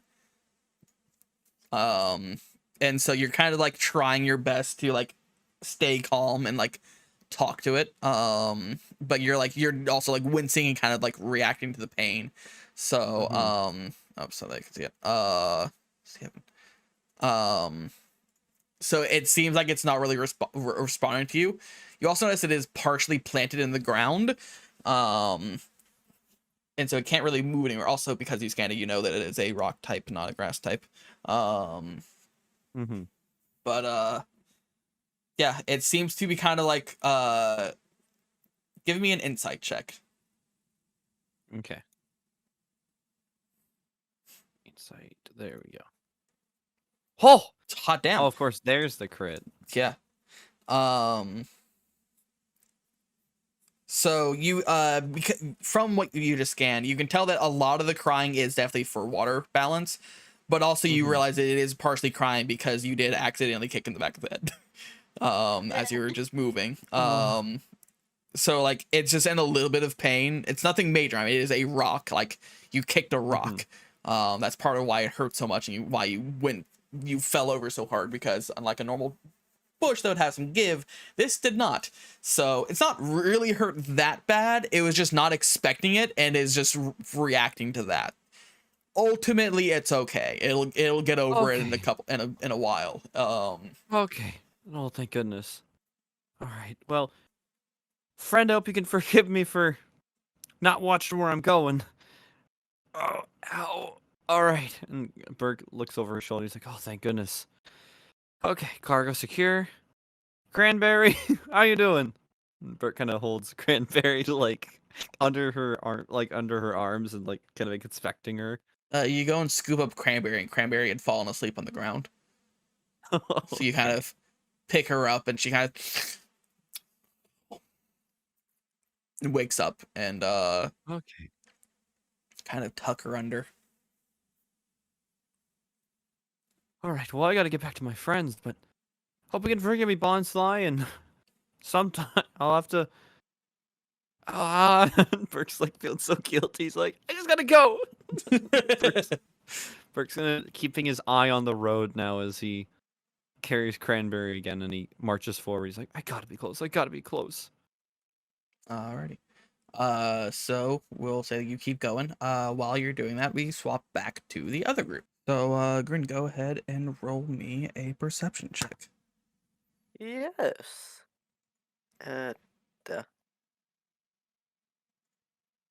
Nice. Good roll. So you continue on.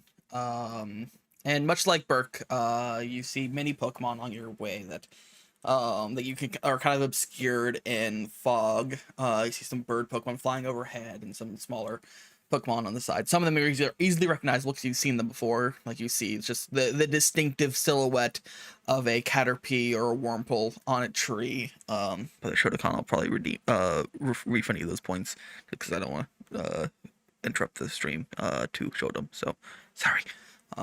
But they are on my pets channel if you want to go see Lincoln's cat. So you and so with that high of a perception check, you can actually kind of get glimpses of them through the fog of what they actually are. You see a this is like black bird with long feathers trailing off its tail. You see a you can hear more than see something hammering into wood nearby. You see a like this this like kind of this creature that's standing on two legs, kind of like hand over eyes, just like watching you as you pass with these big eyes, just kind of watching you. Yeah, these big like red and yellow eyes. Keep an eye as you pass.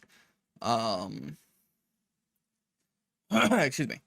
So you're just kind of clocking a few Pokemon as you go. You also notice a smaller Pokemon that's more of like a yellow color. Looks kind of like a bug. But it's like a little tiny yellow Pokemon with little tiny wings, kind of flitting back and forth over some flowers. Yeah, those are just a few of the ones that you can kind of, with that perception check, you kind of make out in the fog. Vague shapes, vague colors, noises and such. And there's other ones like that are deeper in that you can kind of see the silhouettes of. That are hard to kind of make out. Excuse me. I'm dying. I ate pizza too much too quickly. Oh no! Due to, Stop! Come back! How could you do this? How could you die? I No. can't believe you died. I can't believe you died like this. How could you? I can't get you out of this one, Jim.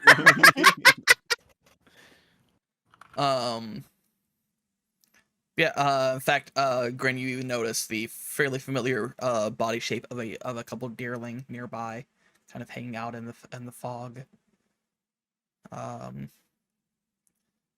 Enjoying a nice treat on a bush. You do notice that as you're walking, you do find another berry bush.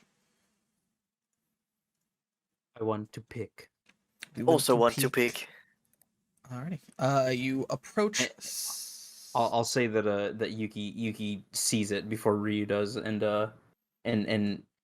yips or whatever in excitement to coax him to go over and pick. 30. Okay, so nature check. It's a bush, right? Indeed, it is a bush. So we don't have to like roll a nature check or anything. I mean, if you want to identify what the berries are, sure, but I'm about to describe it to you. But go ahead and roll a nature check. So you get 1, 2, 3, 4, 5, 6, 9, hey, nice. 13, 14, 15, 16, 17, 18. There it is. That's the berry. Yeah, that is a good roll. That's an 18. I'll go ahead and show that to chat. There you go. Look at that 18. What does this berry look like? So you see hanging from this tree, these kind of orangish red looking berries that have like these deep ridges along it, hanging from a green stem. And there seems to be a solid what you and Grin each roll a d4 for me. There are 5 berries total on this tree. Hey. And so with that natural 18, you recognize this as an ockaberry. Ooh. What does that do again? With that high of a nature roll, you would know that Pokemon take half damage from fire type moves. Oh shit. Oh, it's a cocoa bean. That makes sense. Okay, so it's probably ockaberry. It's I think it is an ockaberry. Yeah, it's based on cacao bean. Nice. What is its flavoring actually? I'm wondering. It's 15 very spicy and 10 sweet. That's not cocoa, but okay, sure. Well, cocoa is really bitter. Yeah. So why is it spicy and sweet? I don't know. It's a different berry, I guess. I don't know. But yeah, it's this small tree that has 5 of these ockaberries on them. I've returned. Welcome. Dogs are barking, so I want to make sure they're okay. I'll pick a few of them and look to Gren. Do you think we should split these amongst ourselves, one for each of us? Yeah, I think that could be neat. I nod and help Gren pick a few. I just grabbed 2. Alrighty. How many is Grin grabbing? Because there are a total of 5 on the tree. 3 of them are within easy reach. 2 of them you'd have to kind of like either scale the tree or kind of jump up and grab. They're towards the top. So you can grab 3 of them easily. The other 2 you'd have to work a little bit to try and grab. I mean, about how far up are they? Does that mean that I just grabbed 2 of the only 3 that were easy to grab? Yeah. Okay. Well, how far up are they? This tree's probably about, I'd say, no more than 10 feet tall, so about 10 feet up. Okay. Well, I guess I'm just gonna retrieve Katla and then put Joffrey up into the tree so he can grab the berries for me. Okay. So go ahead and roll an acrobatics check for either an acrobatics or athletics for Joffrey. Joffrey? Okay. As you kind of hoist them up. Let's just do this. Nice. Nice. Yeah, you hoist Joffrey up, and with the with Joffrey's blades, he kind of just snips off two quick apples, and they drop. And Ryu, using your quick skills, just reach out and catch both of them before they hit the ground. Nice. So there's one berry that's low and easy to reach left on the tree. You have 4 now. You can just grab the 5th one if you want. Yeah, I'll just grab it. All right, you have 5 Akaberries now. Oh. So keep in mind that Akaberries have to be held to be used. They're not ones you can feed them after the fact. So. Well, we rejoin. I rejoin the group with Gren and just pass out 2 of the other Oka berries and keep one for myself. Alrighty. So you each Just pass out. And then that's it. It's the end of the That's sentence. But yeah, yeah, you kind of pass them out. So you're giving everyone 1? Yeah, because there's 5 berries, 5 of us here currently. All right, so you each get 1 Akaberry. OCCA. Like I said, it is Pokemon takes half damage from fire type moves. And so as you're doing that, you notice that the small yellow bug creature kind of floats, kind of flitters over towards the tree where there's a couple flowers that are the early blooms of new growth, and kind of goes and starts pollinating them. While underneath the tree, a small kind of green Pokemon kind of just it seems kind of like pop out of the ground a bit to see what was disturbing the ground above it. So. Well, while we're standing still, I think, and passing out these berries, I think Gren is gonna take a moment to try and scan some of these Pokemons in proximity. Yeah. Which one would you like to start with? Let's start with the little funky one that's pollinating the flowers. The little yellow one? Alrighty. Yeah. You hear the following. Cutiefly, the bee fly Pokemon. Nectar and pollen are its favorite meal. Because it's able to sense auras, it can identify which flowers are about to bloom and which will be the tastiest. Cutiefly can use this ability to pick up the auras of living things. It skillfully reads those auras to predict its foes' movements and make fools of them. In fields of flowers, it gets into skirmishes with Butterfly over food. Myriad of Cutiefly can sometimes be seen fluttering above the heads of people who have auras resembling those of flowers. That is what you hear from the yellow one. It is a Cutiefly. Oh. Which you informed is a bug fairy type Pokemon. That's currently pollinating the tree, eating the nectar. Straight vibin'. Who would you like to scan next? So I have the attention span of a 2-year-old, so I don't remember any of the other Pokemon. So there's of the ones that you can actually kind of see through the fog, there's the green one that's directly underneath the tree that just popped up. That's the one that you're closest to. Yeah, let's just do that one. Alrighty. I think I want to scan almost everyone except for the deerling. Okay, then I'll just run through them. So yeah, I already scanned those. So you hear many of the followings. Petalil, the bulb Pokemon. The leaves on its head are very bitter. Eating one of these leaves is known to refresh a tired body, even more so when boiled, making them popular with the elderly or fatigued. This boiled liquid can also be used as a bug repellent if needed, since they prefer moist, nutrient-rich soil. The areas where petalil live are known to be good for growing plants. Historically, farmers would hunt for gatherings of this Pokemon in order to find the best place to plant their crops. Entire cities sprouted from where a family of petalil found their home. So you get that from Petalil.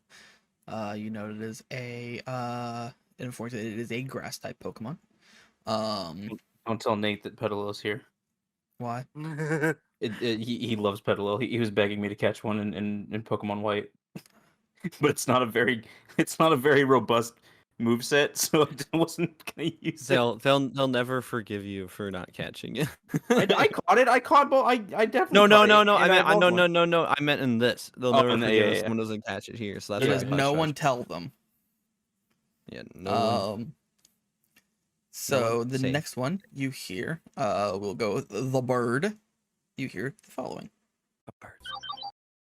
Talo, the tiny swallow Pokemon. Talo courageously stands its ground against foes, however strong they may be. This gutsy Pokemon will remain defiant even after a loss. On the other hand, it cries loudly if it becomes hungry. This Pokemon has recently left the nest. As a result, it sometimes becomes lonesome and cries at night. And once winter arrives, Talo flock together and migrate in search of warmth. Its favorite meal is Wurmple. Damn, Taylor's just me. Yeah. So there's a Talo Eat flying worms? around. Normal flying. I type. cry at night and I'm lonely. Oh, yeah, me too. Same. Hey, Dakota, what the fuck? Yeah, Dakota, what the fuck? Guess I'm not here then. Oh, I cannot perceive you. Your ninja skills are too good. I guess. Your army crawling on the floor and I can't find you. Honey, will you please come to bed? Honey, will you get out from under the bed, please, and just come? You need to sleep. I must catch You Pokemon. can't see me. Our time is now. You don't know I'm here. And I believe the only other Pokemon that I specifically mentioned that you could see at the moment, you could hear another one, but the one that you could actively see, if I'm wrong, correct me, but I believe this is the last one that I said. You hear the following. Patrat, the scout Pokemon. Extremely cautious, they take shifts to maintain a constant watch of their nest. They feel insecure without a lookout, though they tend to get tunnel visioned, missing enemies that sneak up behind them. Using food stored in cheek pouches, they can keep watch for days. They use their tails to communicate with others. You hear that. So smelly. But you know that Patrat is a normal type. So you are surrounded by quite a few Pokemon. Petalil, Cutiefly, Patrat, Talo, something making a knocking noise in the distance, like a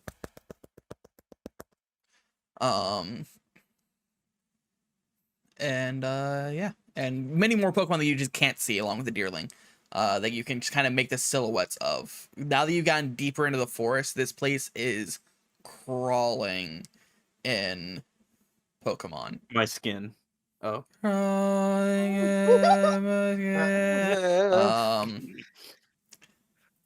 So yeah, you get the feeling that you'll be casually walking past many Pokemon for a while. So you have a veritable smorgasbord of creatures that you can interact with. Those are so cute. Is that what Cutiefly is based on, or is that someone who made a realistic looking Cutiefly? No, that's what they're based on. They're Japanese bee flies. Yeah, they're so fucking cute. I love it. Squish them. What? This just in? Justin Likey a bug? I can now Justin say like a bug. there is two bug, Snom and Cutiefly. All other bugs are dead to me. But Well, rip Grubbin and rip Heracross. Damn. See, now whenever I hear grubbin, I think gushin, and it's just that video has fucked me up. Gushin from Mario Odyssey. Yeah, his name is the Gushin. Yeah, I know that. Yeah. Just. Yeah. Yeah. Anyway. Gushin Coom. Shut up. Make me so violent. Yeah. There you go. I've removed the problem for a moment. Just to make our lives a little bit better. And oh nope, the problem's back. Like I was silenced for speaking the truth. I just want everyone on stream to know that. Yeah. Okay. Got some liquidy. Anyway, so yeah, you are surrounded.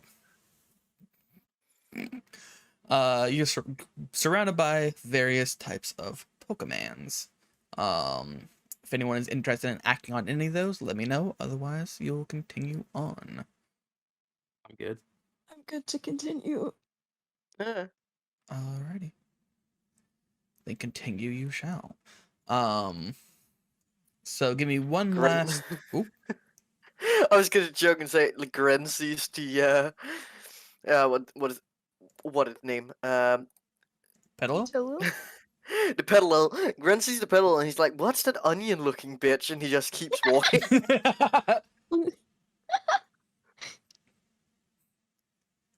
I evolves into a cool-looking Pokemon.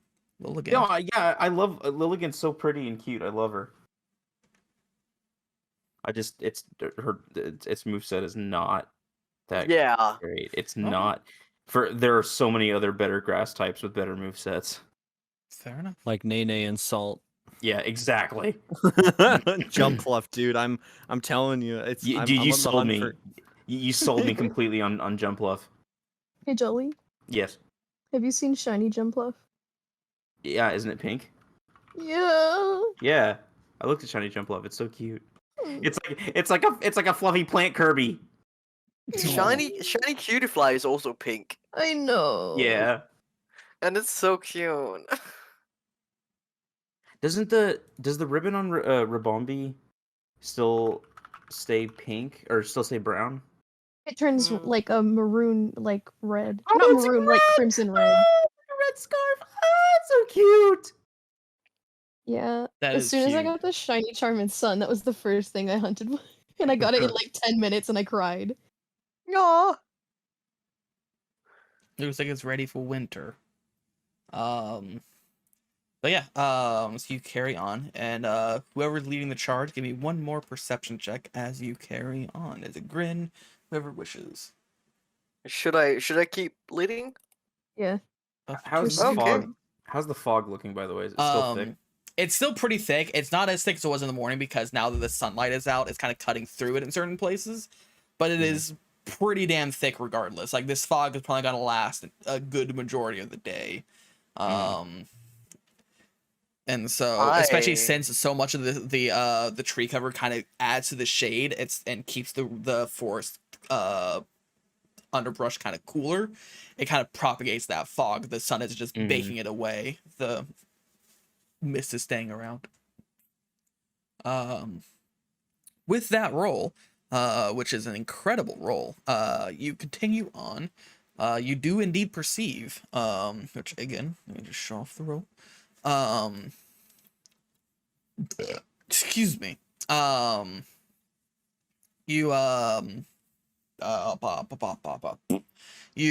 carry on, and it's about, you've been walking for a solid maybe 45 minutes, almost to an hour since Burke left. So you should be getting back to you fairly soon, you imagine. But as you're walking, you notice that off to the right of the path, kind of about 30 feet into the woods, you notice that for the first time since you've seen the statue, you see a man-made structure of sorts. It looks like a very old, kind of run-down, largely dilapidated and reclaimed by nature wooden cabin. And draped in moss, there's a tree that's kind of growing through the center of the building, kind of broken through the roof. Another tree that's kind of fallen over onto like the balcony that overhangs the front door. That's off to this that's on like the side of the house, and you can see that there's just the faintest evidence of a really old trail that kind of leads towards it about 30 feet into the woods itself, but it's just off the path. And I'd say it's about 2 p.m. now. You're getting to the afternoon now. But you with that super high perception, you notice that hidden amongst the wood around you.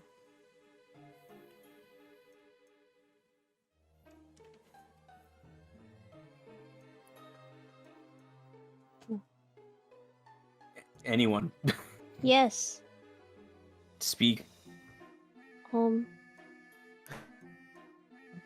thought food was here, but it was not. My cat is meowing at my door, and he stole my brain cells. What's going Let on? him in. There's a structure. Building. Yes, building. let him God. play. Let him speak. Do you really want him to come speak? I mean, kind of, but I know it would derail a lot of stuff, but I do love listening to Leaf speak. Lead speak? I thought people didn't use that anymore. I'm gonna kick you again, Andrews. I come back with a lack of no nuggies to hear that, Jolly. Tell me we kick you from the call again, Andrews. I will. That doesn't fix the problem. Yeah. Now you Yeah. see the contradiction. Go ahead, government leader. Kill your opposition. See if the people don't rise. Gamers rise up. Yeah. You know greasy gamers rise up.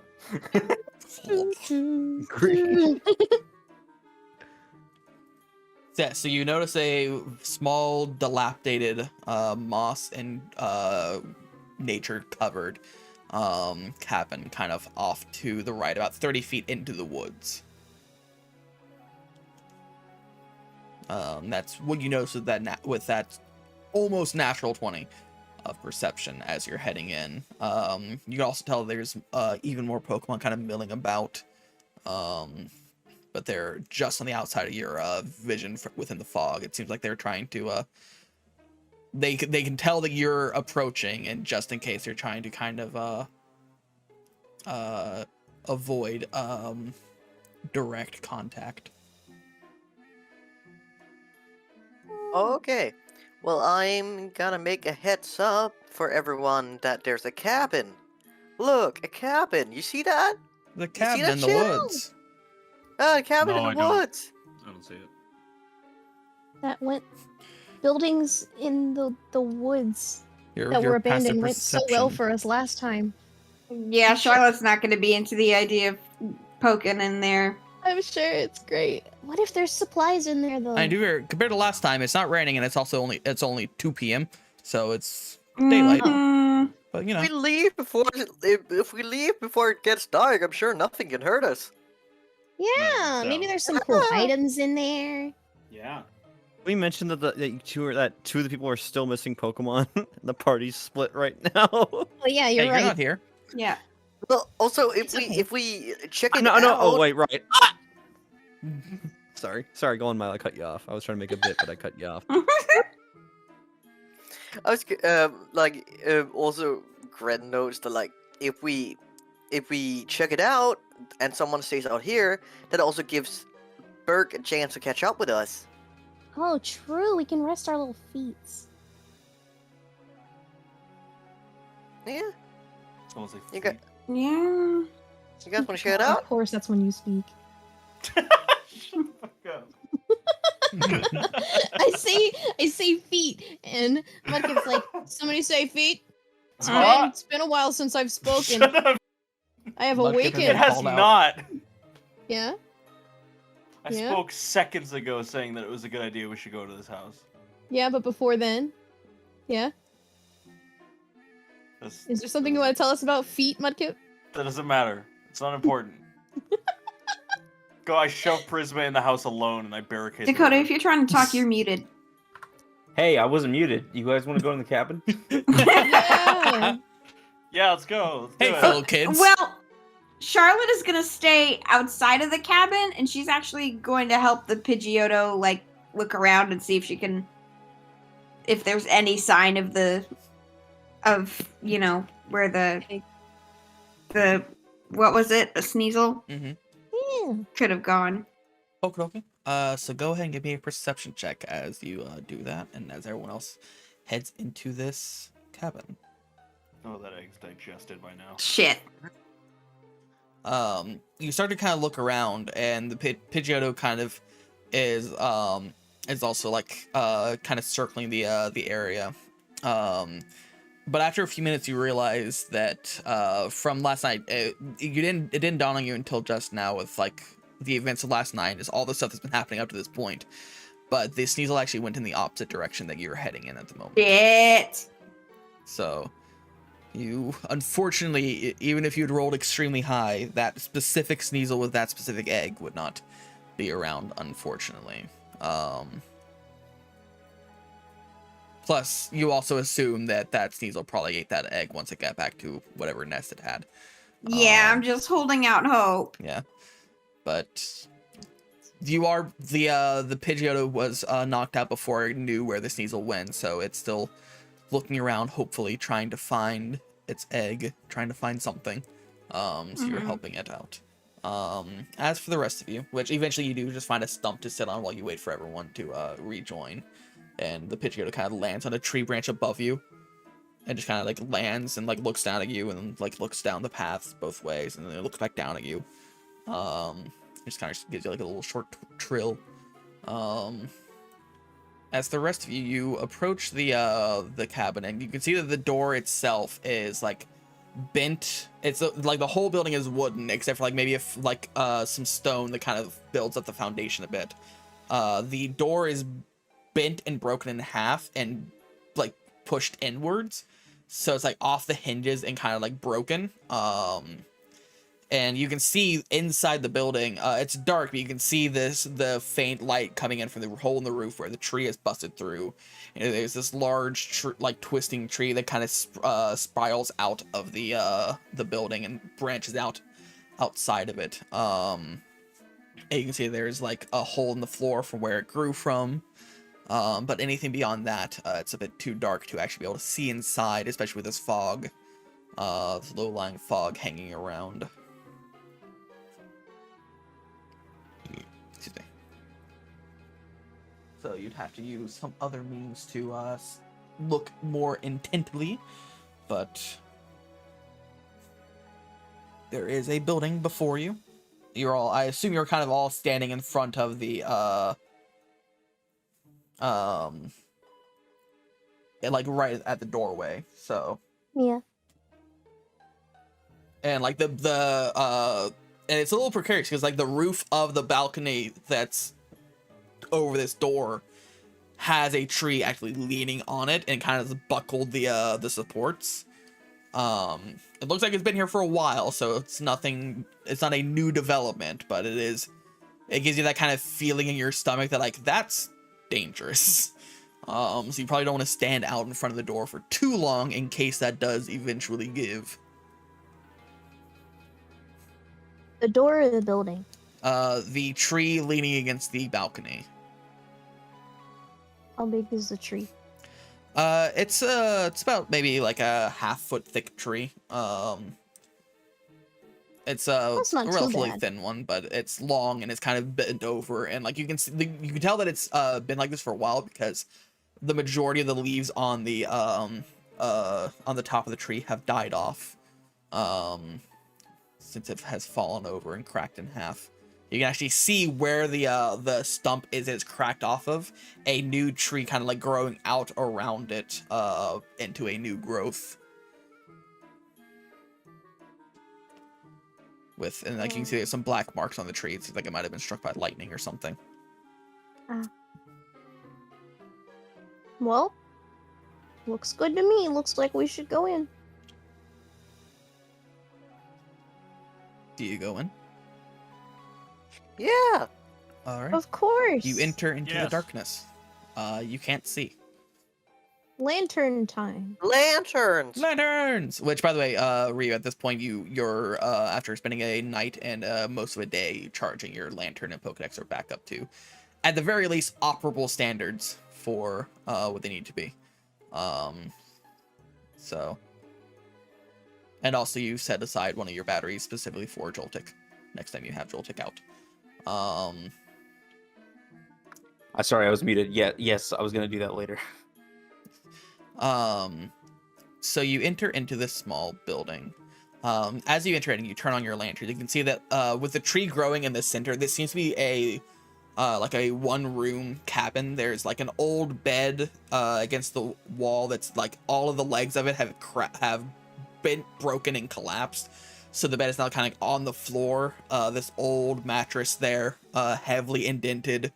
No blankets or anything, just like the mattress on the floor.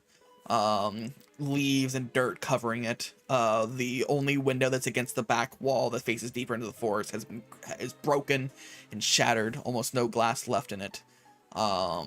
There's a chimney in the far at the far wall. You can see just around the tree that is also covered in moss. The opening of where the chimney heads up actually has vines growing down into it and kind of creeping out around the opening of the chimney. There's a table that's against the wall to your left as you come in. That's relatively intact compared to everything else. It's not fallen apart, but it is covered in dirt and wet leaves, especially being that close to the entrance.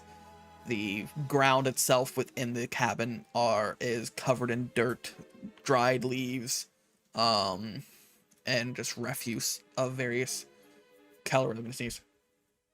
Ooh. Pardon me.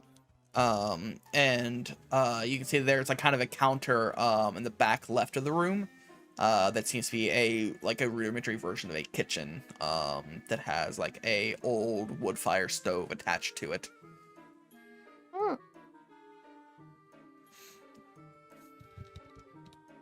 That's what you see just as far as physical objects in here as you enter with your lanterns on and with carrying over Grin's perception earlier. That's what you see at the moment. Can we see if there are any... Oops, sorry. Go. I was gonna say, is there like a kitchenette kind of cooking area anywhere? There is the counter with the wood fire stove, kind of in the back left corner, next to the Are chimney. are there like cabinets or anything that are still like kind of held together? It does seem like there are doors, kind of on the cabinets. One of them's kind of hanging off a bit, and there's like a crack, about yay big, as it's kind of like hanging off at an angle. So like here's like the straight, like the doors kind of hang off an angle, so there's like a little bit of a gap, in one of the cabinet doors, but the other one seems still closed. It's dry rotted for sure, but it's... I would like to inspect to see if there are if there's anything left over in there that might be of use. All right, go ahead and give me an investigation check. Nope. Fortunately, the natural one. As you step They cut forward, everything and ran. You step forward and you open up the which one do you open? Do you want to open the one that's slightly ajar or the one that's fully closed? The one that's fully closed. You open it up, and much like a cheap horror movie jump scare, as you open it up, something leaps out at you, and you instinctively like leap back defensively, as this small like orange kind of canine creature just leaps out at you. From the sudden disturbance of its home, kind of bounces off your chest and starts bolting towards the door, sees that there's a whole group of people there, skids to a halt, and is now like frantically looking between the group and starts making a bolt for the window where all the broken glass has been torn open. It's the only exit out of the building. But it's this small orange canine creature. I would like to quickly scan it. All right. You whip out your Pokedex, and you hear the following. Fennekin, the fox Pokemon. As it walks, it munches on a twig in place of a snack. Eating this twig fills it with energy, and its roomy ears give vent to air hotter than 390 degrees Fahrenheit. Despite its cute appearance, its determination and mettle make it into quite the unique personality. However, its evolutions have inspired many modern fashion designs, and if the trainer can work through its temperamental attitude, it becomes a dedicated friend. That is what you hear as you whip your Pokedex out to scan it, and you get a picture of the butt of this Pokemon. It is frantically sprinting across the room to attempt to jump through that window. You had to hit me with one of my favorite Pokemon. I hate you. Oh my god, Fennekin. No wait, Zoro is just the emo version of Fennekin. Yeah. So yeah, so you have, if you wish to do anything with this Pokemon, you have seconds before it is out that window. No, I'm not interested. I'm more like almost like resentful that I disturbed its shelter. Does anyone want it? I'm not there. Mark, would you want it? I don't have the I don't have Pokeballs, nor I already got Litten to take care of. I love Delphox, but I don't know if it's up Burke's alley. One thing is for sure, it's a good thing Charlotte's not in this room. Yeah, Charlotte is going to scream as soon as she sees it. I feel like Prisma going for it would be a very stereotypical thing for her to do. Like for a contest idol. Yes. I think you should do it. So cute. Fennekin going once. Going twice. Oh, you know what? You know what? I'm gonna block it from the window. Go for it. As it attempts to jump. That's how you make friends. Block them from entry. Or from You exit. see it running towards the window, and it kind of jumps for it, and you kind of instinctively like kind of dive to kind of keep it from getting out. And as you're heading for it, it kind of interrupts its momentum, and it kind of like instinctively kind of curls up into a ball, like dropping its forward momentum of going through the window to instead kind of curling up and adding more density to it as it kind of drops a bit. And it hits you in the chest as it falls to the ground. And it kind of like curls around and gives you this light growl as you've kind of gotten in its way of its only escape.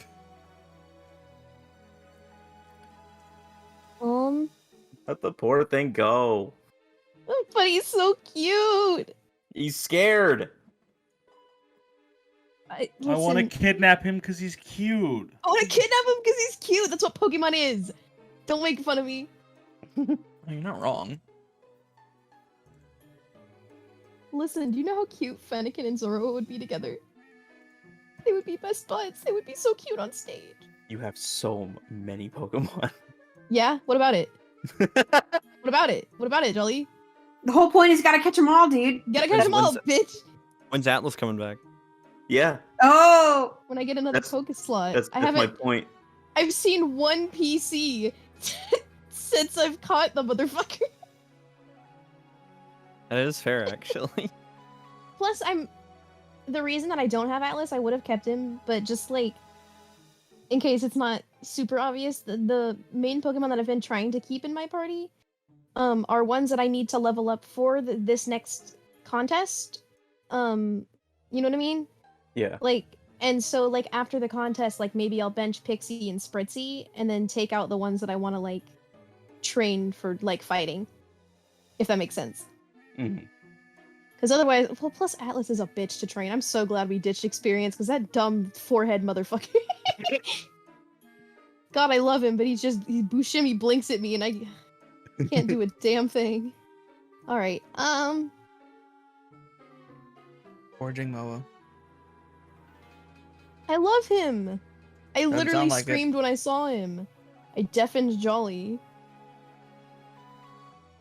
Jolly went, my ears. Like, So you tinnitus. stop this thing. What are you doing? I look down at it, and Prisma is gonna be like, "Well, we're not trying to hurt you. We're really sorry. We didn't know you were in here. We're not here to hurt you. We were just coming to look around because we thought it was abandoned." Um, I'm not gonna hurt you, so please, maybe don't attack me. Go ahead and give me a persuasion check with disadvantage since you had bodily attempted to prevent it from escaping. That's fair. So things that do not wish you harm typically Persuasion? don't. Yes, with disadvantage. Not bad. You kind of try and calm it down, speaking softly to it, as it's kind of hissing at you. And it kind of like looks at you, looks at the group near the front, near the door, looks at Ryu behind it, and like kind of looks back up at you, and it's kind of like in a kind of diminished posture. Chat, go ahead and do exclamation mark D100 for me, and we'll see if this is a shiny Finnegan. I'll piss myself. Shiny Fennekin is so weird. Is that like white? It's like this whitish lavender gray. 9. So Yeah, red. it's like gray and it has red ears and eyes. Oh yeah, that is weird. It's not like orange like it usually is. It's like red. Yeah. It's like...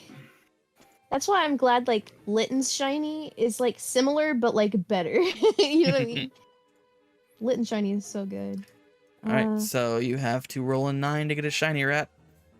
Yeah, okay. Ah, it's not shiny. Oh no, oh darn. Oh no! Oh no! That's Alright, gonna at be least it us every better time we match see like your a shit green shiny. Zora. Alright, Oh. so they rolled a 41 by the way. To show Yeah. you guys. 41. Sorry, Shoddy. So yeah, you it is not a shiny Finnegan, but you have now cornered it, and it's no longer hissing at you, but it's kind of in this diminutive form, ready to pounce if need be. Ears up, tail back.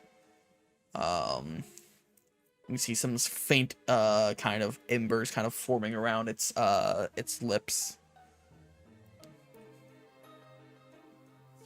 What do you want it to do?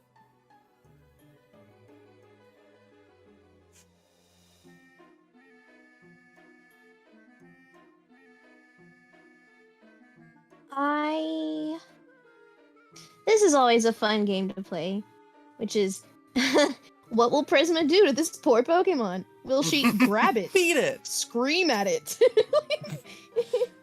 Pull it. Push it. Bop it.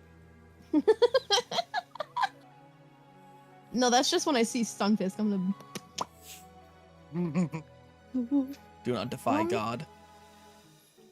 Disgusting. Disgusting. I don't really have a need for the berry that I just got because none of my most of my Pokemon resist fire, or like not most of them, but a good portion of them. I don't think really any of them are weak to it. Question mark? No, I don't think any of them are weak to it. So I'm gonna pull out that berry and I'm gonna crouch very non-threateningly and respectfully and see if Fennekin wants this berry that I have. Alrighty. As you pull out this Aka berry, a berry that prevents fire damage to a fire type Pokemon. Go ahead. So it's just a berry to him. Go ahead and give me an animal handling check as you kind of lean forward and offer this berry up. Nice. You kind of roll this berry towards it, and it kind of looks at it, thinking that you're like rolling something like dangerous at it. It kind of recoils a bit, but sees that it's a berry that's familiar with, and kind of gives it a couple sniffs. Oh, it's not picking up on OBS, whatever. Gives it a few sniffs and starts to kind of like bite into it. Peel off the individual kind of striations of it. Starts to kind of eat it slowly, kind of looking between the three groups of people. trepidatiously. So what's your intentions? Charisma. Sorry. Well, she kind of wants to like quietly look at the rest of them. Be like, she'll kind of like tilt her head to the side, like, you can come over here if you want to. Just be really, really quiet. I just really want it to trust us.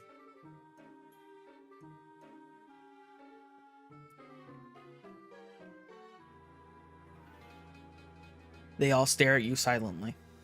Yes. My friends have betrayed me and embarrassed me for the last time. Huh? Sorry, what?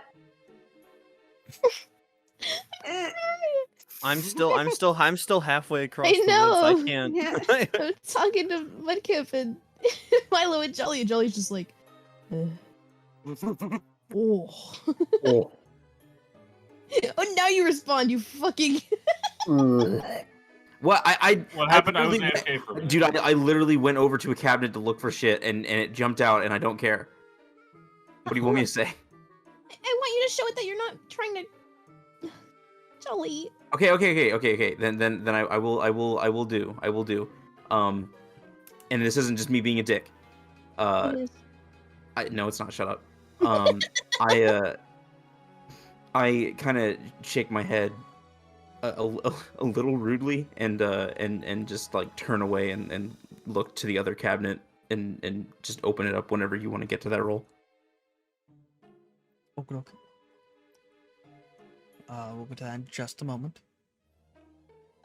So, it seems like none of your friends are interested in assisting or doing anything. So, it is just you and this fox rat or Prisma. It depends on how you're gonna try to catch it, because like Gren just gestures towards himself like, I am a grass trader. I'm not trying to fight it. Unless I have to, which I can't. So I mean, I'm not trying to fight it because I literally can't do that because Burke has my dog. Yep. I've been trying to run. I'm running short on time. Meanwhile, it just cuts to Burke going, oh, he's just. I don't know how close I am because it is almost 7 and I gotta like vamoose a little bit, but I also don't want to rush you. I also don't want to rush the scene. I'm actually getting big tired, so I think I might have to dip, but I'll still be lurking. We could do like the meetup. We could not to steal the spotlight because this is a very emotional scene. But we could just do the meetup scene, like a Bert catching up to Charlotte, just so it's not like us. Hey, Bert, Charlotte, we're back, and then we're just statues. Yeah. Well, Charlotte's sitting outside of the cabin anyway. She's not completely aware of what's going on inside, so Yeah. She doesn't want to be. That's true. Okay. She wouldn't want to be in there even if she did know what was going on. Yeah, just want to do it real quick. Yeah. Okay. Yeah. So, Charlotte, as you're sitting there on that tree stump, Pidgeotto kind of hanging out above you. You hear like kind of above you, and you look up and you see the Pidgeotto looking down south towards the way you came from, and you see running, drenched in sweat, Burke, dog in sloth and arms, Archimedes flying above his head, just like full on running towards you. Burke's like, oh, hey! Burke is like waving.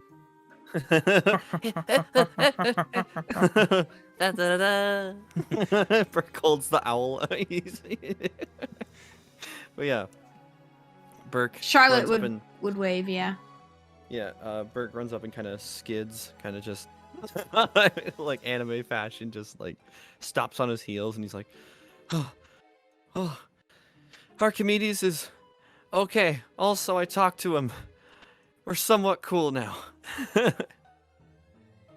Charlotte does not take what he says literally. So she's like, she's like, oh, I'm glad you guys worked stuff out. Yeah. And then I pick, and not a scratch or anything on him. All right, awesome. Was he helpful? Yeah, he did some sightseeing. Burke looks at Archimedes, and like Burke realized Archimedes didn't really do much, but like he's like, I think I'll pump his ego up a little bit. He's used to doing that with Makoto and stuff, and he's like, Archimedes was a big help. He flew up super high and he scouted out and kept us safe. Charlotte would nod and like pet Archimedes on the top of his head, which is his entire body, I guess. So she's like, you pet "Oh, body. pet body." She'd be like, "Oh, you did? Well, good job then." I'm just glad I tripped over a bonsai on the way here too. Oh, and then ran into a Mulga who thought I was taking your guys' Pokemon. Oh, which is weird. I haven't seen any shady characters, any like thieves around here, but I'll have to look out for that. Oh, and yeah. I found the real biscuit. Burke's like out of breath, and he's like, I might have to take a nap soon. How's Biscuit? Where was she? She was behind a rock behind where our tent was. She was still there. Yeah, Zora, she was still asleep. Oh. Seems like the Zora did a little switchy switch. Zora must have snuck in or was already Burke there. doesn't know that it was a Zora. Rewind! The doppelganger must have, I don't know, the fake that, whatever it was that was there before. I just must have switched places with it. That's my It was a best guess. Zeraora. Burke is giving you the most, like, brain dead look. Lava? Oh, yeah, I'll show you in the Pokedex entry in a minute. Okay.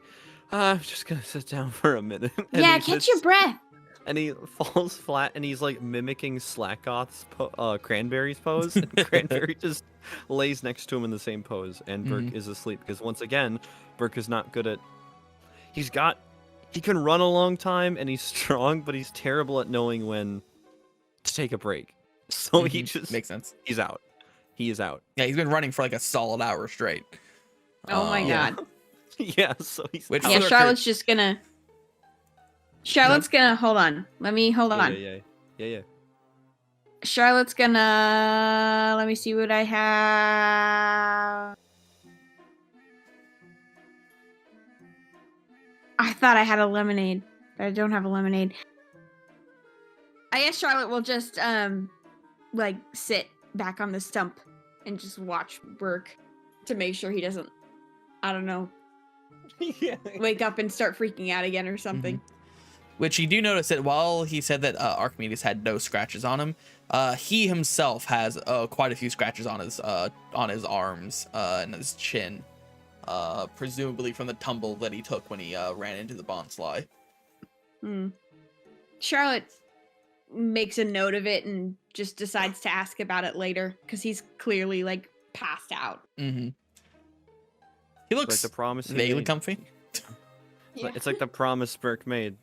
Won't let a thing happen to Archimedes, things will have to happen to me first, and they did. Alright. Awesome. Alright, I just want to get that in before both me and just so us two we're like statues. It's like T-posing. Yeah. T-posing.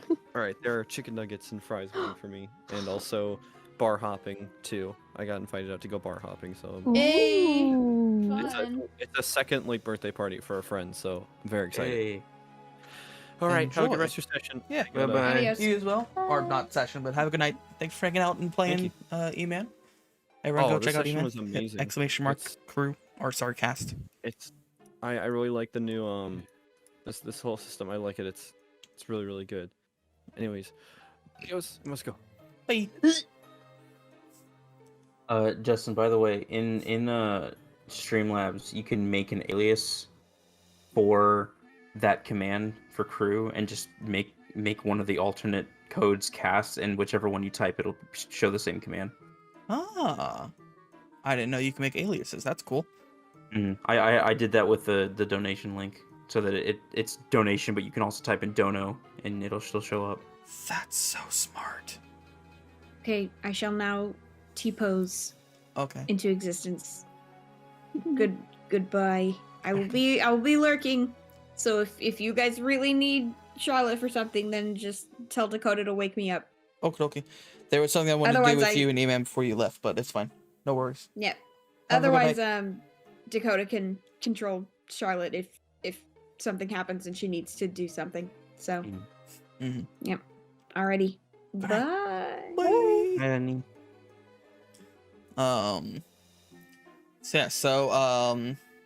Back to the to inside the cabin. You're free to walk above the cabin.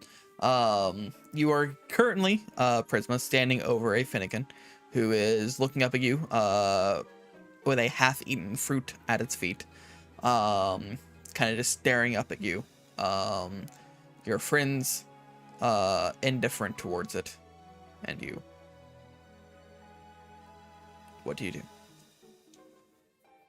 Well, I don't want to fight it, especially in an enclosed building that's filled with very flammable things.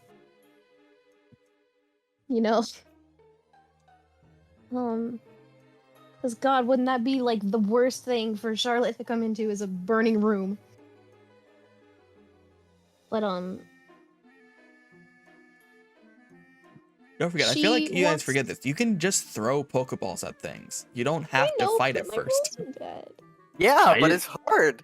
I didn't forget that. The time I tried that, my quick ball was crushed. Yeah. It's hard, and we roll bad. It's hard, we roll bad. I mean, honestly, several of the animal handling checks you guys have made for past encounters of just interacting with the Pokemon were higher than the DC to catch them in previous ones. So, but I don't want to make it upset if I fail. I want it to trust me first, at least. Oh, keep going. Prisma's actually kind of tearing up at this Finnegan. And she literally looks like she's about to cry. And in character, you wouldn't know why, but out of character, she couldn't afford to go out on her own Pokemon journey growing up, which is why she's so late to becoming a trainer. And it really sucked when her mom had to tell her that, you know, she couldn't support her going out on her journey like that, before she got her new job. But the Pokemon that she was going to pick on her journey when she was a little kid was going to be Fennekin. So she's just sitting here. She's vibing.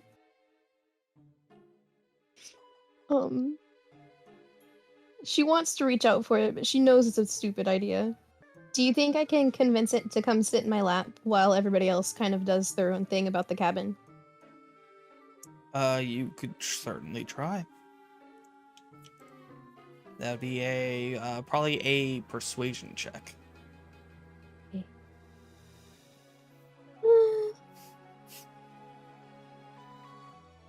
Okay.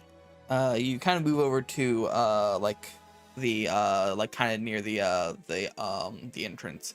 Kind of there's no real chair in here. If there was a chair in here at one point, it's nothing but splinters and wood, scattered wood pieces. So there's nowhere to really sit. So you kind of sit on the ground and kind of you pat your lap to try and call it over to you. And it grabs the berry in its mouth and kind of walks over towards you. It doesn't jump into your lap, but it kind of walks over towards you. Because you've given it food and it maybe wants more food. And it kind of like sits like about 3 feet away from you, sets the fruit down, and just kind of like eyes on you, continues eating fruit. But it is now not standing directly in front of the window. So if it attempts to escape, it'd be a more difficult endeavor to do so. Go ahead. I guess while everybody else does their rummaging through this place, she's just gonna kind of sit in front of Fennekin, and she wants to just kind of like slouch up against the wall and play her small flute that she has. to kind of calm herself down and maybe everyone else in the room, because it still feels a little bit tense to her. Go ahead and roll a performance check. Oh, it's not great. Not terrible though. So you start to play your fluting with your own kind of like tense kind of emotions at the moment. It's not the best you ever played, but it's not bad by any means. It's better than most people would play on any given day. So the room and the surrounding area outside the cabin is filled with a kind of a gentle flute noise as the rest of you begin to search the cabin. So Ryu, go ahead and roll me an investigation. What's Madeline and Grin doing?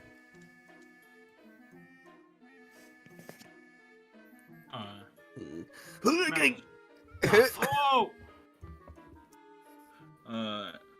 Madeline's just kind of vibing. Alrighty. Again, I have no attention span, and I already forgot what you described in the cabin. There's like a crushed bed, a vine-covered chimney in the back, a fairly intact table to the left of the door, a crushed bed in the back right, a counter in the back left that Ryu is currently investigating, and a large tree that's grown out of the center of the room and through the ceiling. Ren is gonna be looking at the table. Alrighty, go ahead and give me an investigation check. Yeah.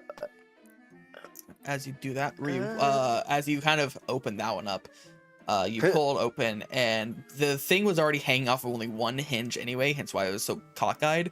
You completely break the door off the cabinet, and you realize that as you kind of look in, you see that this whole cabinet is just one continuous opening. So this is how that Finnegan was getting in and out of its little den, was through that opening that was in the door. And now the opening is wide open and non-existent. So there's just a big hole, square hole where the door used to be. So just kind of lean the door off to the side. But from checking inside, the inside is so covered in dust and dirt and Finnegan fur and Finnegan droppings, and the stench is terrible. You kind of instinctively like recoil away and take a couple steps back, and you decide to go no further with the cabinet. It's kind of put you off. As for Grin, you kind of walk, kind of shimmy over to this table just to the left of the entrance, and this is also covered in like leaves and dust, and so you kind of like blow some stuff off and clear it off. And the table does seem to have a few very old papers that were almost lost amongst all the dirt, that are nearly unreadable, but you do find like three pieces of paper that you can kind of pull out. The majority of the writing is destroyed beyond recognition just through time and weathering, and dirt staining the papers. But it seems like some general notes about the person who from the person who lived here, whoever lived here.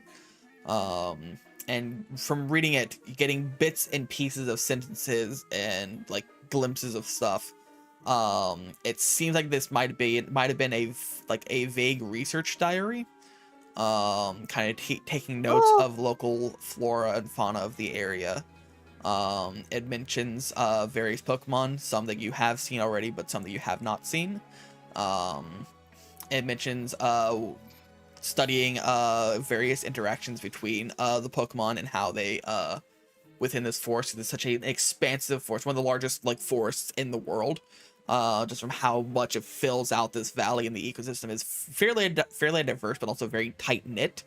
So it's studying how these Pokemon all kind of intertwine and it coexists with each other, and how the forest has, despite this forest being here since before the region was really established, how it's managed to survive all this time without humans basically ruining it with their technological advancement and their building stuff. And so seems to be scribbles about some sort of like protector of the forest, that the person is trying to find. But that's across the 3 pages. That's all you're able to really glean from this, with the scant few lines of text that you can actually manage to read. Okay. That's cool. So, what's everyone else doing? As you're kind of standing around this cabin, where you've had not great luck with the cabinets. Prisma, you've had varying luck with this Finnegan. Madeline, you've had great luck not caring. Hell yeah. That's what I'm doing. Grin's had some good luck looking at a table. So, what's everyone doing? I'm largely unimpressed with like the lack of anything in here. It's just a decrepit old cabin. So I turn and make my way for the door. Oh, there doesn't seem to be anything of use in here. Anything useful was taken long ago. I'll be waiting outside. Okay. Alright. So, this is where the thing I was gonna say to Burke and Charlotte would have come in, but it's fine. They'll find out about it later. But as you say this and you're kind of heading towards the door, you hear some like rustling from above in the tree that grows out of the building. You hear like a heavy kind of like thud of like the leaves shaking and the branches above you kind of creaking under a weight of something. And the whole tree kind of shudders in this hole that is bored through the building. That's then followed by a loud thud of something hitting the roof of the building, and you watch as like you all kind of instinctively look up, and the building itself, from how long it's been dilapidated, the roof itself sags under the weight of whatever just landed on this building, and it starts to move towards the tree, where the hole into the building is. Cool. And so Prisma is sitting on the ground, so it's gonna take half your movement to stand up anyway, but you're kind of reacting to this as something kind of just hits the ground, and you hear this kind of like this like sniffing sound, this like sound, as you see these large black clawed hands grab the trunk of the tree, and you hear like this sliding sound as it pulls itself closer to the hole. But you can see this large black clawed hand wrapped around the tree through the hole. Great. Oh. Yeah, I'm running. I'd like to leave. All right, you start to back out of the building as a second long claws like wrap around the hole in the roof and just grab that and like using that, both hands kind of pulls the body through this hole, and you see these long kind of bent legs with these kind of digitrade toes.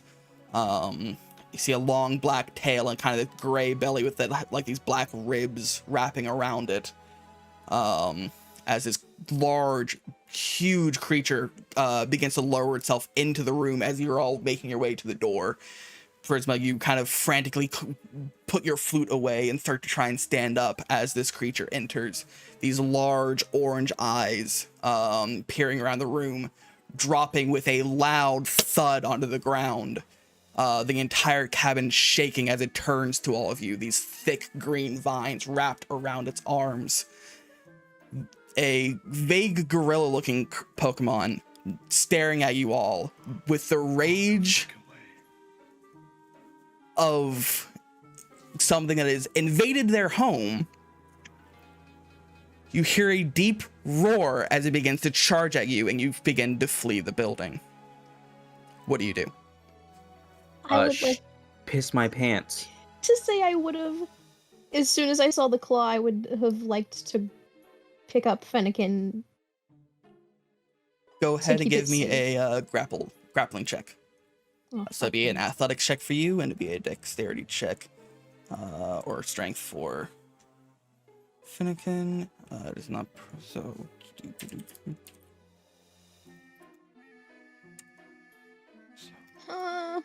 I'm trying to pick it up to get it away.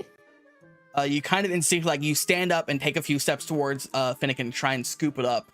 But it's already looking up at this thing as it's lowering down into the building, and Finnegan kind of instinctively, like, bounds towards the safety of its cabinet, just out of your fingers. And you could attempt to go after it, but that will put you in extreme risk of whatever this creature is that has just lowered itself into the building and is now just deep growling breaths, mere not even 10 feet away from all of you. Yeah, it's Grin is running. Can he scan it? You'll have to stop, turn around, and do it, which gives this creature perfect opportunity to attempt to attack. So you may do so at your own risk. I mean, how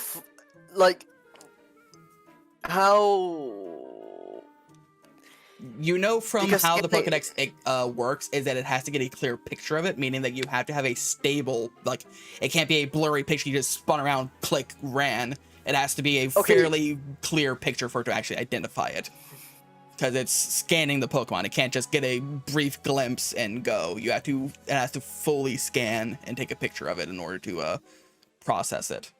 So you'd be hard pressed to get a good picture without this thing catching up to you and attempting to harm you.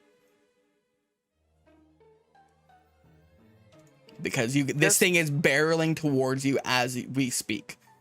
You have seconds before it is on you and attacking. Yeah, okay, bye.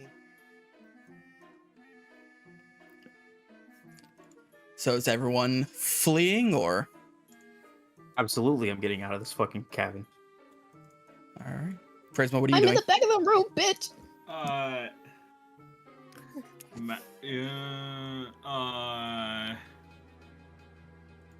I'm going into the cabinet and hiding. I'm not fucking doing this. I will say I said before, you were sitting next to the door. You're taking a seat because the other three corners are filled with other items. The only place you had to sit that was open is the corner to the right of the doorway. So you are next to the door. You can get out. You'll just be the last one out because you had to stand up. And you'll be a bit slower than everyone else. Can I photograph it through the doorway? If you'd Who is like it to looking at take right the now? risk, all of you.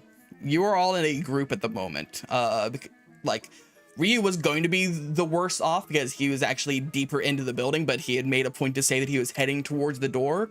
So right now, how this looks is, I'll actually draw it and show it. Of course, I was gonna be the worst off. It always happens that way.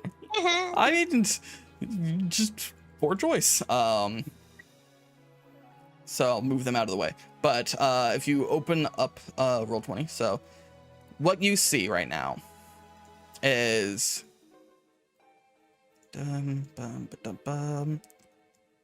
that's not what I thought it would be. I thought it'd be the other way around. I was wrong. Apparently that's box. the fill. Void.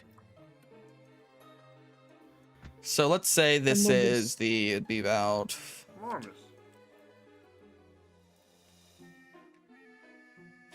Someone get that stinky base ready. Yeah, about 40 by 30 feet. In the center of the room is this large tree. Kind of like there.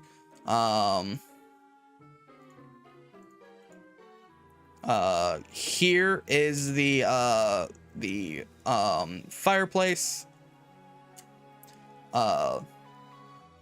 This is kind of the L-shaped cabinet. The bed was here. The table was here. The window out was here. And the doorway is here.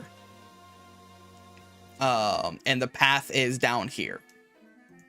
So imagine this all being about 30 feet off the path to, up to the north, or to the east, because this is north technically. And so the door is on the side, and this creature is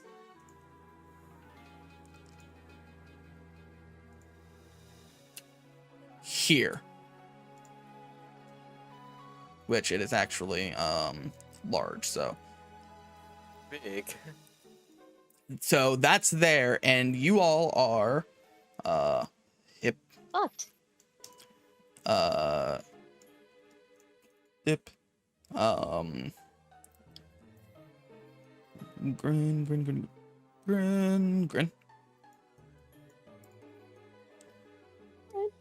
you. Grin.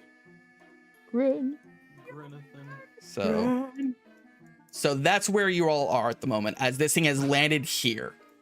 It is well within striking range of all of you, but you have enough time to try and get away before it is fully within the ability to attack. But if you stick around and dawdle for too long, it will attack. You have invaded its home. It does not know what you are, and it is ready to fight. So you have 30 feet of movement to get the fuck out of here. We can't do that thing. We can't do that thing where we use the action to double our speed, but You we can, only you get that can. action. Oh, Yeah. well, I would like to do that. All right, so you dash out of there.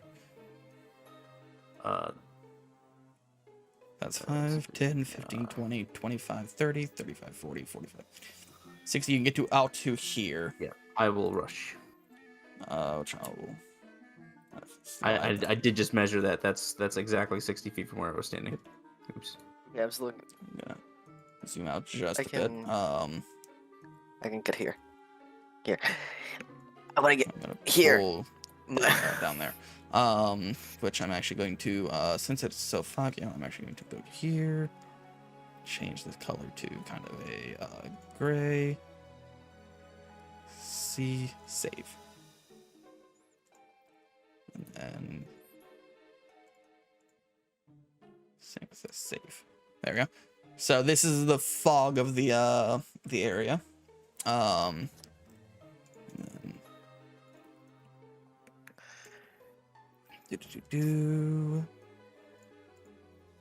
but yeah, so you can get to about there. Prisma, you have to use half your movement to stand up, so it takes 15 feet. So the farthest you can get is to the doorway itself, and then you can dash for another 30 feet out of there. Where am I sitting? Right here. You were sitting here. It takes half your movement to stand up because you were sitting down on the ground. You could try and dive out of the window if you'd like. I dive out of the window. That's 15 feet. So yeah, you can give me an acrobatics check to try and dive through the window. Uh-oh. You manage to, like, you jump up, kind of grab the window. You feel like some glass digging into your hands. Pull yourself through and roll out the other side. But you kind of have to stand up again, so you've got another 15 feet you can go beyond that as you dash out of there. So you can move another 15 feet away. I would like to move over here. Alright, so you're over there. I too would like to run out the door as far as I can go in this direction. You can be able to get here, since you're the closest to the door at the time. Get me there. Get me there. Alright. So as you all kind of start running through this, you see this creature suddenly slice out at the door, at both the doorway and the window. You hear this deep groaning like sound as it grinds its claws against the wood of the walls, leaving deep gash marks as you flee.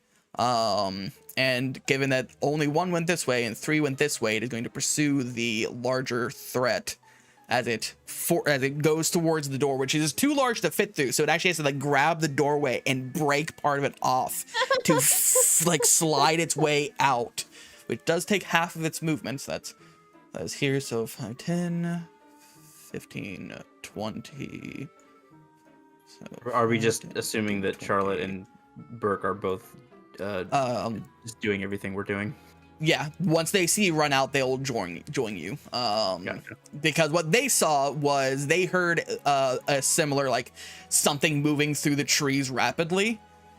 And so that's what I was going to describe to them before they went off. But they heard something moving towards the cabin through the trees. And so now they are joining you in fleeing. So that was its attack and its movement. As you attempt to flee, it is hot on your tail. It seems like it might be able to move. It's pretty damn quick. It might be able to move actually a little bit faster than your default speed. So yeah, so this thing has just pulled through the door, and we're gonna do this, you guys and then it, and you guys and then it, back and forth. Wait, wait, Zarude, what? Oh, that's what I thought it was this whole Is time. That's what I thought it was. I was like, surely not. That's a mythical Pokemon. Yeah. Indeed it is. We're Oh, full. I suggest running. Great. I was like, surely not. No way. I'm dead. I'm out of here, bro. Actually, no, It is an active chase. You have a head start on it. Prisma is hiding. Burke and Charlotte are with you. You're actively fleeing from this creature. What do you do? It's your turn. Well, Justin, can I finish the thought I had? Well, it's your turn. What do you want to do?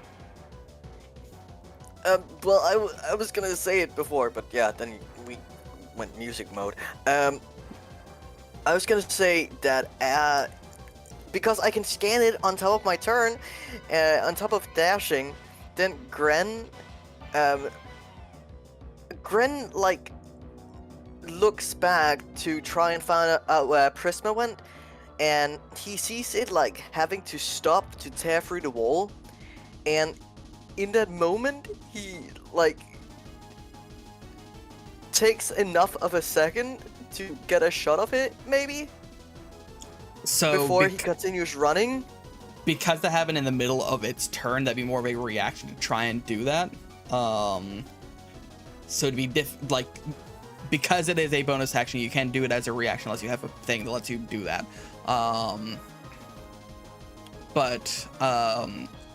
Like you can try and do it, but like I said, this thing is running towards you. It is unlike normal Pokemon where like even if it's in a fight, you're kind of in a battle stance, you're kind of standing off. This thing is full on chasing you, like hands on ground, sprinting after you in all fours while you're also actually running.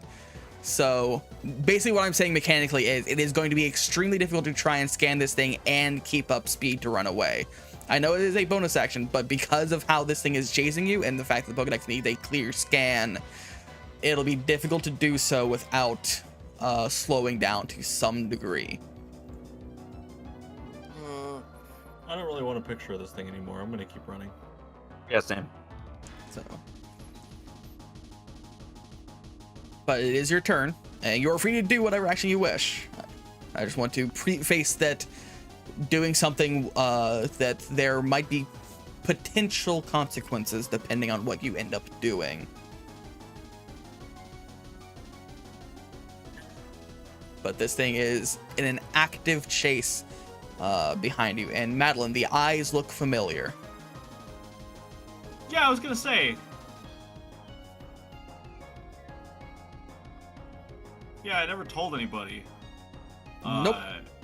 Now it doesn't seem like a good time to bring it up since it's behind you, but yeah. No, Just, you know. hey, no, by the way. Yeah, no, I'm not. Nobody needs to know. So what are you all doing? You each Running. So you're all running. All right. So you continue to flee from this another 60 feet. It is in a full sprint to get you. You're continuing to head north at least, as it is attempting to catch up on you. It is gaining some ground on you. I'll put Burke up there with you, and Charlotte as well. There we go. I'll say that Burke was woken up, so I'll say Burke is just a little bit behind with Grin. And then why was she down? Oh, right, because she got attacked by the Pokemon. But yeah, as you're running, and this thing is chasing behind you, which, by the way, Prisma, what are you doing since it is running away from you towards everyone else? You've kind of been left behind.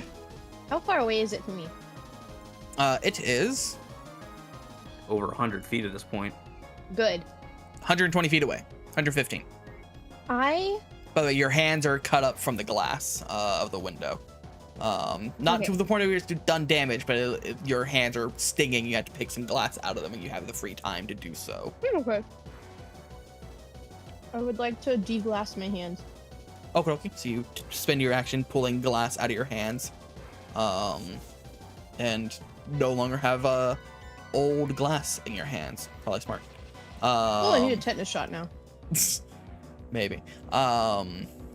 So as it's sprinting after you, as you're running away, for everyone who is fleeing away from this thing, you can see that up ahead, there's actually a kind of there's a bridge that kind of branches over a river that is just thin enough that it can allow one person at a time to slide through, and is also therefore a little bit smaller than Zarude can actually fit on, without being severely slowed behind you. So you are approaching something that could potentially slow this Pokemon down behind you. But the bridge is fairly old, made of wood and rope. It is not like a stone bridge like the ones you've been on before. This is very much a rope bridge that you are approaching. It's your turn. Where's the bridge? The bridge is about 40 feet ahead of Madeline. So it'd be about here would be where the bridge would start. It's a ravine that goes down about 30 feet down of a rocky incline and decline with a river that's eroded away down at the bottom. You continuing to run, or what are you doing? You could also attempt to slow it down somehow if you have an ability to do so.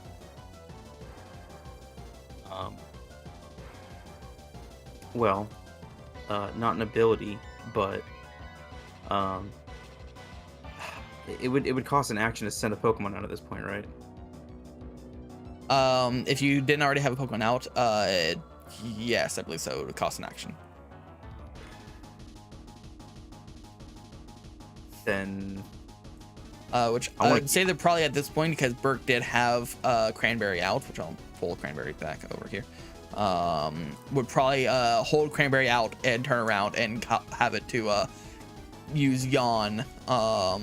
He'll slow down and put himself at risk, but it will potentially put this creature to sleep as you're running. So Burke will be behind you all and will be the last across the bridge because of that. Except Archimedes is flying over and is, compared to everyone else, much safer than everyone else because it's flying. Yeah, great. But it is still frantically flying next to you because it is concerned, and it's concerned for its friends. So, what are you going to do, Ryu? Well, did Burke try to use Yawn yet? He used Yawn. Yawn takes a turn to activate. Oh, right. Then I am going to prepare to help get us across by not taking my dash movement speed, but I will take my 30 feet. Okay. And send out Raijin. Hey, buddy. Which should be at full health now. Yes. Oh, wait, hang on. Yes, yeah, right there. Mm-hmm. And, I mean, I guess that's really all I can do at this moment. There we go. Just so you know what squares it occupies, is all 4 of those. So if you can touch any of those 4 squares, you are hitting it. But yeah, so you've called out Joltik to, or Raijin to go ahead and prepare for that. What's everyone else doing? Moving out of the way. Leaving. So like right there. So you're not gonna hop on the bridge itself? Is it rickety?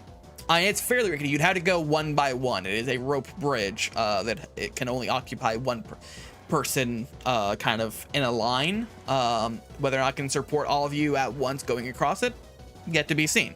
but you can't run 2 at a time. It is a it effectively allows for 1 person at a time to go across. 1 person width-wise going across. Okay, where was I to begin with? I was like right here, right? Yep. Okay, let's do this. So how far can I get? With your dash, 60 feet. So you get about halfway across the bridge. So this bridge itself is it's a 60-foot long bridge and a 40-foot wide ravine. Down at the bottom, it looks to be about 30 feet down. So that is what you are currently up against at the moment. So Grin, what are you doing? It looks like you use an action to call out Roselia, which should be at full health. Yes. And on top of that, I can scan it now. All right, you're going to try to scan it? Yes. All right. Go ahead and give me a dexterity check, see if you can hold your hands well enough and also get it in a stable enough picture to attempt to actually scan it. Because it is moving and you're kind of breathing heavily from running and fear, so it's going to be difficult to get a steady enough picture for the Pokedex to properly scan it. So go and give me a dexterity check. Not bad.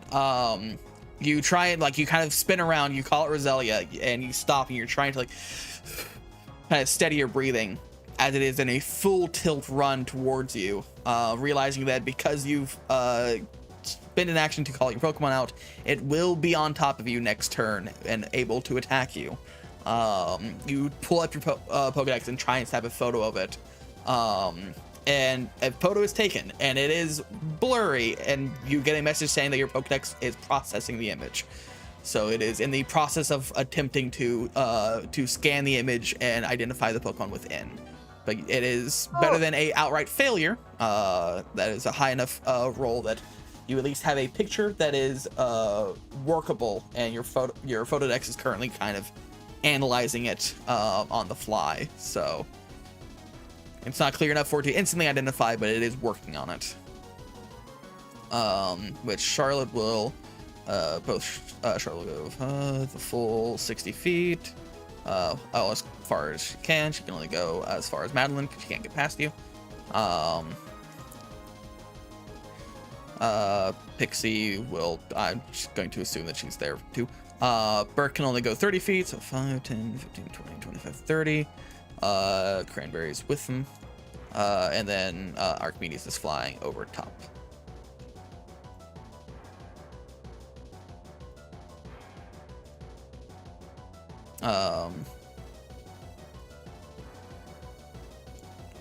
So yeah.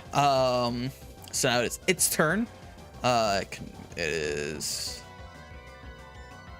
can get to there 40 feet with its movement. It runs up. Burke kind of shields Cranberry with his body. Joltik is there. And it is going to take swipes at. It will attack. Let's see. It'll use one action to attack Roselia because it seems like a pretty large threat, and it will use another action to attack Burke. So it will with one attack it will rake claws over Roselia.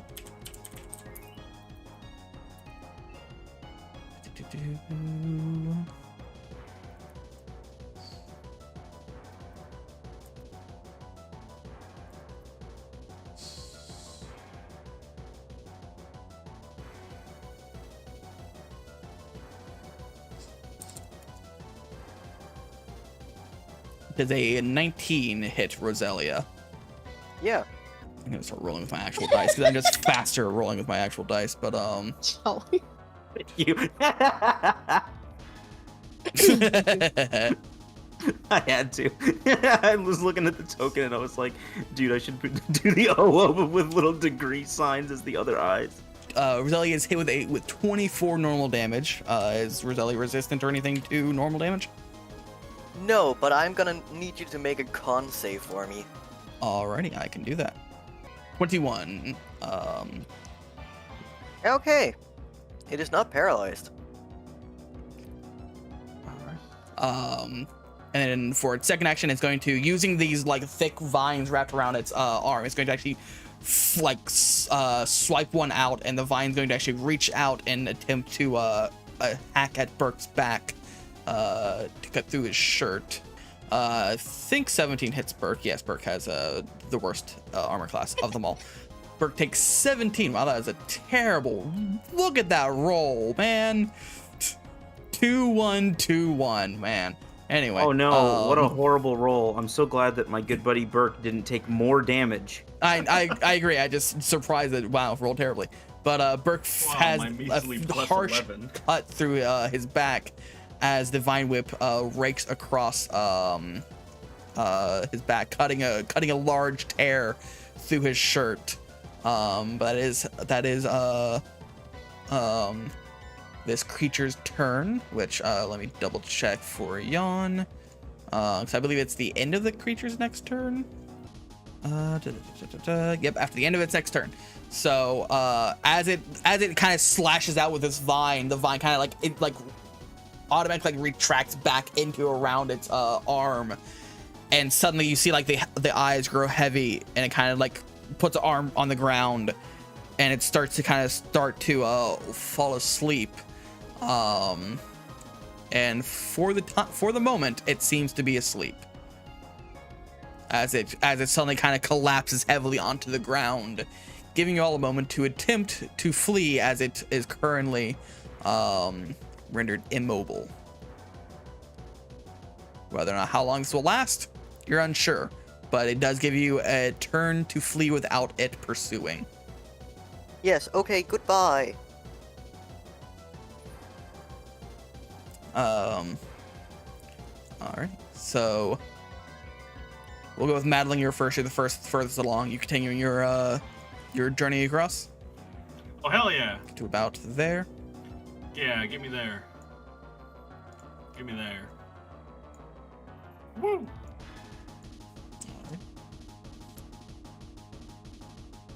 Carla will be right behind you. Same with Pixie. Archimedes will be over there too. Burke, proud of Cranberry, will continue running. So 5, 10, 15, 20, 25, 30, 35, 40, 45, 50, 55, 60. Get you about there. Gran and Ryu, what are you doing?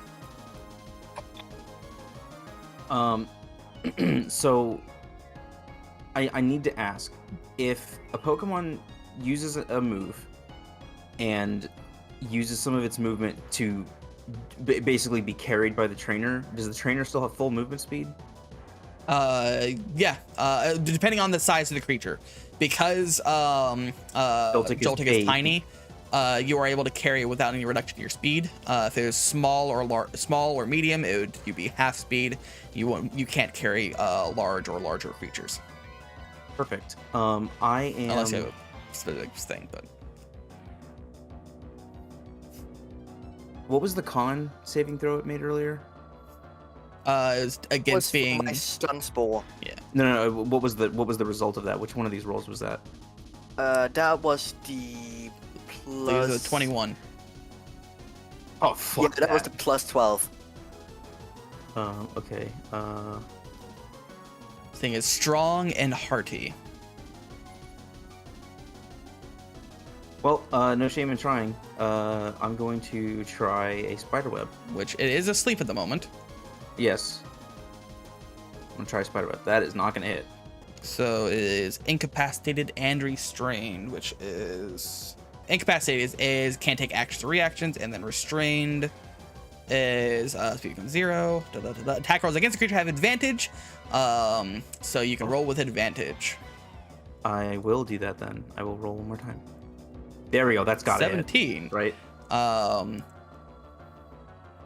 It just hits. So. Oh, nice. All right. Because it is. All right. Well, then it is fully restrained even after it wakes up and has to make a strength save against better than 11. And So then I will... which, because it's subject to the move, it rolls a d20. If it rolls higher than 11... Yeah, DC 11. When subject That's to on move its and turn, at the- though, and I... Well, when I subject to move assume- and at the end of each of its turns, ending it on an 11 or higher. So... Wait, what? It is not woken up from sleep. Oh, Whenever- you're talking about sleep. Okay. Yeah. So it is still asleep. I but thought you were it talking is- about spiderweb. It, No. It can't make that strength save against spiderweb until it wakes up. But that yeah, is so exactly that what I was was your trying to action. Now with Which I would say you Raijin's would movement- have moved to like here just so that you could do, because it's a ranged move. Otherwise, you would have had disadvantage on it. So Yes, actually, thank you for that. And I will, Raijin will jump into Ryu hands, and Ryu will use his, not the full dash speed, but he will use his full speed to start running across the bridge. alrighty, so you get 30 feet away. We'll get back to what Rat's doing in a bit. Oh, it's on top. Okay.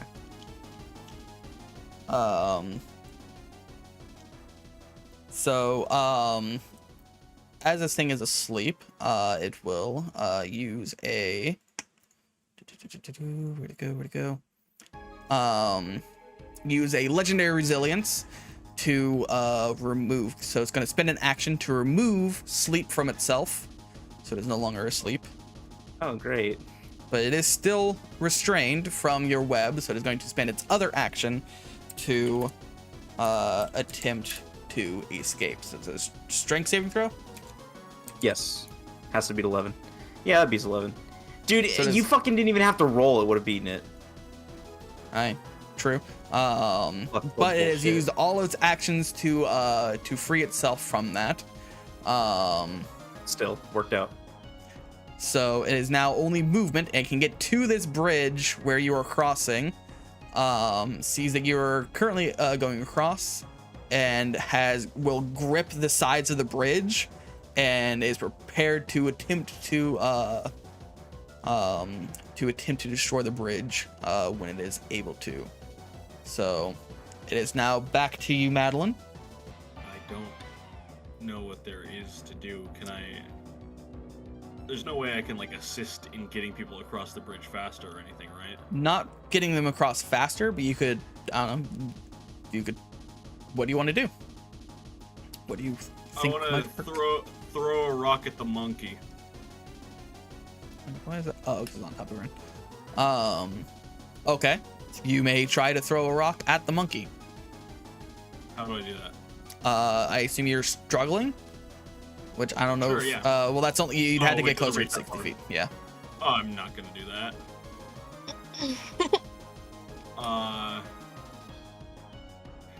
I want to call it a mean name. I really, Okay. I have no action. All right. You're staying put or continuing running? Right, yeah, just I guess keep running. All right, so you go another 60 feet. Which, again, because we've run out of space, I'm going to drag you all back over to here. So Burke and Cranberry will also go 60 feet. Go butt to butt. And this creature is going to use a legendary action to attempt to shake the bridge. So it's going to make a strength check. Wait, it gets wait. It gets 2 bonus actions? No, it has had legendary actions. It's just been not using them at the moment because it can only use them to attack, and it hasn't really been close enough to actually attack outside of whenever it's right on top of you. But what legendary actions are is it gets an extra action it can use between other people's turns.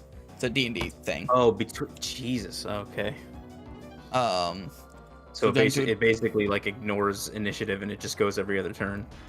Kind of. They creatures that have legendary actions have only a certain amount of them, so they can't do it every turn. They have a specific number of legendary actions they can use. Okay. So it has been using them up to this point, at least some of them to get 2 actions on its turn. It's going to use 1 to get an action outside of its turn, and it grabs the bridge and like gives it a hard shake as it attempts to knock the 4 of you off the bridge. So I need all 4 of you make dexterity saving throws for me. Thank God it's a dex saving throw. Which Well, I'll it's not give my best, Raijin but- advantage since you are currently holding it. So it's more so you than it. I mean, I am also holding Rosa. Okay, Wait, fair enough. you need me to make a saving throw for Ryu and Raijin? Yes. And since Roselia, and since you're holding Roselia, well, for Roselia, since it's a medium creature, right? Or is it small? I don't think Roselia is tiny. Roselia is 30 Roselia's a foot tall. centimeters. Yeah, it's only a foot tall. It's tiny. Is it really? What generation is it from? It's puny. It's 3. It's puny. Wow, yeah, it is. Wow, why have I always thought that thing was like at least like because Roserade is taller. Yeah, I also thought it was taller. So she also gets advantage. Yep. Cool. Oh, wait, that's right. You said Raijin got advantage too. Well, I thought that was what the 11 and the 5 were. No, well, I'm still on as Raijin. The 5 was for me, unless I can count it as. Oh, my bad. Sorry. So, Raijin's sticking to me like glue, but I think I'm tumbling off the bridge. So as this thing grabs it and you know how whenever you have like a jump rope and you like kind of do like flick and it like travels along the ground in that kind of shockwave motion, that's what this bridge does. As this creature grabs both sides of it and just lifts and cracks it. You instinctively, Ryu, as you are starting to fall off this thing, you instinctively, like with Raijin in your hand, just full on like overhand toss Raijin over the side to keep it safe and from falling into the pit. So Raijin lands on the other side. As you begin to, as you are knocked off the bridge and start falling, Grin and Roselia, you also begin to, not the whole thing, just you begin to fall. Though Grin, because you were near enough to the side, you actually hit the side and start rolling. Roselia, not as much. So, Grin, you take 1d6 of falling damage. You take 5 damage as you kind of hit the side and slide the rest of the way down. Roselia takes 2d6. Takes 10. Yikes. Oh, you already did, so. And then Ryu, because you fell full 30 feet, but you are falling into water, so that does help. That would be 2d6 instead of the 3d6. Not 2d plus 2d6. Takes. Oh my fucking God! Why do you try to kill me every game? It's not intentional. But you fall into this small river. It's not the deepest river. That's why you still took damage. It's not like you weren't falling into water. You fell into about 3 feet of water and hit the ground underneath. And so you kind of hit the water. Water kind of splashes over you. You kind of get a few coughs out as you stand up. But the 3 of you are now at the bottom of this ravine, 30 feet down below the bridge. Raijin is safe on this side. Yay, Raijin. I just realized that they weren't able to see any of that. Oops. I forgot to scroll over. But you are now down here as this creature stops shaking the bridge. That is the end of its legendary action, which means it is back to the 3 of you, or 2 of you, technically. So Okay. it's a 30-foot incline here, by the way, which is rough terrain. Well, Gren is gonna recall Roselia. So, goodbye, Rosa. And, Goodbye, cruel world. so you said a 30 feet incline? Yes. And what would it be to scale that? It's half your speed to scale it. So it takes 60 feet of movement to climb up it. And we're 10 feet away. Okay. Well, I guess I'm gonna do that. Or I'm gonna help Rio out of the river first, I guess. Okay, so you help Ryu stand up. So you both stand up. That's, so so basically you stand up, which is half your movement, and you can spend your action to help Ryu up to give him his full movement, on his turn, if you so wish. You still have half your movement to move beyond that. So I can move, yeah. So you can get to the base of the ravine, which would be here, because you'd only have 5 feet of movement left by the time you got there, and that's not enough to get up it. But Ryu's at least up. Ryu looking a bit rough, if it wasn't obvious. Yeah, I'd say. You are drenched head to toe in water. You scared the shit out of a polywhirl, who is now fleeing this way to get away from this. What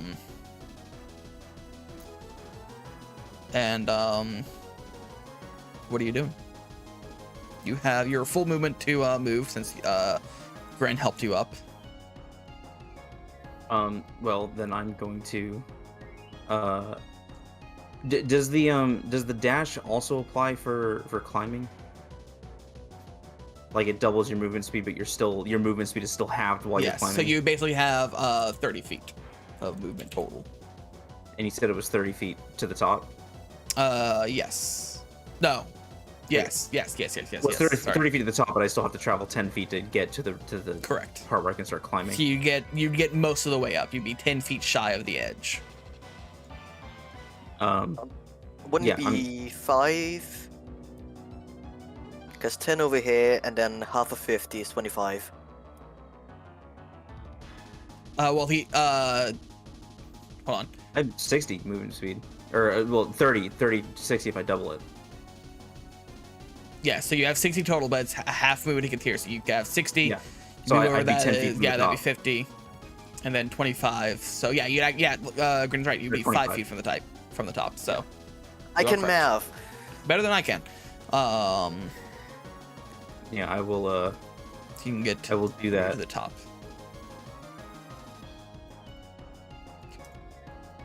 So you get near to the top. On the other side. Do I still get to control Raijin on my turn? Since you use an action to dash, you would be unable unless Raijin has a bonus action or something it can use. That's right. I forgot I used that. I don't think any of these moves count as bonus actions. No. So no. Alright. I'll say that Raijin is like panic jittering back and forth. Like, no. Be safe, Father. You promised me battery. And I have not gotten battery yet. Need the hitman. Alright, so that comes to this creature's turn, who now that you are actively fleeing, you're far enough away that it could chase after you, but you are no longer near its home. It kind of gives this deep roar and pounds on its chest towards all of you, and then kind of points over you in the direction you're heading in a get the fuck out kind of way. Shit, asshole. As it kind of monkey, what do you think you were doing? None of that is in character. None of that is in character. You shut your mouth. And so it is kind of it is now standing vigil at the end of this bridge, watching you as you attempt to get away. And so you can spend your next turns to actually get up and out. So you spend 10 feet to get up, and then you can spend the next 50 feet to get away. That's to get to there.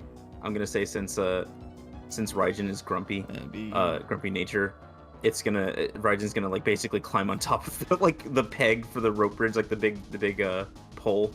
Mm-hmm. It's gonna like hop up and down and like chitter at it, like yeah, you don't want any of this. and Ryu's just gonna scoop him up and just carry him. That's still well within bullshitting range for that jolting. And then Grin's using your entire movement. If you dash, you get all the way up to the top.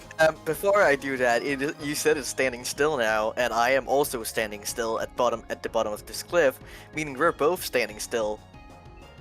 And how's my Pokedex doing with that image I took? Good. Fair enough. So you use bonus action to scan it, and I'll get you that Pokedex entry next time because I was trying to avoid you scanning it. Because I didn't have it scanned already. Because I spent the entirety. Because I spent the entirety of last night working on other stuff. I didn't have time to actually scan it. I still want it. I don't care. So you'll get it next time. It's a funky monkey. We haven't seen before. Friday. Funky monkey Saturday. And I am. Wait, no. It's Supreme Simian Saturday. Scary Simian Saturday. Yeah, okay, that's fair. So yeah, so you all kind of regroup at the other end of the bridge. Meanwhile, while this has all been going on, how's it going, Prisma? What are you been up to? Picking glass out of my hand. She's really freaking out. She doesn't have her Pokemon. Her Pokemon is several hundred feet away from her. It's not great. But at least the monkey's away from me for now. Yep. So you're here by yourself. You hear this creature barreling away from you towards your friends. By the time you pick the glass out of your hands, you hear kind of cries of pain from your friends and Pokemon down there as it has attacked them. But you are currently here next to the building still. You also know the way that you are going to get to the next town is in the direction of where this creature is.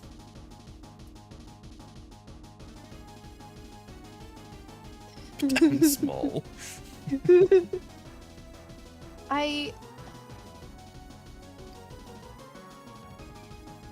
It's far enough away from me and it looks preoccupied. I have to check up on Fennekin. I have to make sure it's okay. Okay. Do you go back through the window or are you gonna go through the front door? I'm gonna like Time for Prisma to get Donkey Konged. Shut up. I'm gonna like look in the window as carefully as I can and call out to Fennekin to see if it'll come out. Okay. So 10 feet of movement here. Go ahead and give me a perception check to see if you can spot it. And then you give me an animal handling check to see if you can convince it to come out. Perception? Yep. Looking in with your lantern, you can't seem to see it at the moment. But you can go ahead and make a persuasion check to see if you can convince it to come out and come to you. She's gonna look in the window and she's freaking the fuck out. Honest to God, she's never seen anything more terrifying than she has right now. She's looking in the window, trying to be careful of the glass, and she's like, Fennekin, please! Fennekin! We have to get out of here. Are you okay? Are you still in there? Are you... And she does not like the situation at all. She's separated from her Pokemon. This is bad. Her friends are getting hurt. But she also doesn't want to leave this poor little baby in there for the monkey to come back and fucking, fucking gorilla slap it around. So, yes. So you start calling out to this Fennekin, try and get it to come to you. You do see it kind of emerge from over here, from the cabinet, the open cabinet that Ryu kind of broke off. It does kind of look out at you.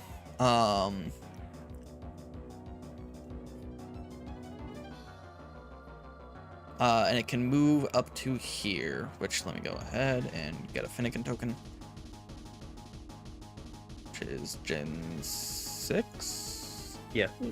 Fennekin, there you are. Once it's unloading, there we go. A bow. Baby. So it gets to there as it starts to approach, kind of moving around the tree. It is still on the other side of a wall from you, but it is there. Anakin, we really need to get out of here. Do you think you can jump up to the window? Or at least where I can catch you so you don't touch the glass? Which honestly, most of it was probably in my hand. Go ahead and give me an animal handling check to try and convince it to either animal handling or persuasion. I'll let you have the choice. You kind of beckon it to jump through the window. You can see it's kind of trepidatious about the glass, but it will try. Anakin, please. It leaps for it and like kind of jumps and puts a paw on the windowsill and kind of gets caught on a little bit of glass, and it yelps and it falls back down into the cabin on the other side, yelping from getting a piece of glass caught in its foot that it kind of pulls out with its teeth.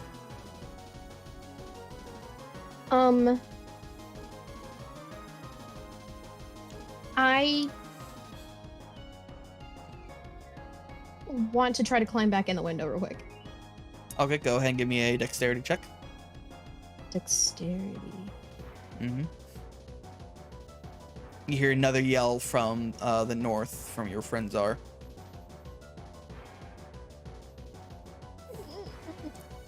You kind of, remembering where you had already broken the glass off, you kind of try and grab there and pull yourself through, which you do manage to do, but you hadn't managed to get all the glass off the first time you came through the window, so you get a few more pieces of glass in your hands, but you can pull it out pretty quickly.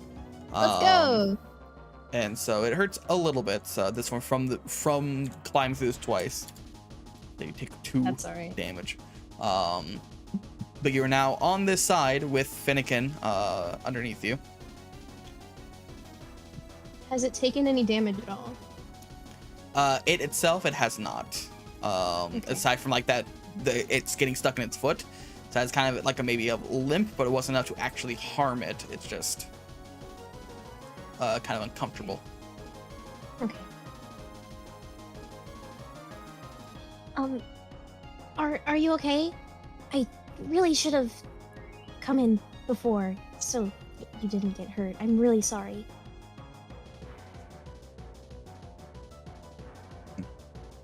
It kind of gives you kind of like a yip,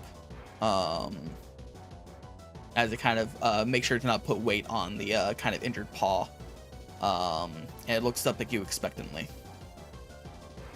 Can I try to use like a bandage to patch up its foot, or like a scrap of, if I don't have bandages, like a scrap of cloth or something? Sure, go and give me a medicine check.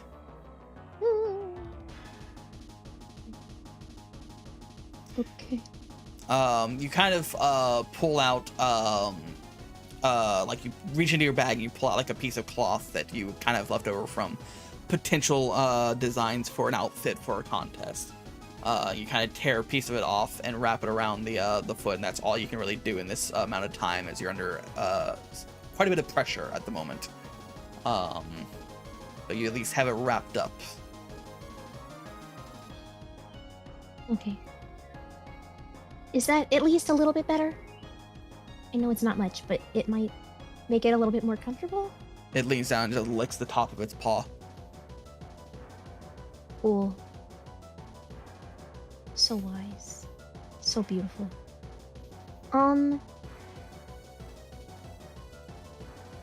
Listen, we don't need to stick around here. Is it okay if I at least carry you away from this area?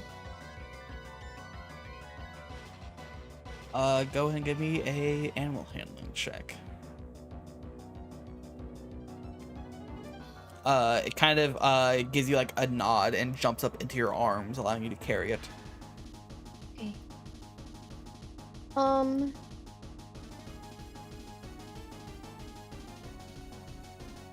I guess it would be smarter to go back out the door. I really don't Potentially. want that motherfucker to see me, though.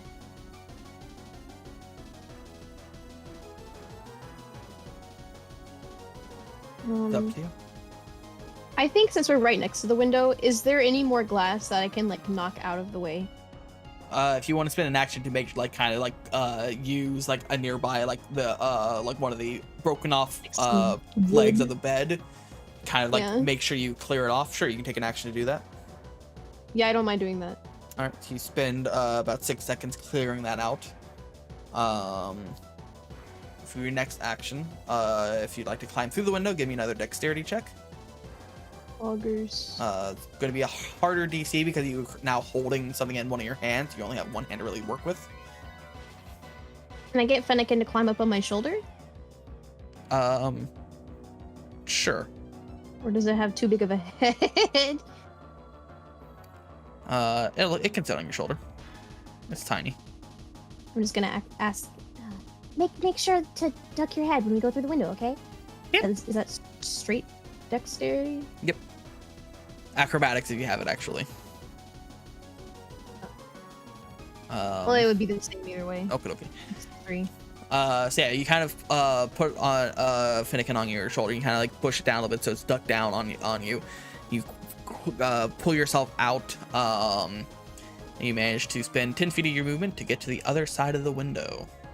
Okay, cool. I don't want to be seen by this monkey and would like to go around back. Okay. Yeah, this direction is where they went, and also the way forward. This way is where the way you initially came from. Just like you If know. I may show you what I'm trying to do. Go for it. I want to go this way and then cut through like maybe the forest and meet them on the other side that way. So I'll be alone for a little while, but it's cool because I have my cool pal Finnegan. And both of us have glass in our hands, and it's cool. All right, Glass Show, you can do it. And Spind is there. And Cinderella's just chilling. It's great. Blissfully unaware. All right, so go ahead and roll a stealth check. I don't think I put points into that. Oh no. Oh no. So you start to head around the cabin. You get to about here. Then you hear the a deep creak on the porch out in front of the house as you see, kind of peeking around the corner, the large black creature with the gray belly and the green vines wrapped around its arms step onto the porch, kind of scanning around the area. How the fuck did it get back here? So fast. And starts to kind of move towards the door, kind of sniffing the air. That's a good thing I don't have Spritzy on me, am I right? That would suck ass. Okay, cool. Spinnerella gives out a little burp. Shut the fuck up, bitch. It's a cute little burp, just burp. You keep going? Yeah, I would like to leave. All right, so you head deeper into the forest. I'm away from its home. As you head out, you get about 40 feet away from it when you notice that that the creature has.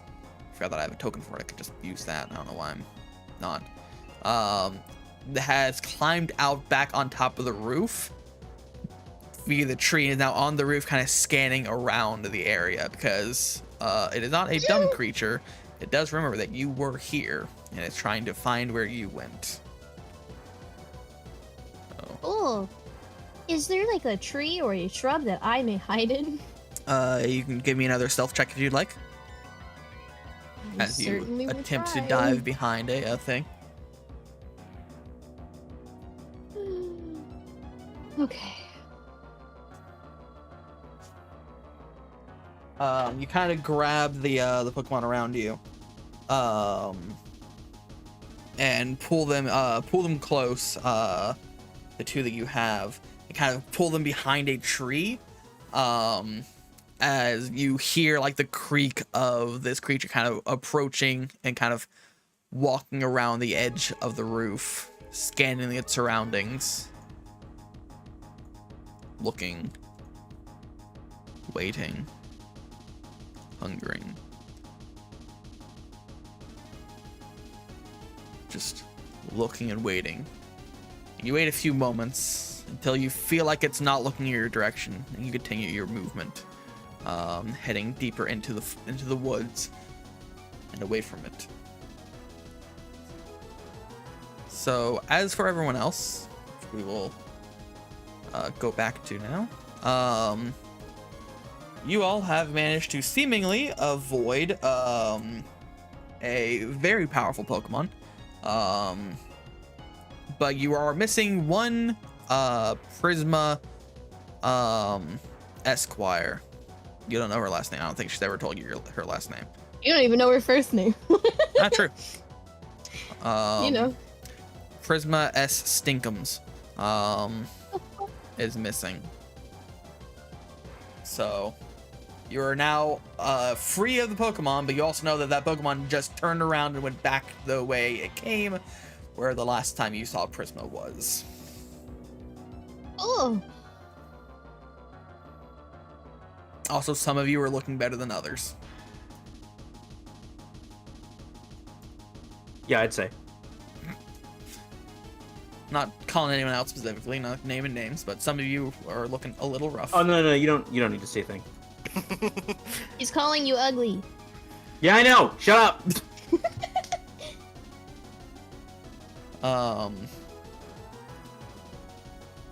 So what does this group do? How are you doing? You have no idea what Prisma's doing at the moment. You have no idea if she's currently being mauled or not,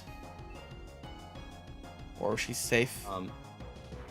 Well, for the time being, I'm going to hold out my new buggy friend, and clearly out of breath, just ask, "Are you unhurt?" You look at it and it kind of looks up at you, and it like in the most anime-esque style, like closes all its eyes. It gives a little like bounce on your hands, like hey. Oh, that's good. I will be fine, I think. Kind of looking at you, it seems like that you have a couple scratches from where you hit the ground. And go ahead and roll a medicine check for Raijin, which I don't assume it is proficient in, so it should be a wisdom check. Wisdom check, okay. Yeah, no, just a flat that's a saving throw. 4. It kind of like looks at the kind of scrapes you've got. It's kind of haphazardly shoots some spiderweb onto them. Just so you now just have sticky spiderweb kind of covering some of the wounds. It doesn't help, but it's an attempt. Thank you for your help, friend. I appreciate it. You get a feeling it kind of feels a bit bad that it got out unscathed and you are looking a bit rough. I just gently pet it across its back. There's no need to worry. I'll be fine. I'm just glad that you aren't hurt. So you, as you're kind of in there for a moment, kind of panting, you feel a kind of a wash of energy over you. Over me? Yes. Okay. As you're kind of standing there, like you're badly beaten, you're bruised, you feel like you've sprained something, you have deep cuts in you, as you feel the red kind of tattoo on your arm kind of pulse as it burns all of its hit dice to heal you 22 points of health, which overheals you over your current maximum of 14. The fuck? Excuse me? So that puts you there. I'm sorry, ma'am. You can do that? You get a response saying, "Would you like an explanation now?" Well, I guess I will be confused as to what's happening, and yes, I would like be trying to do my best to concentrate to speak with Onimaru in my head, and like just say, "Was that you?" And you say, "Would you like an explanation now?" Yes. I would most certainly like one, but not now. But I thank you. Don't want us dying quite yet. Regardless of your intentions, you have my gratitude. You don't receive anything in response at the moment. But okay. So, which everyone else around you see as Ryu kind of gets a little, like, one, all the wounds that he has sustained are healed, but also he gets a little bit more of a revitalization compared to what you've seen previously. Like, he gains a little bit more color to his skin, a little more like pinkish to it, instead of it being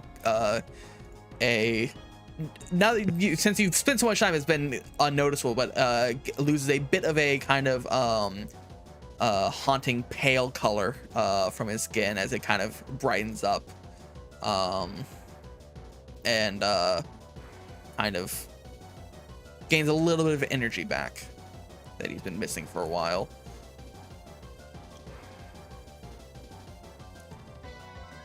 Yes. What? Okay. Well, shit. Okay. So, Madeline, Grin, Ryu, other two that aren't here at the moment. What are you doing? You don't know where Prisma is at the moment? Yeah. I feel like we should maybe try to find Prisma. How would you like to do so?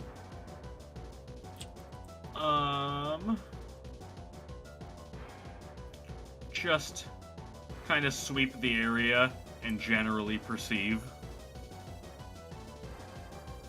Alrighty. So go ahead and give me a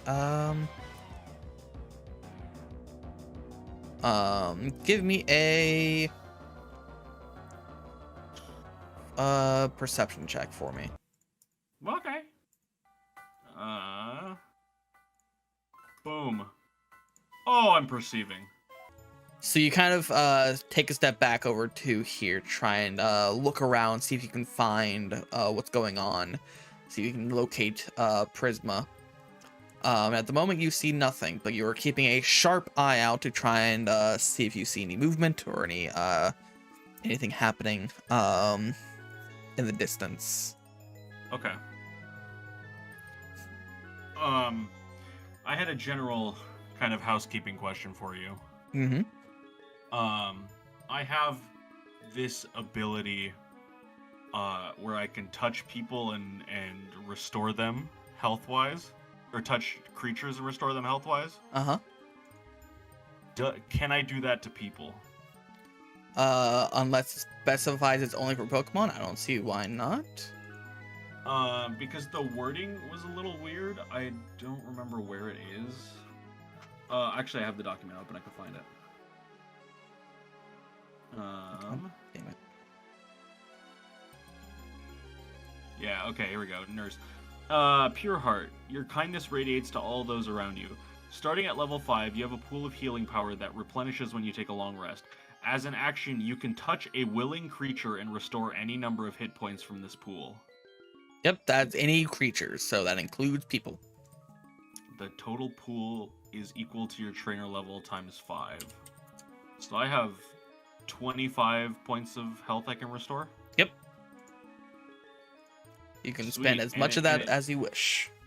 And it just replenished at a long rest. Okay, cool. How much health are the other trainers here missing right now? Respectively? You don't know the exact numbers, Oh, okay. but you know that Charlotte's looking okay. She's taking just a minor hit. Grin's looking a little bit more rough than Charlotte, but also not terrible. And then you see that Burke is looking quite a bit rougher than either of them. I'm gonna in comparison. I'm gonna go over to Burke and Also, that Burke is also just a generally very tough person anyway. So yeah, he seems to be handling this pain pretty well. Yeah, I'm gonna go over to Burke, who clearly took the most serious wound, and is going to offer to use her magic hand touch, to replenish him back up to full. He tries like, oh, I'd love that. Yeah.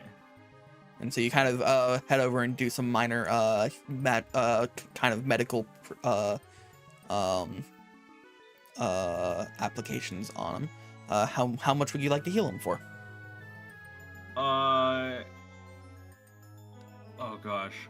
So I suppose I can't just say back to full health. Nope, you have to specify a specific amount. Okay, well, doing some general percentage-based mathematics here.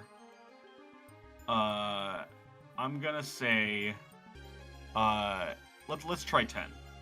Let's try 10. Alrighty. You kind of step forward and you kind of wrap some bandages around Burke's arm and kind of help sew up the large gash on his back to try and keep him from bleeding too much. And you can tell he's feeling a lot better. There's definitely a large cut in the back of his shirt, but he is at least feeling better, and he gives you a profuse thanks. Yeah, thanks, Mads. I really appreciate that. Yeah, no problem. Okay, and then I'm just gonna call it there on Burke at least, because I don't want to, spend too much of the healing power and That's not fair. have enough for other people. So I'm gonna go over to Gren and say, hey Gren, you look like you took a couple of hits back there. I can try to fix you up if you'd like. Oh, yeah, I took a bit of a tumble, but I mean, if you want to, but also I'm fine. I'm gonna put my hands on Gren with my magic hands. No, I'm gonna. Anyway. No. I'm gonna heal for like 5 on Gren, if he will accept it. Does Grin accept? Yeah, give me the magic hands. All right, so you step up and you kind of help, like tourniquet, the kind of sprain that Grin received in his ankle from kind of falling, and they look good as new. They look looks like you have managed to fully patch up any injuries that Grin managed to succumb. Wait, Justin, did you just say tourniquet? Not tourniquet. What's the splint? Splint is what I meant. I was gonna say I really don't hope she tries to tourniquet. Fully like cordon off his arm. Just Yeah, strict fault use. Gren has like a single scrape on his shoulder, and she just like kills his arm. I walk over. Gren's got a mild bruise on his upper arm, and I'm like, "Well, we're gonna have to amputate. Sorry, buddy." Leeches. And then, okay, after tending to Gren, I'm gonna walk over to Charlotte, who looks like she has taken the least amount of damage, but still offer a little bit of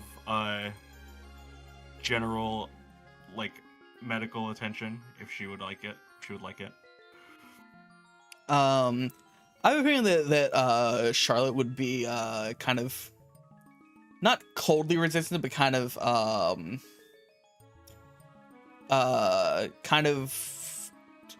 convince you to use it on someone else other than her. I feel like she'd be a little proud and not accept it, especially since she's not really hurt that much anyway. I could be wrong about that judge of character, but I feel like No, I feel like that's correct. that's something that she would do. All right. Well, Madeline would at least like to offer. I know I'm not going to try and do a British accent, so. Oh, fuck off! I don't trust your voodoo magics. Get your hands away from me. No, yeah, okay. So after that, it looks like everybody's Pokemon are doing all right? The ones that you can see at the moment, yeah. Cool. So that is going to be the extent of my medical attention offering for now, and then would Magic just like Mike to, fingers. No, they're not going anywhere, Geeky. They're not going anywhere. That's what you think. Madeline turning a cold shoulder to the word of God that has just been whispered into her ear. Jesus.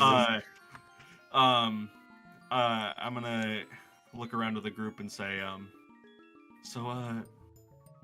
what do you guys think? Do you guys have any plans? I mean, we gotta get a hold of Prisma sooner rather than later.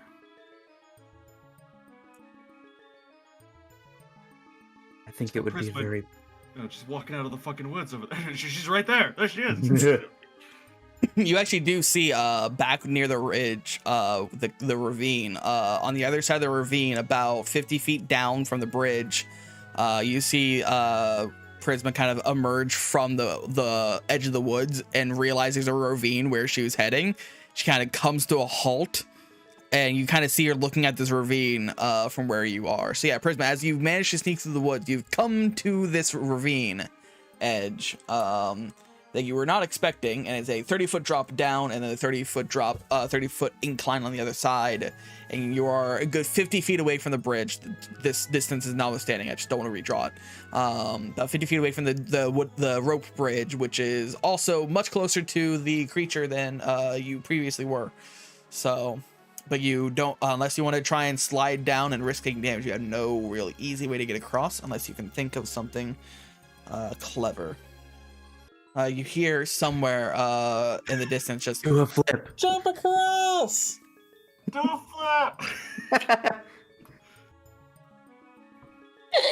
I realized I was muted, but that got me real good. Look at do a flip. Oh my god, that's very good. Do an ollie. No. Yeah, Prisma, you gotta grind across the rope bridge and jump just in the nick of time to get one of the skate letters. Shit. Uh-huh.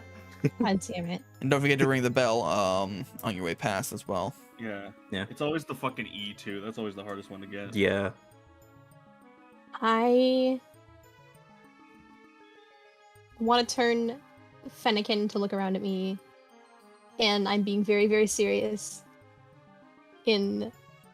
Concerned, I think.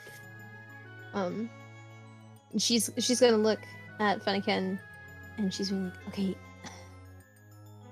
I want to save you, but I don't know if I can carry myself and Spinderella and you across, whether we go down or across the bridge. Would it be okay if I took you with me? And if you decide that you don't want to be with me anymore, then I'll set you free, but I don't want to leave you here to get hurt.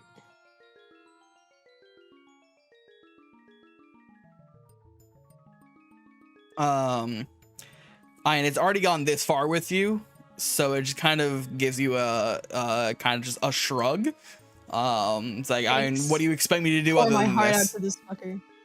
So, All right, just get in the ball, damn it. all right, you're trying to catch it. Go ahead and roll an amp handling check. I want to give it a kiss on the forehead first. Cute. Wow. Yeah. Okay. Okay. You kiss on the forehead and you kind of pull the ball out. And as you're pulling it out, pull your balls out. Never mind. Just keep going. Shut up. It's not even funny. It was just bad. You pull your Pokeball out, and you're about to press the button as Finnegan actually jumps off your hand and kind of towards the ravine, and kind of starts sliding down the ravine, and kind of like hopping from rock to rock on the way down until it reaches the bottom, turns around and kind of like tilts its head towards it, telling you basically like, "Come on."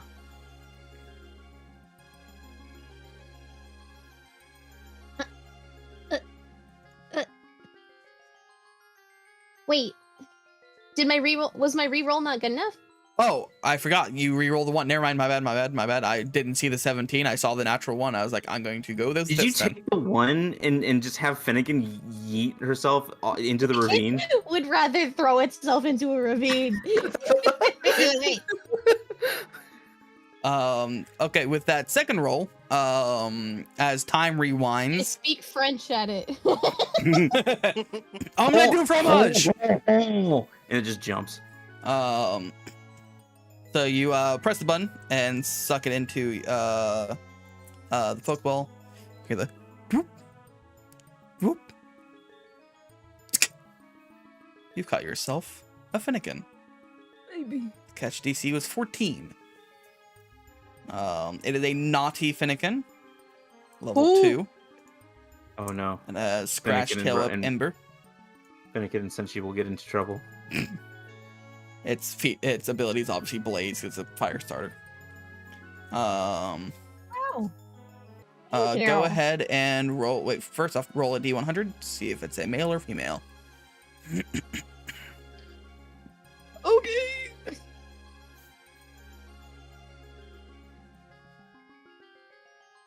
Yeah.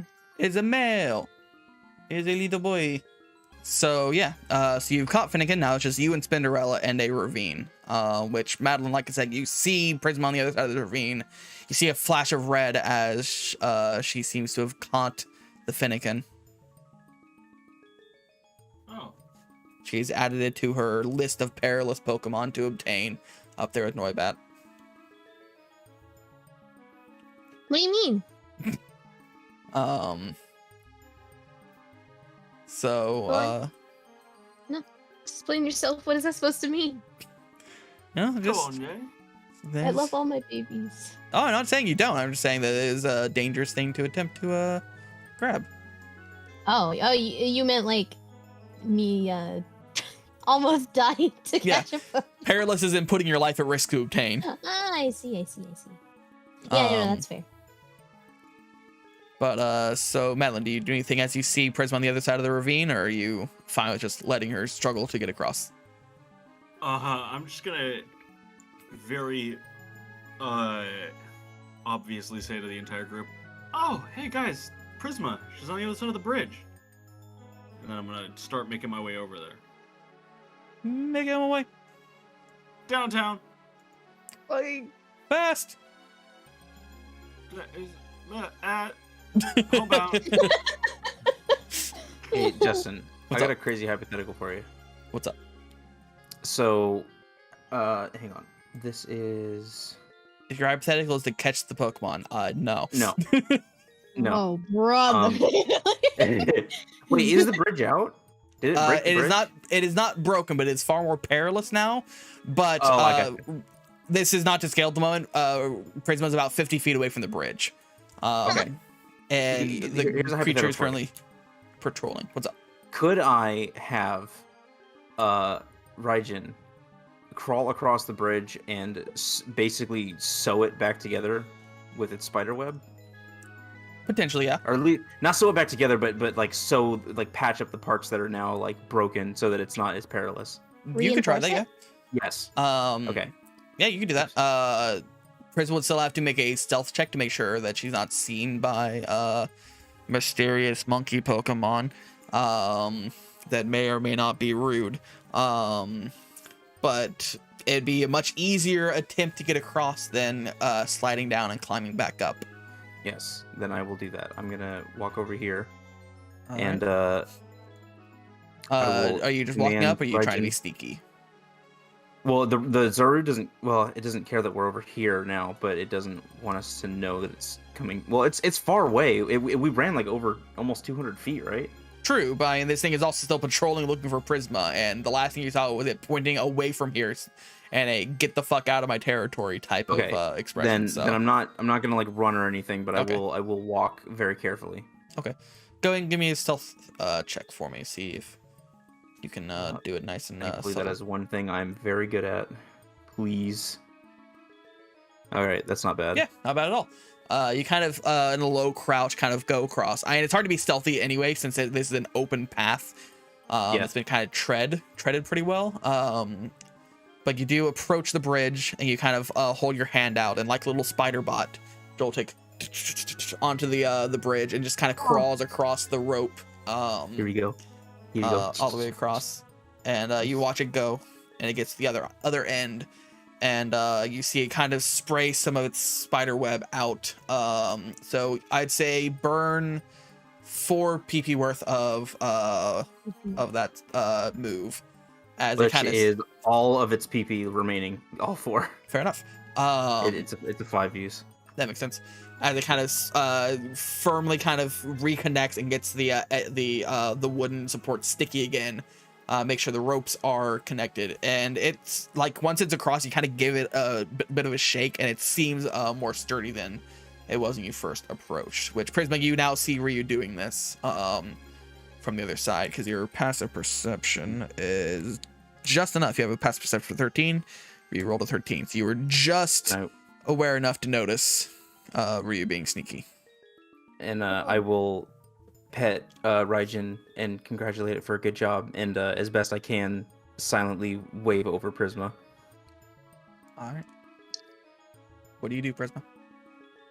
Well, I guess I go towards the bridge since Ryu was nice enough to patch it up. You get over to the bridge. Go and make a stealth check as you start to approach. Okay. Nice. You feel like you're pretty dang stealthy. To the point that Ryu, you actually lose track of Prisma at some point as she kind of dips into the forest, and you don't catch her again until she's actually on the bridge, Spinderella on her back, Finnegan and a ball, heading across the bridge. You can highlight. Oh, there you go. I just couldn't because the bridge itself was in between them. So if I would have done that, I would have moved the bridge. So I had to move them separately first. And so you get about half.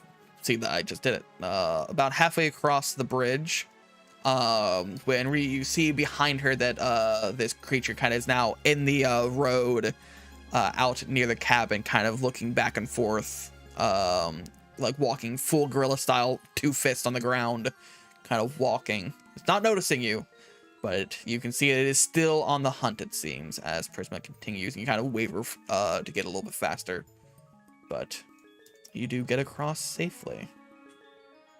Cool. Let's leave. Yeah, let's leave. Let's leave. Easy enough. Can I recall my dog now? Actually, I wanna pick up Pixie, and I just want to squeeze her so tight and give her a little kiss on her little forehead. Oh.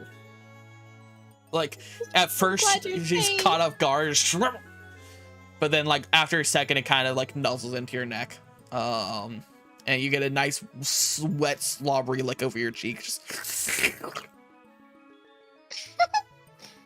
It probably like licked her like up the side of her face, and so like part of her bangs is just kind of sticking upwards, and she's like, "Okay, let's go." The new style. Who needs hair product? You got a dog. Who has every element of nature inside its mouth. So yeah, you all managed to survive a very harrowing encounter. Good job. I'm proud of you.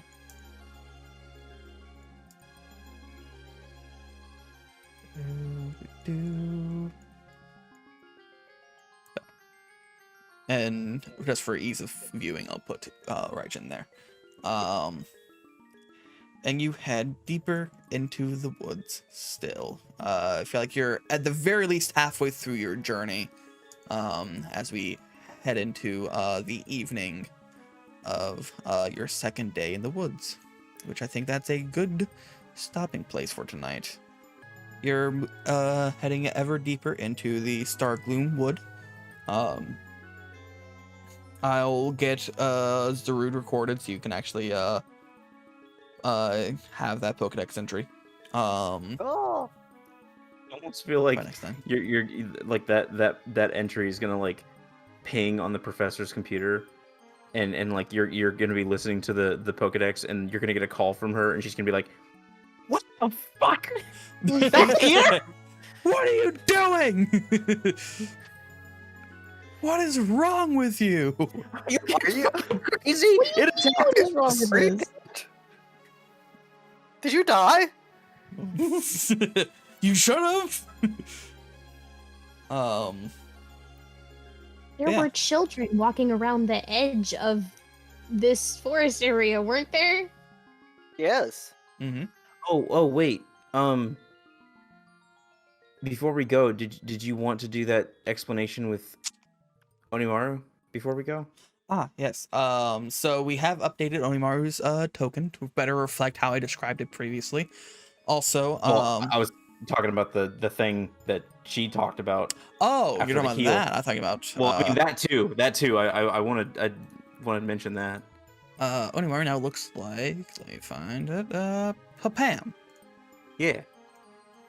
Dakota edited it himself. Yeah. And it looks there's fucking cool. there's also like a full art that I've recolored in Photoshop to match this, but it's not as important to show off right now. I wonder, can I actually pull that up so everyone can see it? Hold on, let me see.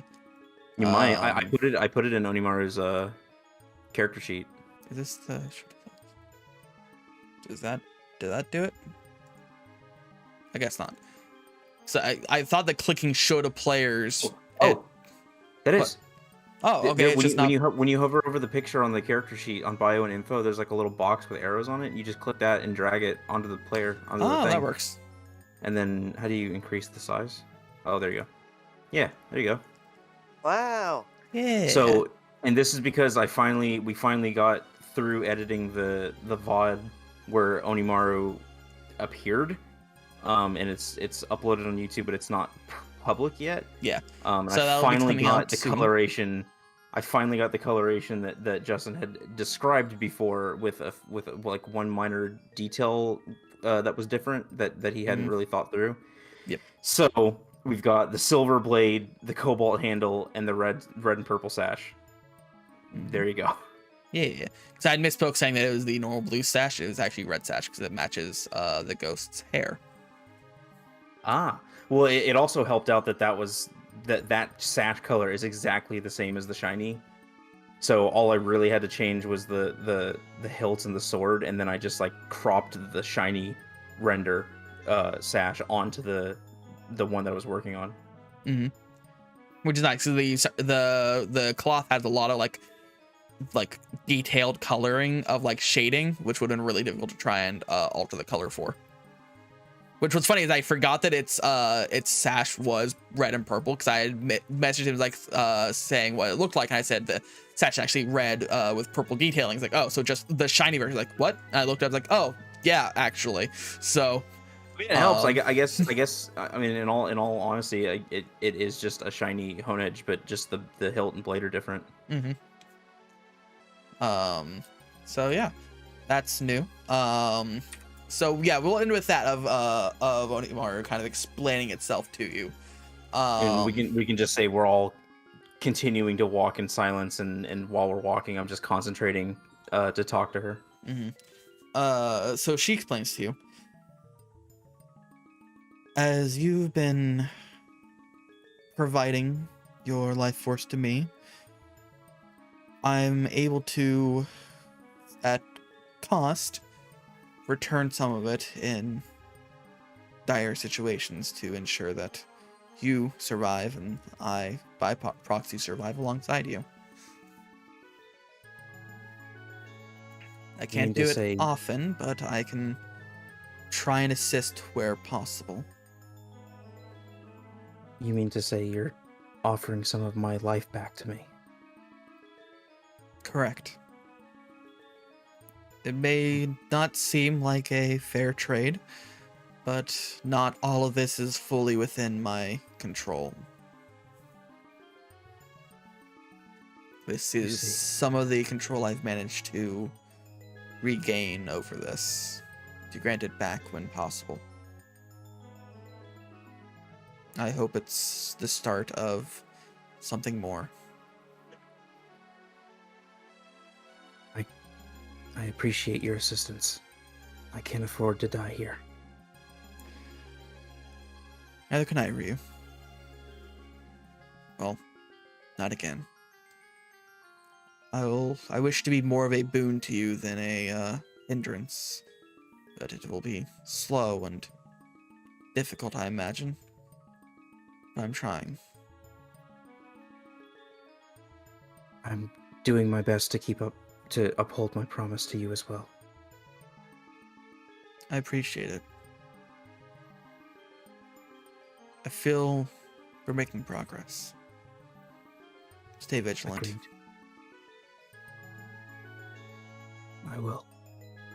And you feel that familiar kind of cold water feeling of like through the back of your head as she leaves your consciousness. All right. And that I feel that's a good stop point. I hope everyone enjoyed the episode. Thank you all so much for hanging out and watching. Much love to all of you. And Bye-bye. The episode should finally start getting uploaded this week. I'm gonna make a concerted effort to get those uploaded, thumbnails made and stuff, and get those on the road. But goodbye. Bye-bye. Love each other. My friends. And bye.